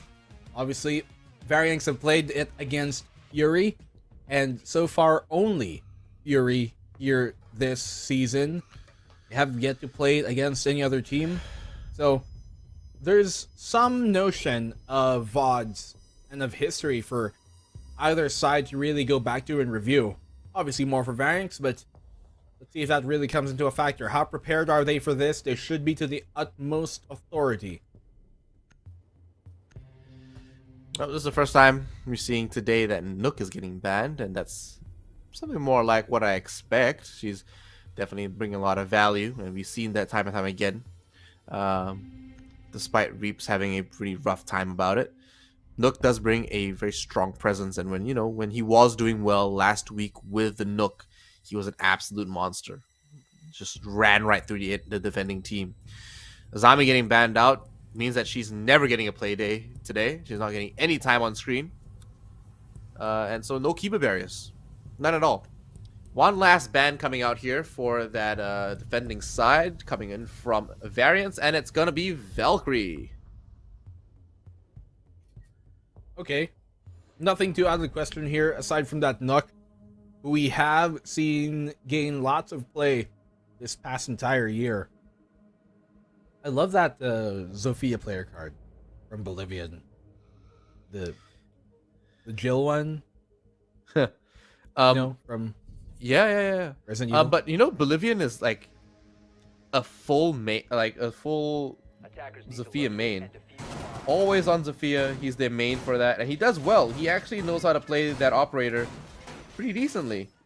Unfortunately, though, like you said, it's really strat. It's really it's not their gunplay per se, but more like how they're actually putting themselves together as a roster and executing strategies. Well, let's see how exactly they pull these off.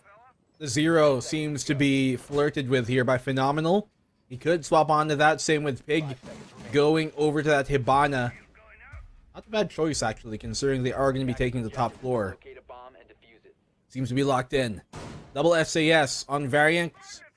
Alibi, Wamai, and the Mozzie to come out here for the rest of their roster. This composition of theirs does give them quite a decent bit of plant denial, and I'm hoping you see that's what they're going to really play at, but even more so, just delaying power. Mute Jammers going to be a big problem. Those shields going to be a big problem, and the Mind Magnets as well to try and eat up whatever is thrown at them, because they've got quite a lot to toss here. Scrape. Yeah, they definitely do. The only two operators that don't have throwable utility, or at least secondary utility, would be Bolivian and Phenomenal. But even then, Bolivian has concussion grenades and impacts. So I'm not exactly sure if it actually picks that up. I don't think it does, eh?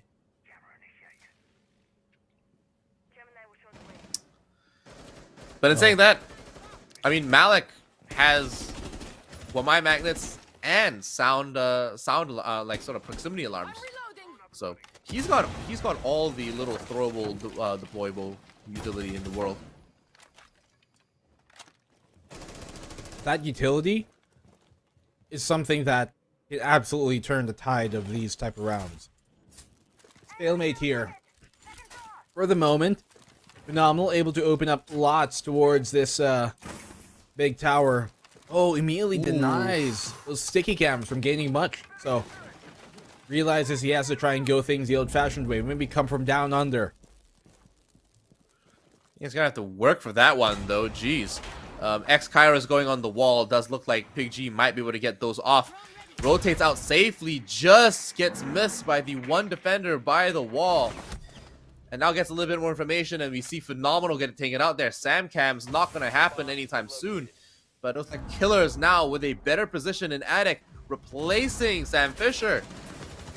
And now Strike taking out Keith and deleting the members of the Strafe one by one. Big G down to the 1v2 is very low. Shiny needs to somehow come on in soon, and that he does. Exactly. The answer called, the prayer responded to. What a pick from Shiny. Incredible play, incredible entries found here to try and gain them even more space. Gets himself within the dorms now, and now they have a real position to try and fight for. Maverick going for the peak here. Got two members of that defending team to worry about, but it's only really just Peter. He's in the corner with a shotgun and he wins that duel. That range is too good for this defending member and it is made too easy. Hit fire and everything. My gosh. Just a little unfortunate. The proximity alarms actually gave that one away. So they've actually called for a rehost. Apparently the team on Variants have a sound bug. So we're going to see that one come through and we'll probably get back to them real quick. I believe the one member in the middle there missing is going to come back. So Malik going to return to us in a hot minute. Doesn't seem like it really hampered them too much. They still come away with the round in 1v2. Still playing absolutely astonishing considering the sound bug on their end.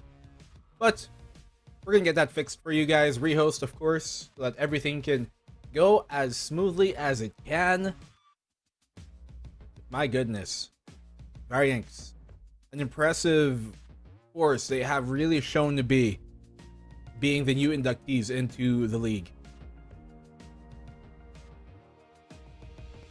You're doing quite well. Despite their position at the bottom and, you know, taking 5 losses, they are actually performing decently.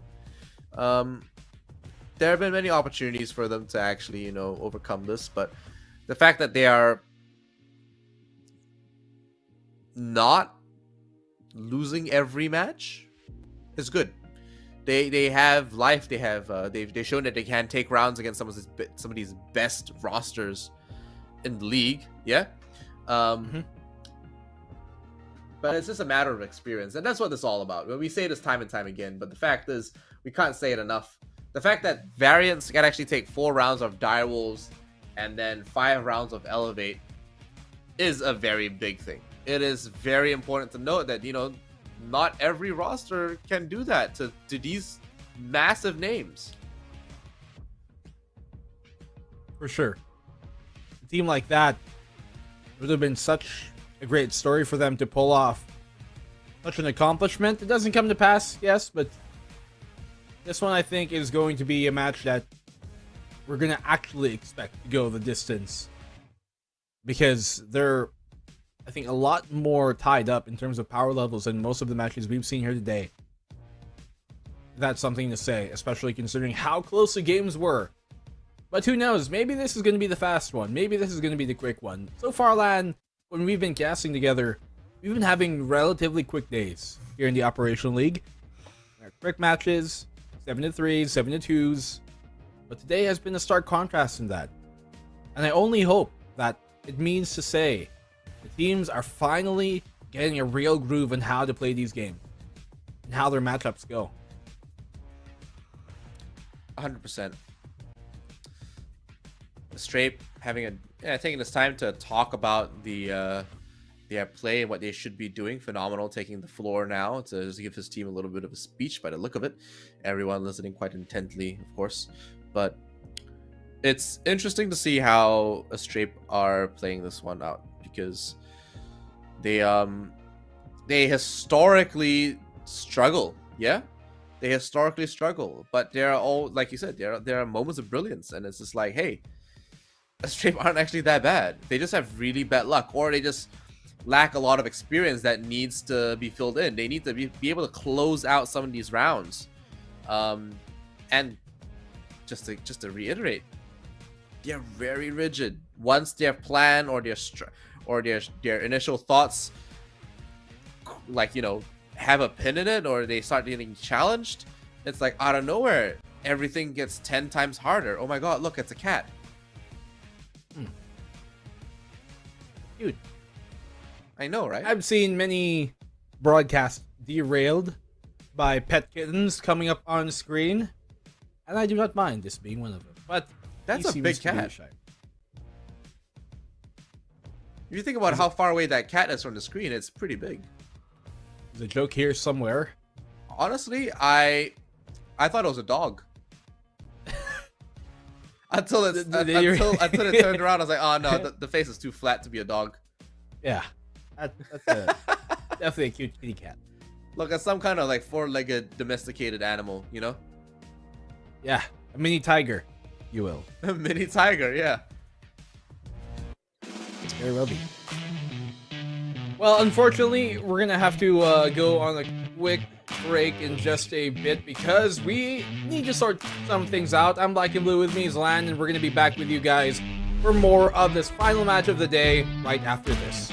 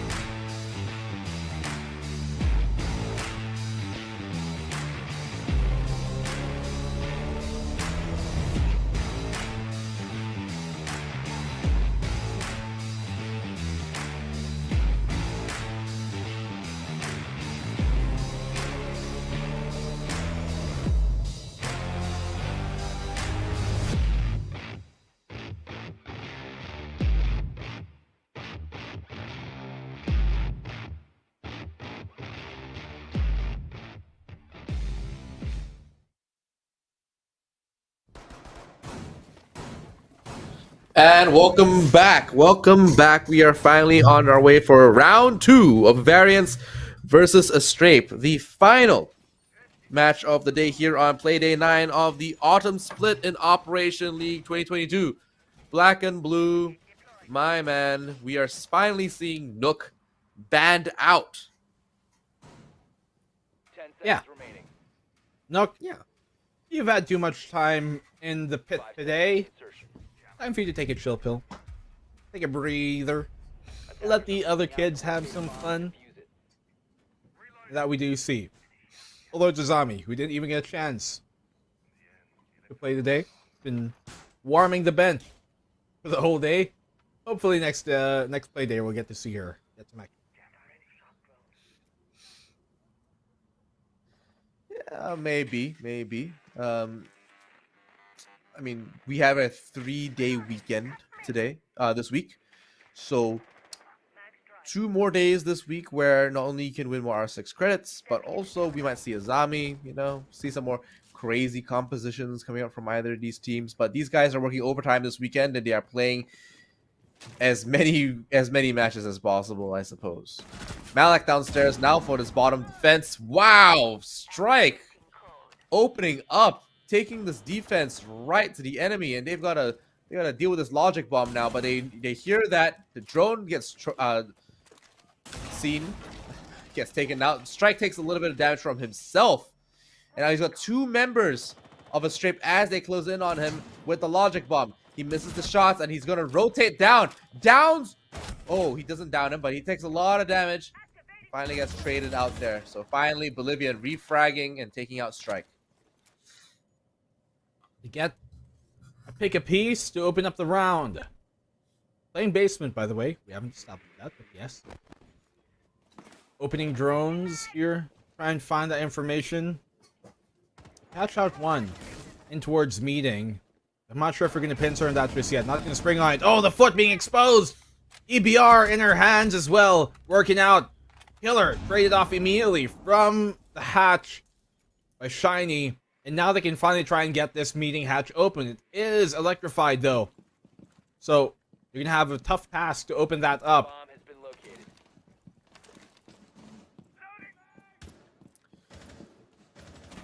Yeah, they're gonna have to really work for this one. They're trying to take down some of these barricades as well, the old-fashioned way. Seem like Twitch drones are getting to work on some of these gadgets as well. Bolivian waiting for some of his teammates to try to reconvene as he's taken a very forward position over in Freezer, trying to manage the flank and anyone coming their way. How do they deal with it? Are they prepared? Try and fend this off just yet. Zisk goes down. That's a big pick. Shield spied out there on the 90 rotation. Difficult pixel for him to be holding.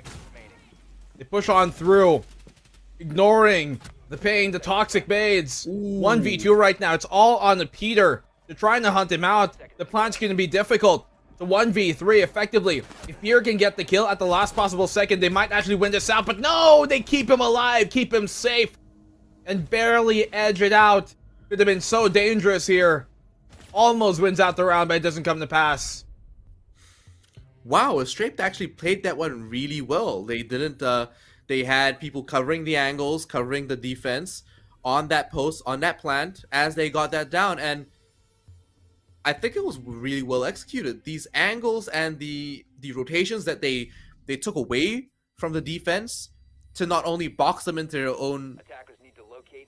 their own setup, they played the angles really well. I'm actually very impressed how they actually delivered that. So Astrape showing that they have, you know, like matured as a roster a little bit, just for now, and finally pick up a round win. But Variance again going for that basement defense one more time. Certainly going to be a big thing. Try and counteract having all this utility on the defensive side. Look at this. 3 nitros, toxic baids, lots for Variance to keep Astrape on their toes on this push. But an aggressive push seems to be the answer of what Astrape want to do and how to dismantle it. The Ying, the Finka, the Doki, combined with the Lion, all suggests and scream to me that when they hit, they want to hit hard before any of these nitro cells or toxic bades can have much effect, before they even get into that space. The basement to be defended once more. Once they finally have enough control, you might expect a quick blitz onto the site. And just to cover them in that post plant, or even as they try to execute Bolivian on that Nomad, a slightly different operator from his usual Zafia, but an operator that's still going to bring so much value and is still a threat with that ARX. The question is, does he have a waifu skin? See? The room falls silent now. Yeah. Now you're put on the spot. Exactly. Yeah, Bolivian. We're waiting for that. We're waiting for that that POV cam. You know, I want to see what you're holding there. Is that a waifu skin or is that a regular skin? I need to know. In saying that, they popped the adrenal surge. They're going for these pushes, but are they able to deliver? E1D gets popped. Killers is forced to pull back, and now the logic bomb going off. Zist uses the mute jammer instead of having to answer the phone, and that's how you play mute. The value he brings. Okay. They find enough off of it, but these frags are happening way off screen. Everything is going in a Strape's way, it seems, to start off this round. And now, this is what we're expecting. They get those picks, they get enough control. They want to blitz onto the side. But Peter, he finds a kill. Keith gets downed as well on the cross. And now they're in a difficult spot. Killers, way too easy for him to confirm that. Pig on the swing on Freezer. He puts him back in the mortuary. Shiny, quick on that. To find one as well. And Peter, it's all up to him. 2 toxic bades still to try and isolate these fights. He finds where the one is. Smoke keeps him at bay for the meantime. 48 seconds left on that clock. 1 in Freezer, 1 by the main. 2 by Freezer as they come down. They've rotated out. Oh, timing. Smoke goes out, and he's going to buy more time. Peter, he knows how to play this one. And he even pops the det pack. He's out of utility, though. He's swapping to the shotgun. And God is shiny. Rotates up, and Big G rotates all the way back to the main stairwell. Peter doesn't know this yet, but he has an angle to that entrance. He's going to have to make it work. Flashbangs go out. They've got nothing left. They've got 2 EMPs, but it's not what they need. 12 seconds on the clock, and Peter doesn't know that the diffuser is going down. They have the superior angle. He trades damage, and God is shiny finds another round for a Strape. Basement defense. It's not working out here for Varianx, as a Strape have won it twice in a row right now. Very nicely done. Here, a Strape are really getting themselves going. They find those 2 opening picks. Yes, it gets equalized, but they know how to play off of it, and I like that they group up to not be really isolated there in the 2v1, making sure they play together. That's exactly why they win the round. Could this be a Strape's first win?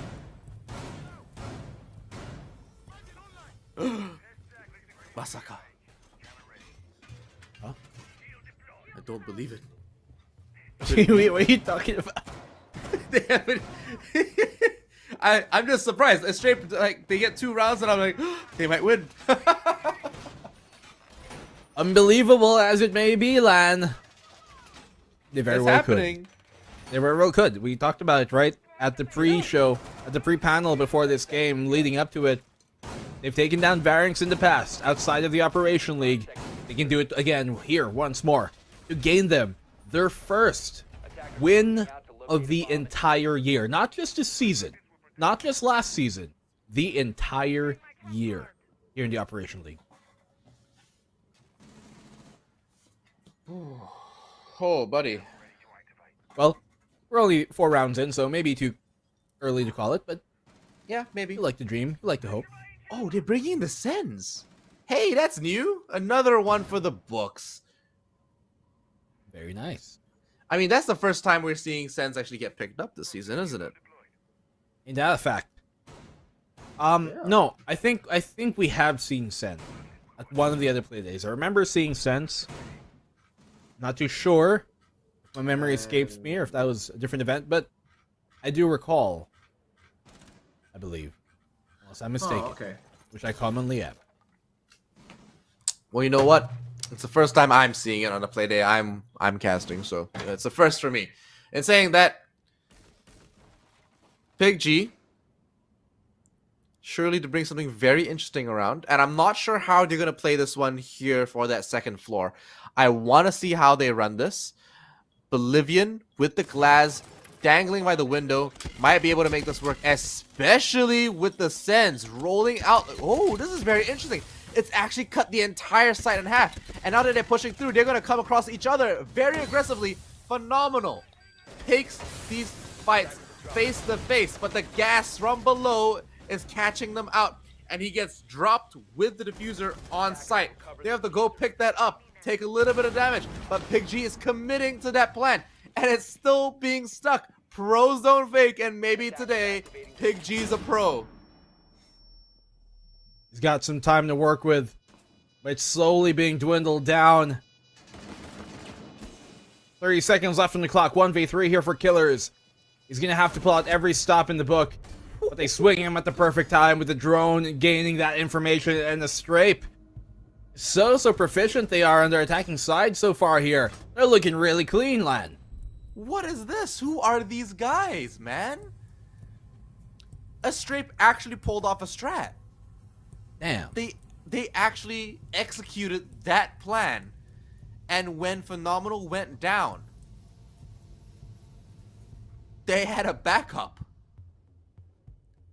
Unlike Strafe. anything else, but now it's Strafe asking for a rehost. So this is good. This is good. So you know, like they're calling it at the right time. But hopefully that counted.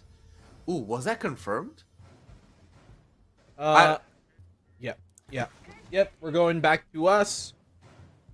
A remake almost is that to be in store. We'll get you guys the full details when we actually are sure, but Strafe seems to be like, okay, new team, you me. Showing up to the plate here. Mind you guys, Oregon is, at least here in the Operation League, in terms of statistics, a 58% win rate map on the defensive side. The attacking side not being as favorable. So for them to be doing all of this, get the game early 3-1 on the attacking side, this is the Strafe we have been yearning to see. We've seen them start off hot many times. Yes, like this, they get 3 rounds early, but then kind of taper off as the game continues longer. But I'm hoping for the case, because this is looking like the cleanest they have been, that won't continue on, and that they can really push forward the consistency and progress even further. You're absolutely right. Hopefully they can actually keep this up and actually take a win here. That's very much in their favor. I really want that for them. Sure, Variants deserve to win just as much as they do, but honestly, if Strafe can find their first win in Operation League across 2 seasons, I think that's something we should celebrate. But we'll hold off on the festivities just for now. We are going to a short break. Don't go anywhere. Don't go anywhere while we wait out this little rehost. Don't play that. Set you down, I'ma say that. Mine need me a couple dollars. Telling you now this payback. So I take that. Ask them now what say that. I've been going to the top and I got what they not, so I know that they hate that. But I'm on now. All these lanes gonna zone out. And all these lanes gonna tell you what I did, and they twist and they worse till I fall out. But I know that, so I keep what I'm doing cause I own that. And I stay in the lab and I kill everything, but I don't ever move, I'm a Kodak. So I'm gone. Finally back in my home. I'm working like so much, they swear I had me a clone. Can't answer my phone now, just leave it there, that tone. Ballin' can't keep me up cause I'm back in my zone now. Cause I'm back in my zone now.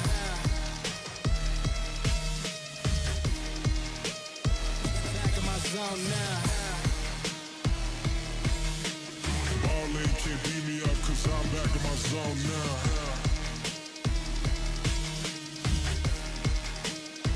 Back in my zone now. Let me into my zone. Please don't let me into my zone. Let me into my zone. Let me into my zone. Let me into my zone. Please don't let me in. Please don't let me into my zone. I just need some some time on my own. All these people trying to get a conversation. You can conversate to that tone. My God up on that throne, yeah. So I'm never alone, yeah. All these people trying to box me in. I'm Mayweather, it's on, yeah. Now they ask where I'm at. Making hits that line back. I'm MJ, I'm 2-3, man. I just need some time back. I'm zoned in like defense. My life gone, no recess. But I live my best one, so I got no regrets. I'm gone. Finally back in my home. I'm working like so much. They swear I had me a clone. Can't answer my phone now. Just leave it there at that tone. Ballin' can't beat me up, cause I'm back in my zone now. Cause I'm back in my zone now.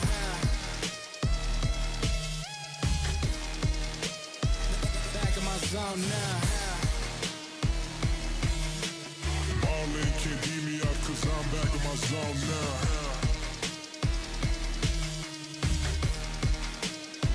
Back in my zone now. Let me into my zone. Let me into my zone. Let me into my zone. Please don't let me into my zone. Let me into my zone. Let me into my zone. Let me into my zone. Please don't let me into my zone. Let me into my zone. Let me into my zone. Let me into my zone. Please don't let me into my zone. Let me into my zone. Let me into my zone. Let me into my zone. Please don't let me into my zone.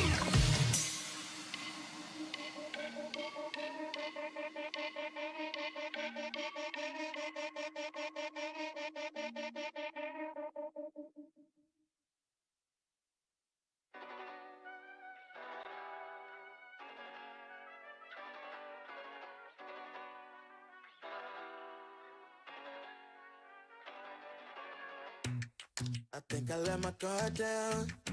Certain things ain't the same now. Hard to navigate these problems. I'm by myself, you're not around. I tried to open up, it wasn't good enough. Put in my all and got nothing back. Now I'm stuck in the rain, dealing with all this pain. Why you gotta do me like that? Don't say you love me, then go and leave me. It can't get ugly, trust and believe me. Say it to myself, looks so deceiving. Trying to fight back this far from easy. I've seen your hands. Delilah, don't you know my I've seen your hands. Delilah, don't you know my heart turned cold, lost control. Looking at this beautiful distraction. Fell in love with a fatal attraction. I really let my guard down, now relaxing. Why did I open up? She taking way too much. Put in my all and got nothing back. I'm feeling so ashamed, I fell into your game. Why you gotta do me like that? Don't say you love me, then go and leave me. It can't get ugly, trust and believe me. Say it to myself, looks so deceiving. Trying to fight back this far from Back again. This time around, round 5, Restrape are leading 3-1 over Variance, and we're surprised. We're shocked. Oh my god. Yeah. Oh, they're doing it so well. It's not they're just winning rounds like by the skin of their teeth and like barely making it happen. They're literally doing well, and look at the measures that Variants are going to in order to try to stop them, because that last push was a rush and a half, and they've had to pull out the frost to try to slow them down. It's been a really big kind of like call to arms here for Strape, because they've been so good at finally recognizing situations and how to deal with them this map so far, that I've loved to see the progression they've had here. Look at this, see. They want to take armory control, right? They have one on the window. They're probably going to send that Maverick here on Shiny from down below in the main stairs so they can pincer that armory, which is exactly how you'd want to do it. So you can see some of the small improvements coming in for Strape. Now, they let go of that idea, but you could see it coming into the fold. Keith now on that Propel, them coming up the main stairs exactly as how I called it, and it forces Malik to fall back. Killers, he gets a kill, yes, but still, you have a Strape deal with this. They've been so good so far with being able to recover.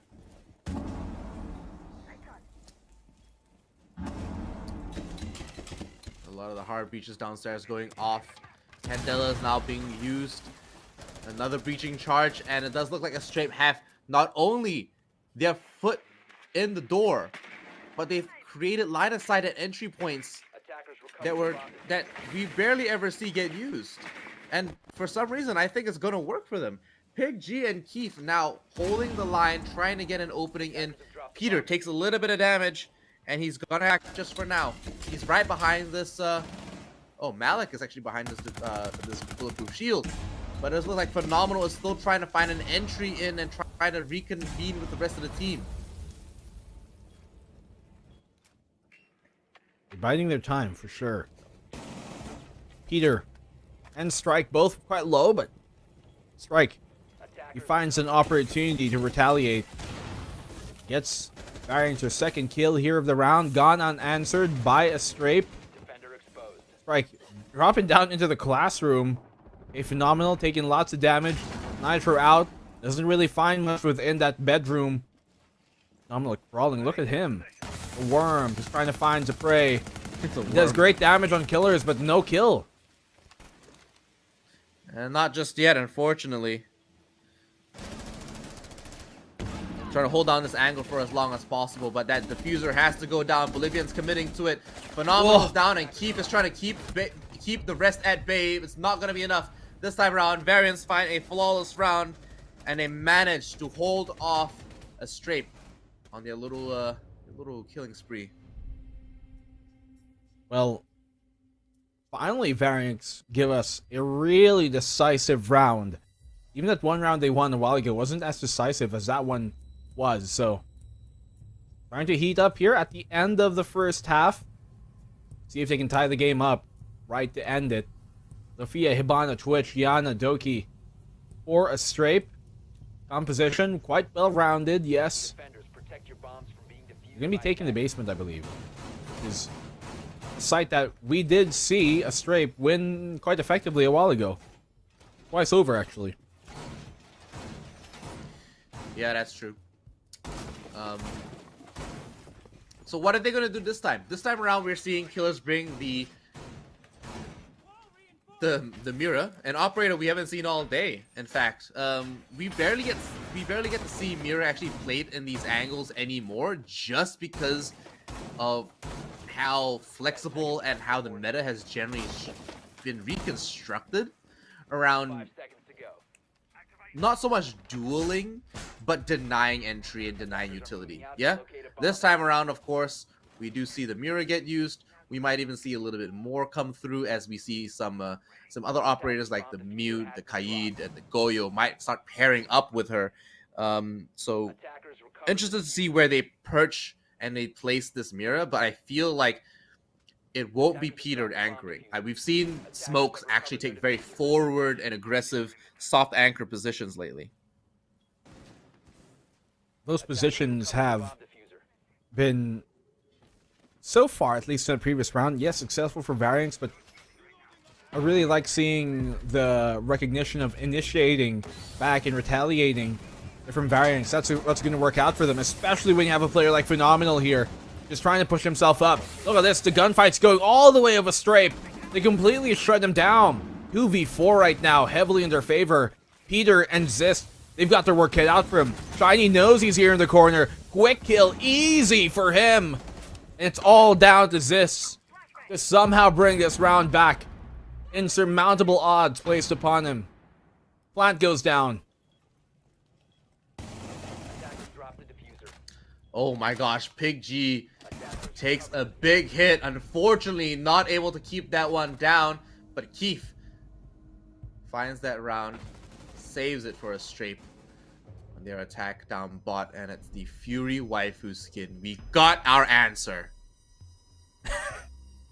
That really is the big difference maker here. Hey man, look, it matters. Okay? For sure. For sure. No skins, no skins, no skill. That's Hey, how look, it goes. If you're gonna buy any skin, you're supporting a local APAC team. True. Do you not want to support your local APAC team, guys? Make sure you get... No. Guys, come on. We're not on a guild trip here. Just being real. Just being real. What's real? real possibility for sure that a Strape might just get their first game, their first map of the entire year here at Oregon. A warm home.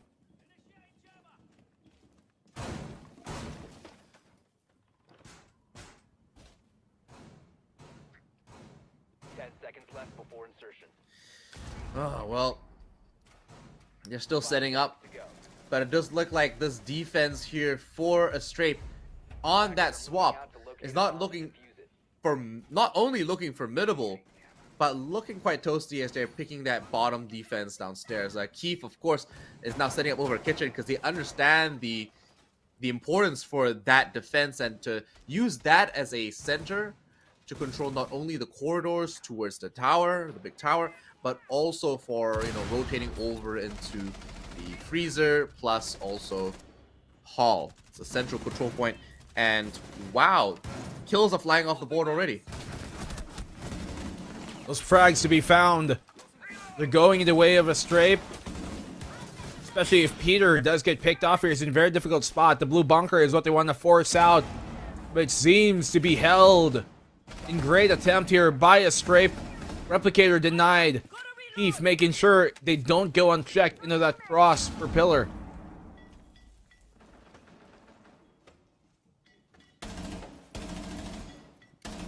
Shiny not able to connect those shots. Doesn't realize there's one more by the wall holding it down. Zist.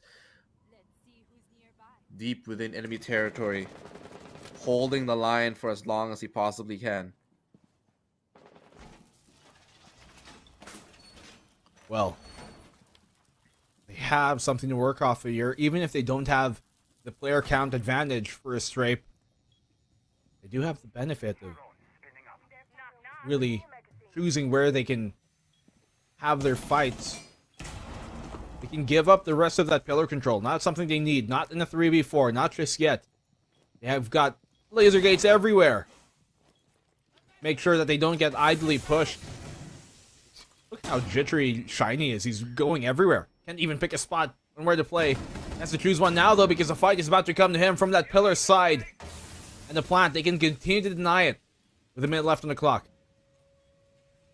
They're doing a fantastic job at this as well. They're using all those toxic babes.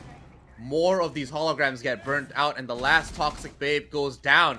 Will he pop it just yet? Now he does, and he might buy a little bit more time. I'm not sure how close, or if that's actually hitting some of the the attacking members. But yes, Pig G gets taken down by the gas, and Goddess Shiny finds Zist with a clean headshot. That leaves Peter all alone. He's gonna pick up the diffuser, but the enemy team, the defending team, they know where he is, and they don't need to push.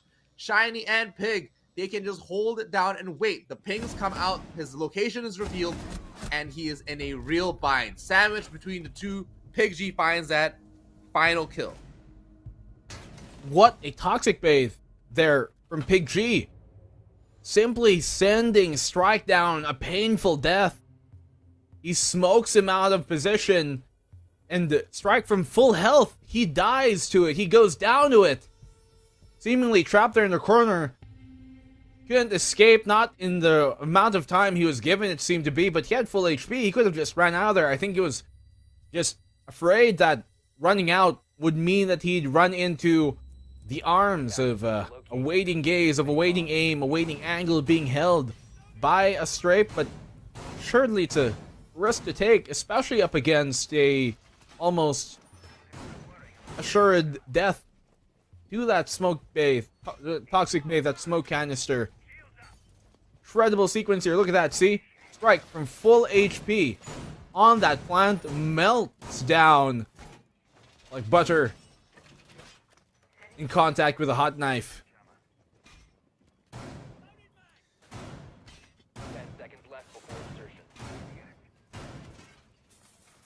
Honestly, it's kind of shocking how this is playing out. Strape are very close to winning their first game in Operation League ever in the last 2 seasons. It's huge. This is actually growth for them, because not only are they just winning this, like, it's not by fluke. They're actually executing strategies. They're actually playing this. They have such better teamwork and coordination. You can see that they're actually putting work in.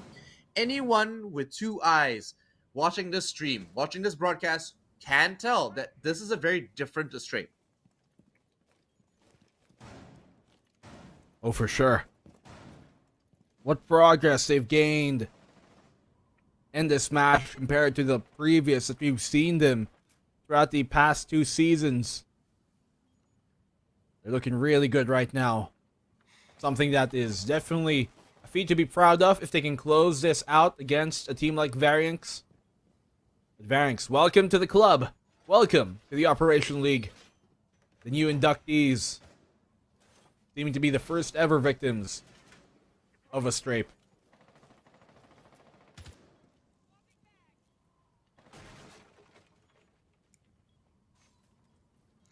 Oh, but it's not over yet.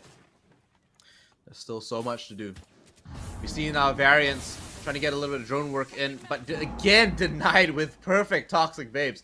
The fact that they actually clipped a little bit of damage is really good. Big G now even had the time to put up a reinforced wall and call out a couple of pings. So they're sitting toasty over there for Astrape. And Phenomenal coming for this flank over by the shower corridors. Doesn't come into anyone, and it's not going to cross paths with anyone on Variance. But Variance only have a minute and 13 seconds left on the clock. Well, time is ticking, certainly. Varianx have not done good with the time that they were due with. And now they're going to have to try and push in against a full 5v5 without much utility burned on the defensive side. It's going to be very difficult. At the very least, they get that attic control. Dismantling 2 shields from being effective here. That's lots done, but there's a third to be dealt with. A pick a piece, trade either way. Phenomenal comes out on top, but with low HP. Plan trying to be stuck here. A swing from Shiny that C9 connects perfectly. Trying to do more damage, but Peter retaliates. The Toxic Bathe, he's gonna down them and kill killers as well. Big G, absolutely huge on this smoke. It's down to Peter to try and clutch it out.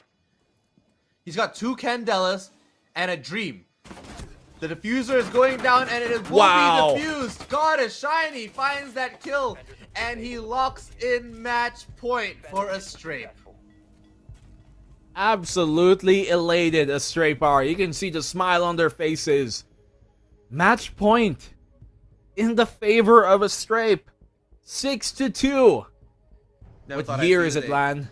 What year is it? This is the one timeline. This is a new timeline. When Doctor Strange said there was one, this is it. I'm actually shocked. This is like a new... This is a new experience for me, you know? This is a turning point. The Rainbow Six Southeast Asia scene. It's actually so shocking. I'm actually loving this so much. But they need to you know, seal the deal. You know, we don't want to say they came all the way to 6 points and then wow, voila, nothing. You know? Like they gotta go the full distance now. They have to finish this off. 10 seconds left before insertion. Well, a champion would be a heartbreaker for a team like Astrape. 5 seconds left. All the trials and tribulations they've gone through. They certainly want things to start going their way.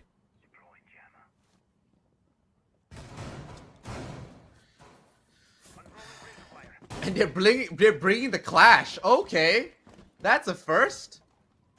We haven't seen this operator in Operation League for a while. I mean, sure, she makes her appearances in Apex South, but this is a new one, guys.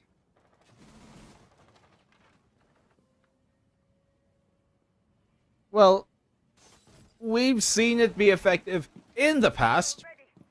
A long time ago. But in the future, she's kind of fallen out of... In the present, she's kind of fallen out of fashion. Do you want to turn back the clock? Although, if I were Astrape, I'd want to innovate things moving forward. Certainly, the past hasn't been kind to them. But this might just be such an out-of-the-question, off-ball pick that it will keep Varianx just wondering and guessing how the hell and why the hell. Why the Heckers and how the Heckers? So Regate's still gonna deny a lot of information, gonna deny those drones from entering site, and or force them to burn utility. Almost dropped down the hatch by accident there. Bolivian still holding the entrance of that meeting hall. And now Shiny has to actually rotate. They're gonna home in on his position really soon. Zist is on the hunt. He's even trying to cut off that rotation into Attic. The attic rotation is crucial for being able to take more control of the meeting down below. Strike.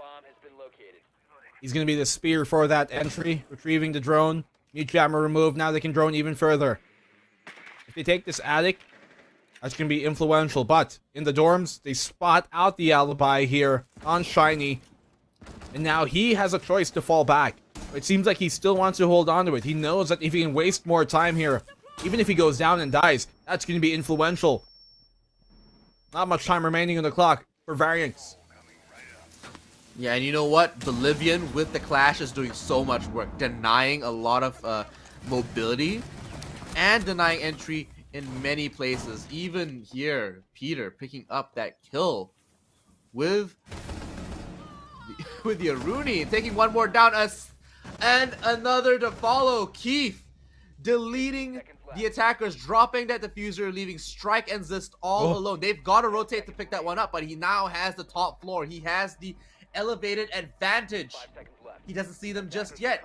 He doesn't know where they're planting. He's checking his 6, but they've got to get the plant down, and it has to be on the stage. There's no other options left available. A quad! Keith closes it out for a strafe, and they win the round. They win the game. He had every advantage in that one. Absolutely perfect decision for Keith to go rotate back around towards the attic. He knew that the only way that he could win that round, the biggest way he could win that round, was by pretty much getting them as the diffuser trying to be dropped. And for the first time ever, I'm happy to say that Strape have taken their first map win in the entirety of the Operation League this year. Congratulations to Strape. They are absolutely elated. Bolivian is, at least, for the first time in my life, I see Pig G actually smiling. This is huge. This is Strape's first win. Blue, we casted their first win ever. Yeah. Oh, this is the historical moment. Yeah. Add this to the Liquipedia. You know what? Operation League Winter, if that's even a thing, a Strape are gonna go like flawless. I don't think we have winter here, Land. They're gonna slingshot. They're gonna slingshot straight into going like, you know, like 7-0 on the ladder. Yeah, straight into APAC League. See you in the major. Strape. The start. Something new. Something bright for their future. And wow. What a game. What a game. This was a game we were expecting to be close, aside from match number 2. It's the one that doesn't go that way. I'm pleasantly surprised that it did. Because Strape, it's about darn time, guys. It's about time. It is. It's about time. Those moments of brilliance finally came through round per round. And I love to see it. Congrats once more. Look at that. What a confident. I gotta take a photo of this for my iPad. Hold on a second, man. This has to go in my records, because I keep all these I keep these records for, like, you know, looking back throughout the broadcast and like, oh yeah, sweet. Those are some nice stats, but this, I like this. Keep that hidden. Guys, many winners today. The biggest winner of them all, a Strape, but you guys can win just as well by joining our giveaway. Absolutely. Don't forget, we are giving away R6 credits. This is the last time you can win them today. But there's also, don't forget, more opportunities to win R6 credits and the pin in over the coming weekend. So there's tomorrow and our regular Saturday Sunday broadcast, and the casters that you already do know and love, I assume. But hey, it's not your only chance. If you don't win on those days, there's still, you know, a couple of weeks left in the league, And there are other broadcasts as well. Go check out the Thai and the Taiwanese broadcasts. For you guys, tune in to everything going around the Operation League, as Lana suggested, and join our giveaways. Yes, there's lots in store. Even more so, we're only in play day 9. We still got 5 more days of this play day, of this tournament to be played on out, of this group stage at the very least, and then obviously we got the playoffs afterwards. We got even more so make sure you guys follow us by following Twitch channel and joining our giveaway so you guys can get lucky as well. There's certainly no luck involved here, not just luck, but complete determination and iron will. As a straight, it's more heavily. I cannot believe it. And Astrape are now, for the first time, also no longer at the bottom of the leaderboard. They have a solid win, which is, by the way, a couple of points more than a overtime win, which is why they are above Obsession. They're technically both of them having 1 win each. But look at this, Lan. Look at the standings now. From 3rd to 5th.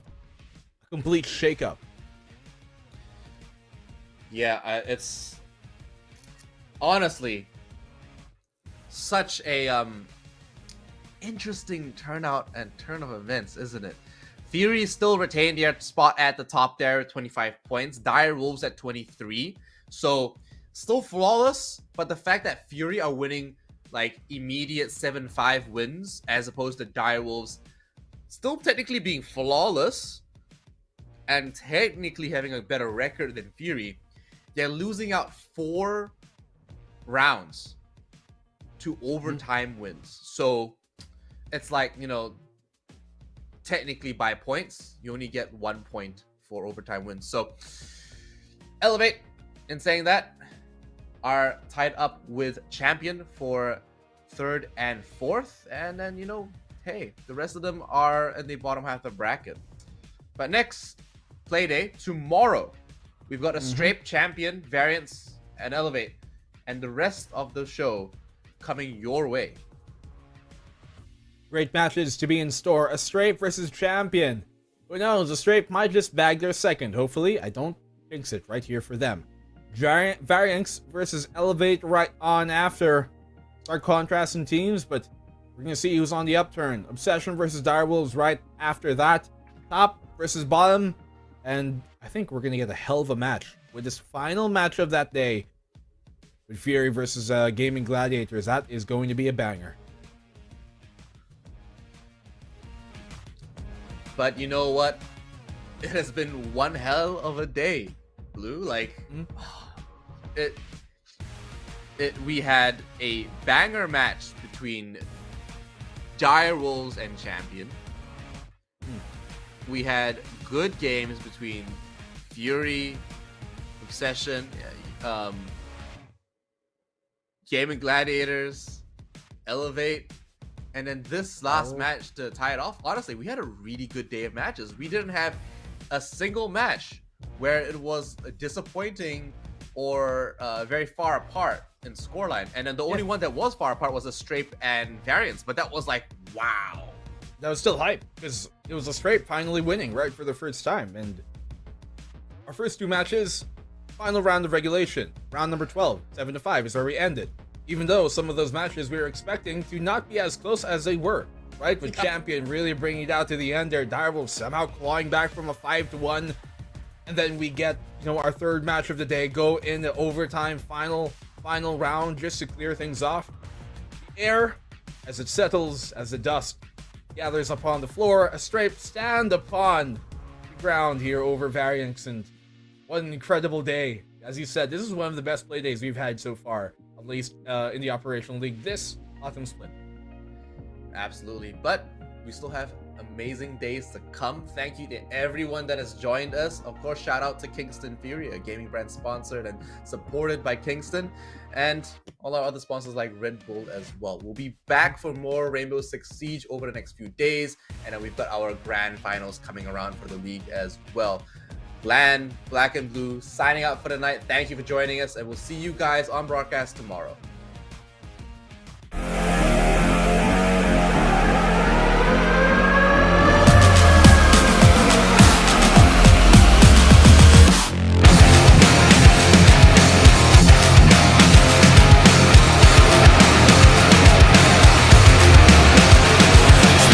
Till they come up, it's the first page, but I shift the road up just like an earthquake. Still follow my dreams, even in the worst way. Still doing my thing, no break in my birthday.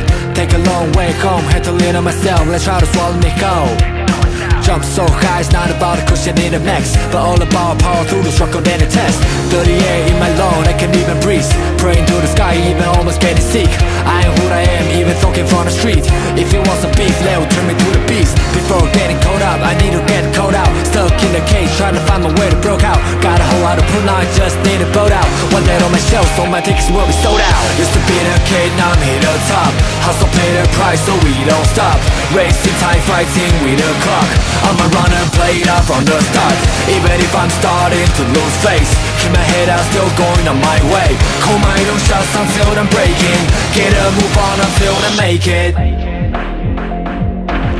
Ready for the ride, ready for the fight. I said I move too quick, don't last till the highlight. No time, I got no time. Road to the hilltop, always so rocky, so tight. Gamble with my life, how to be on my own. Tryna stay in line, so I'm living on my phone.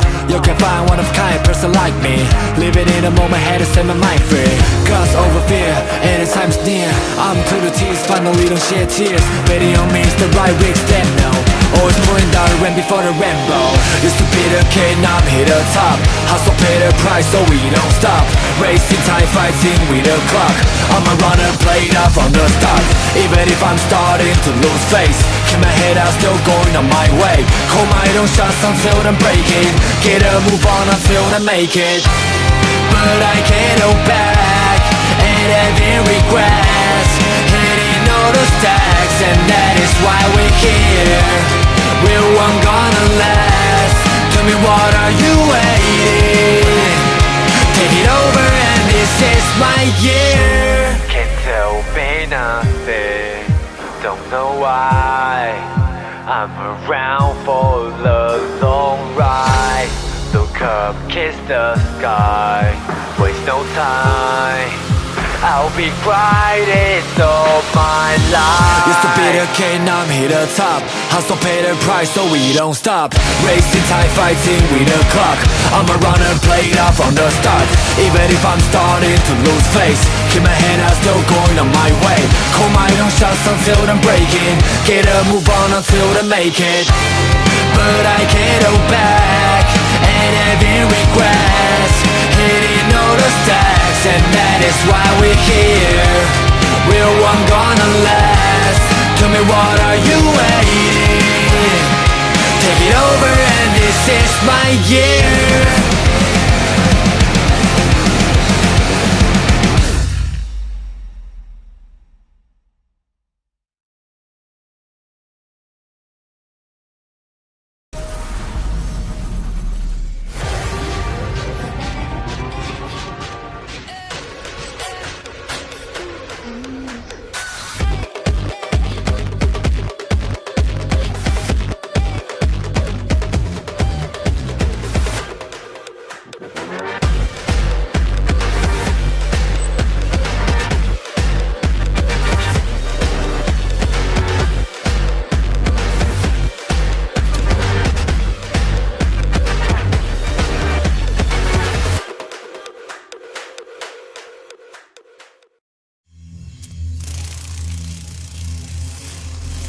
The faint buzz is a warning.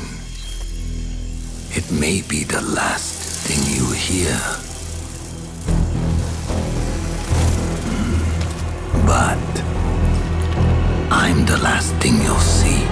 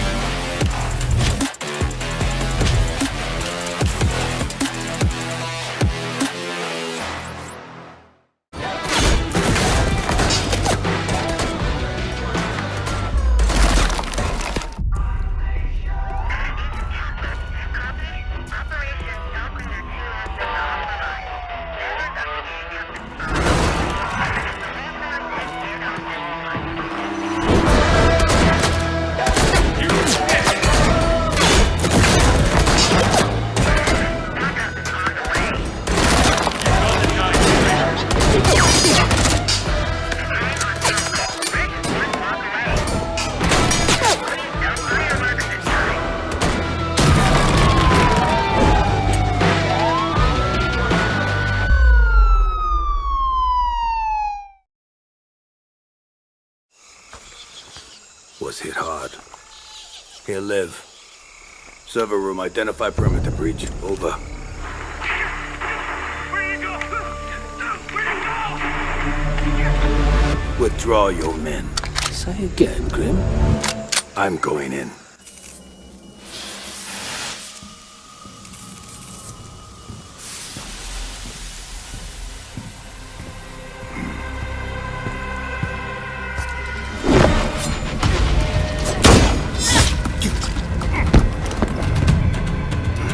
My turn.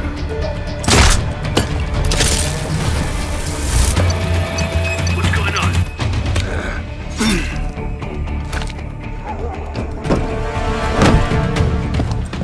What the? Impossible. Didn't think you spooked this easy. Micro recon drones. Cute.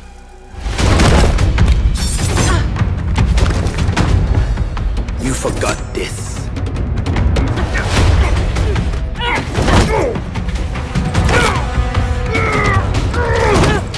The data key on your jugular.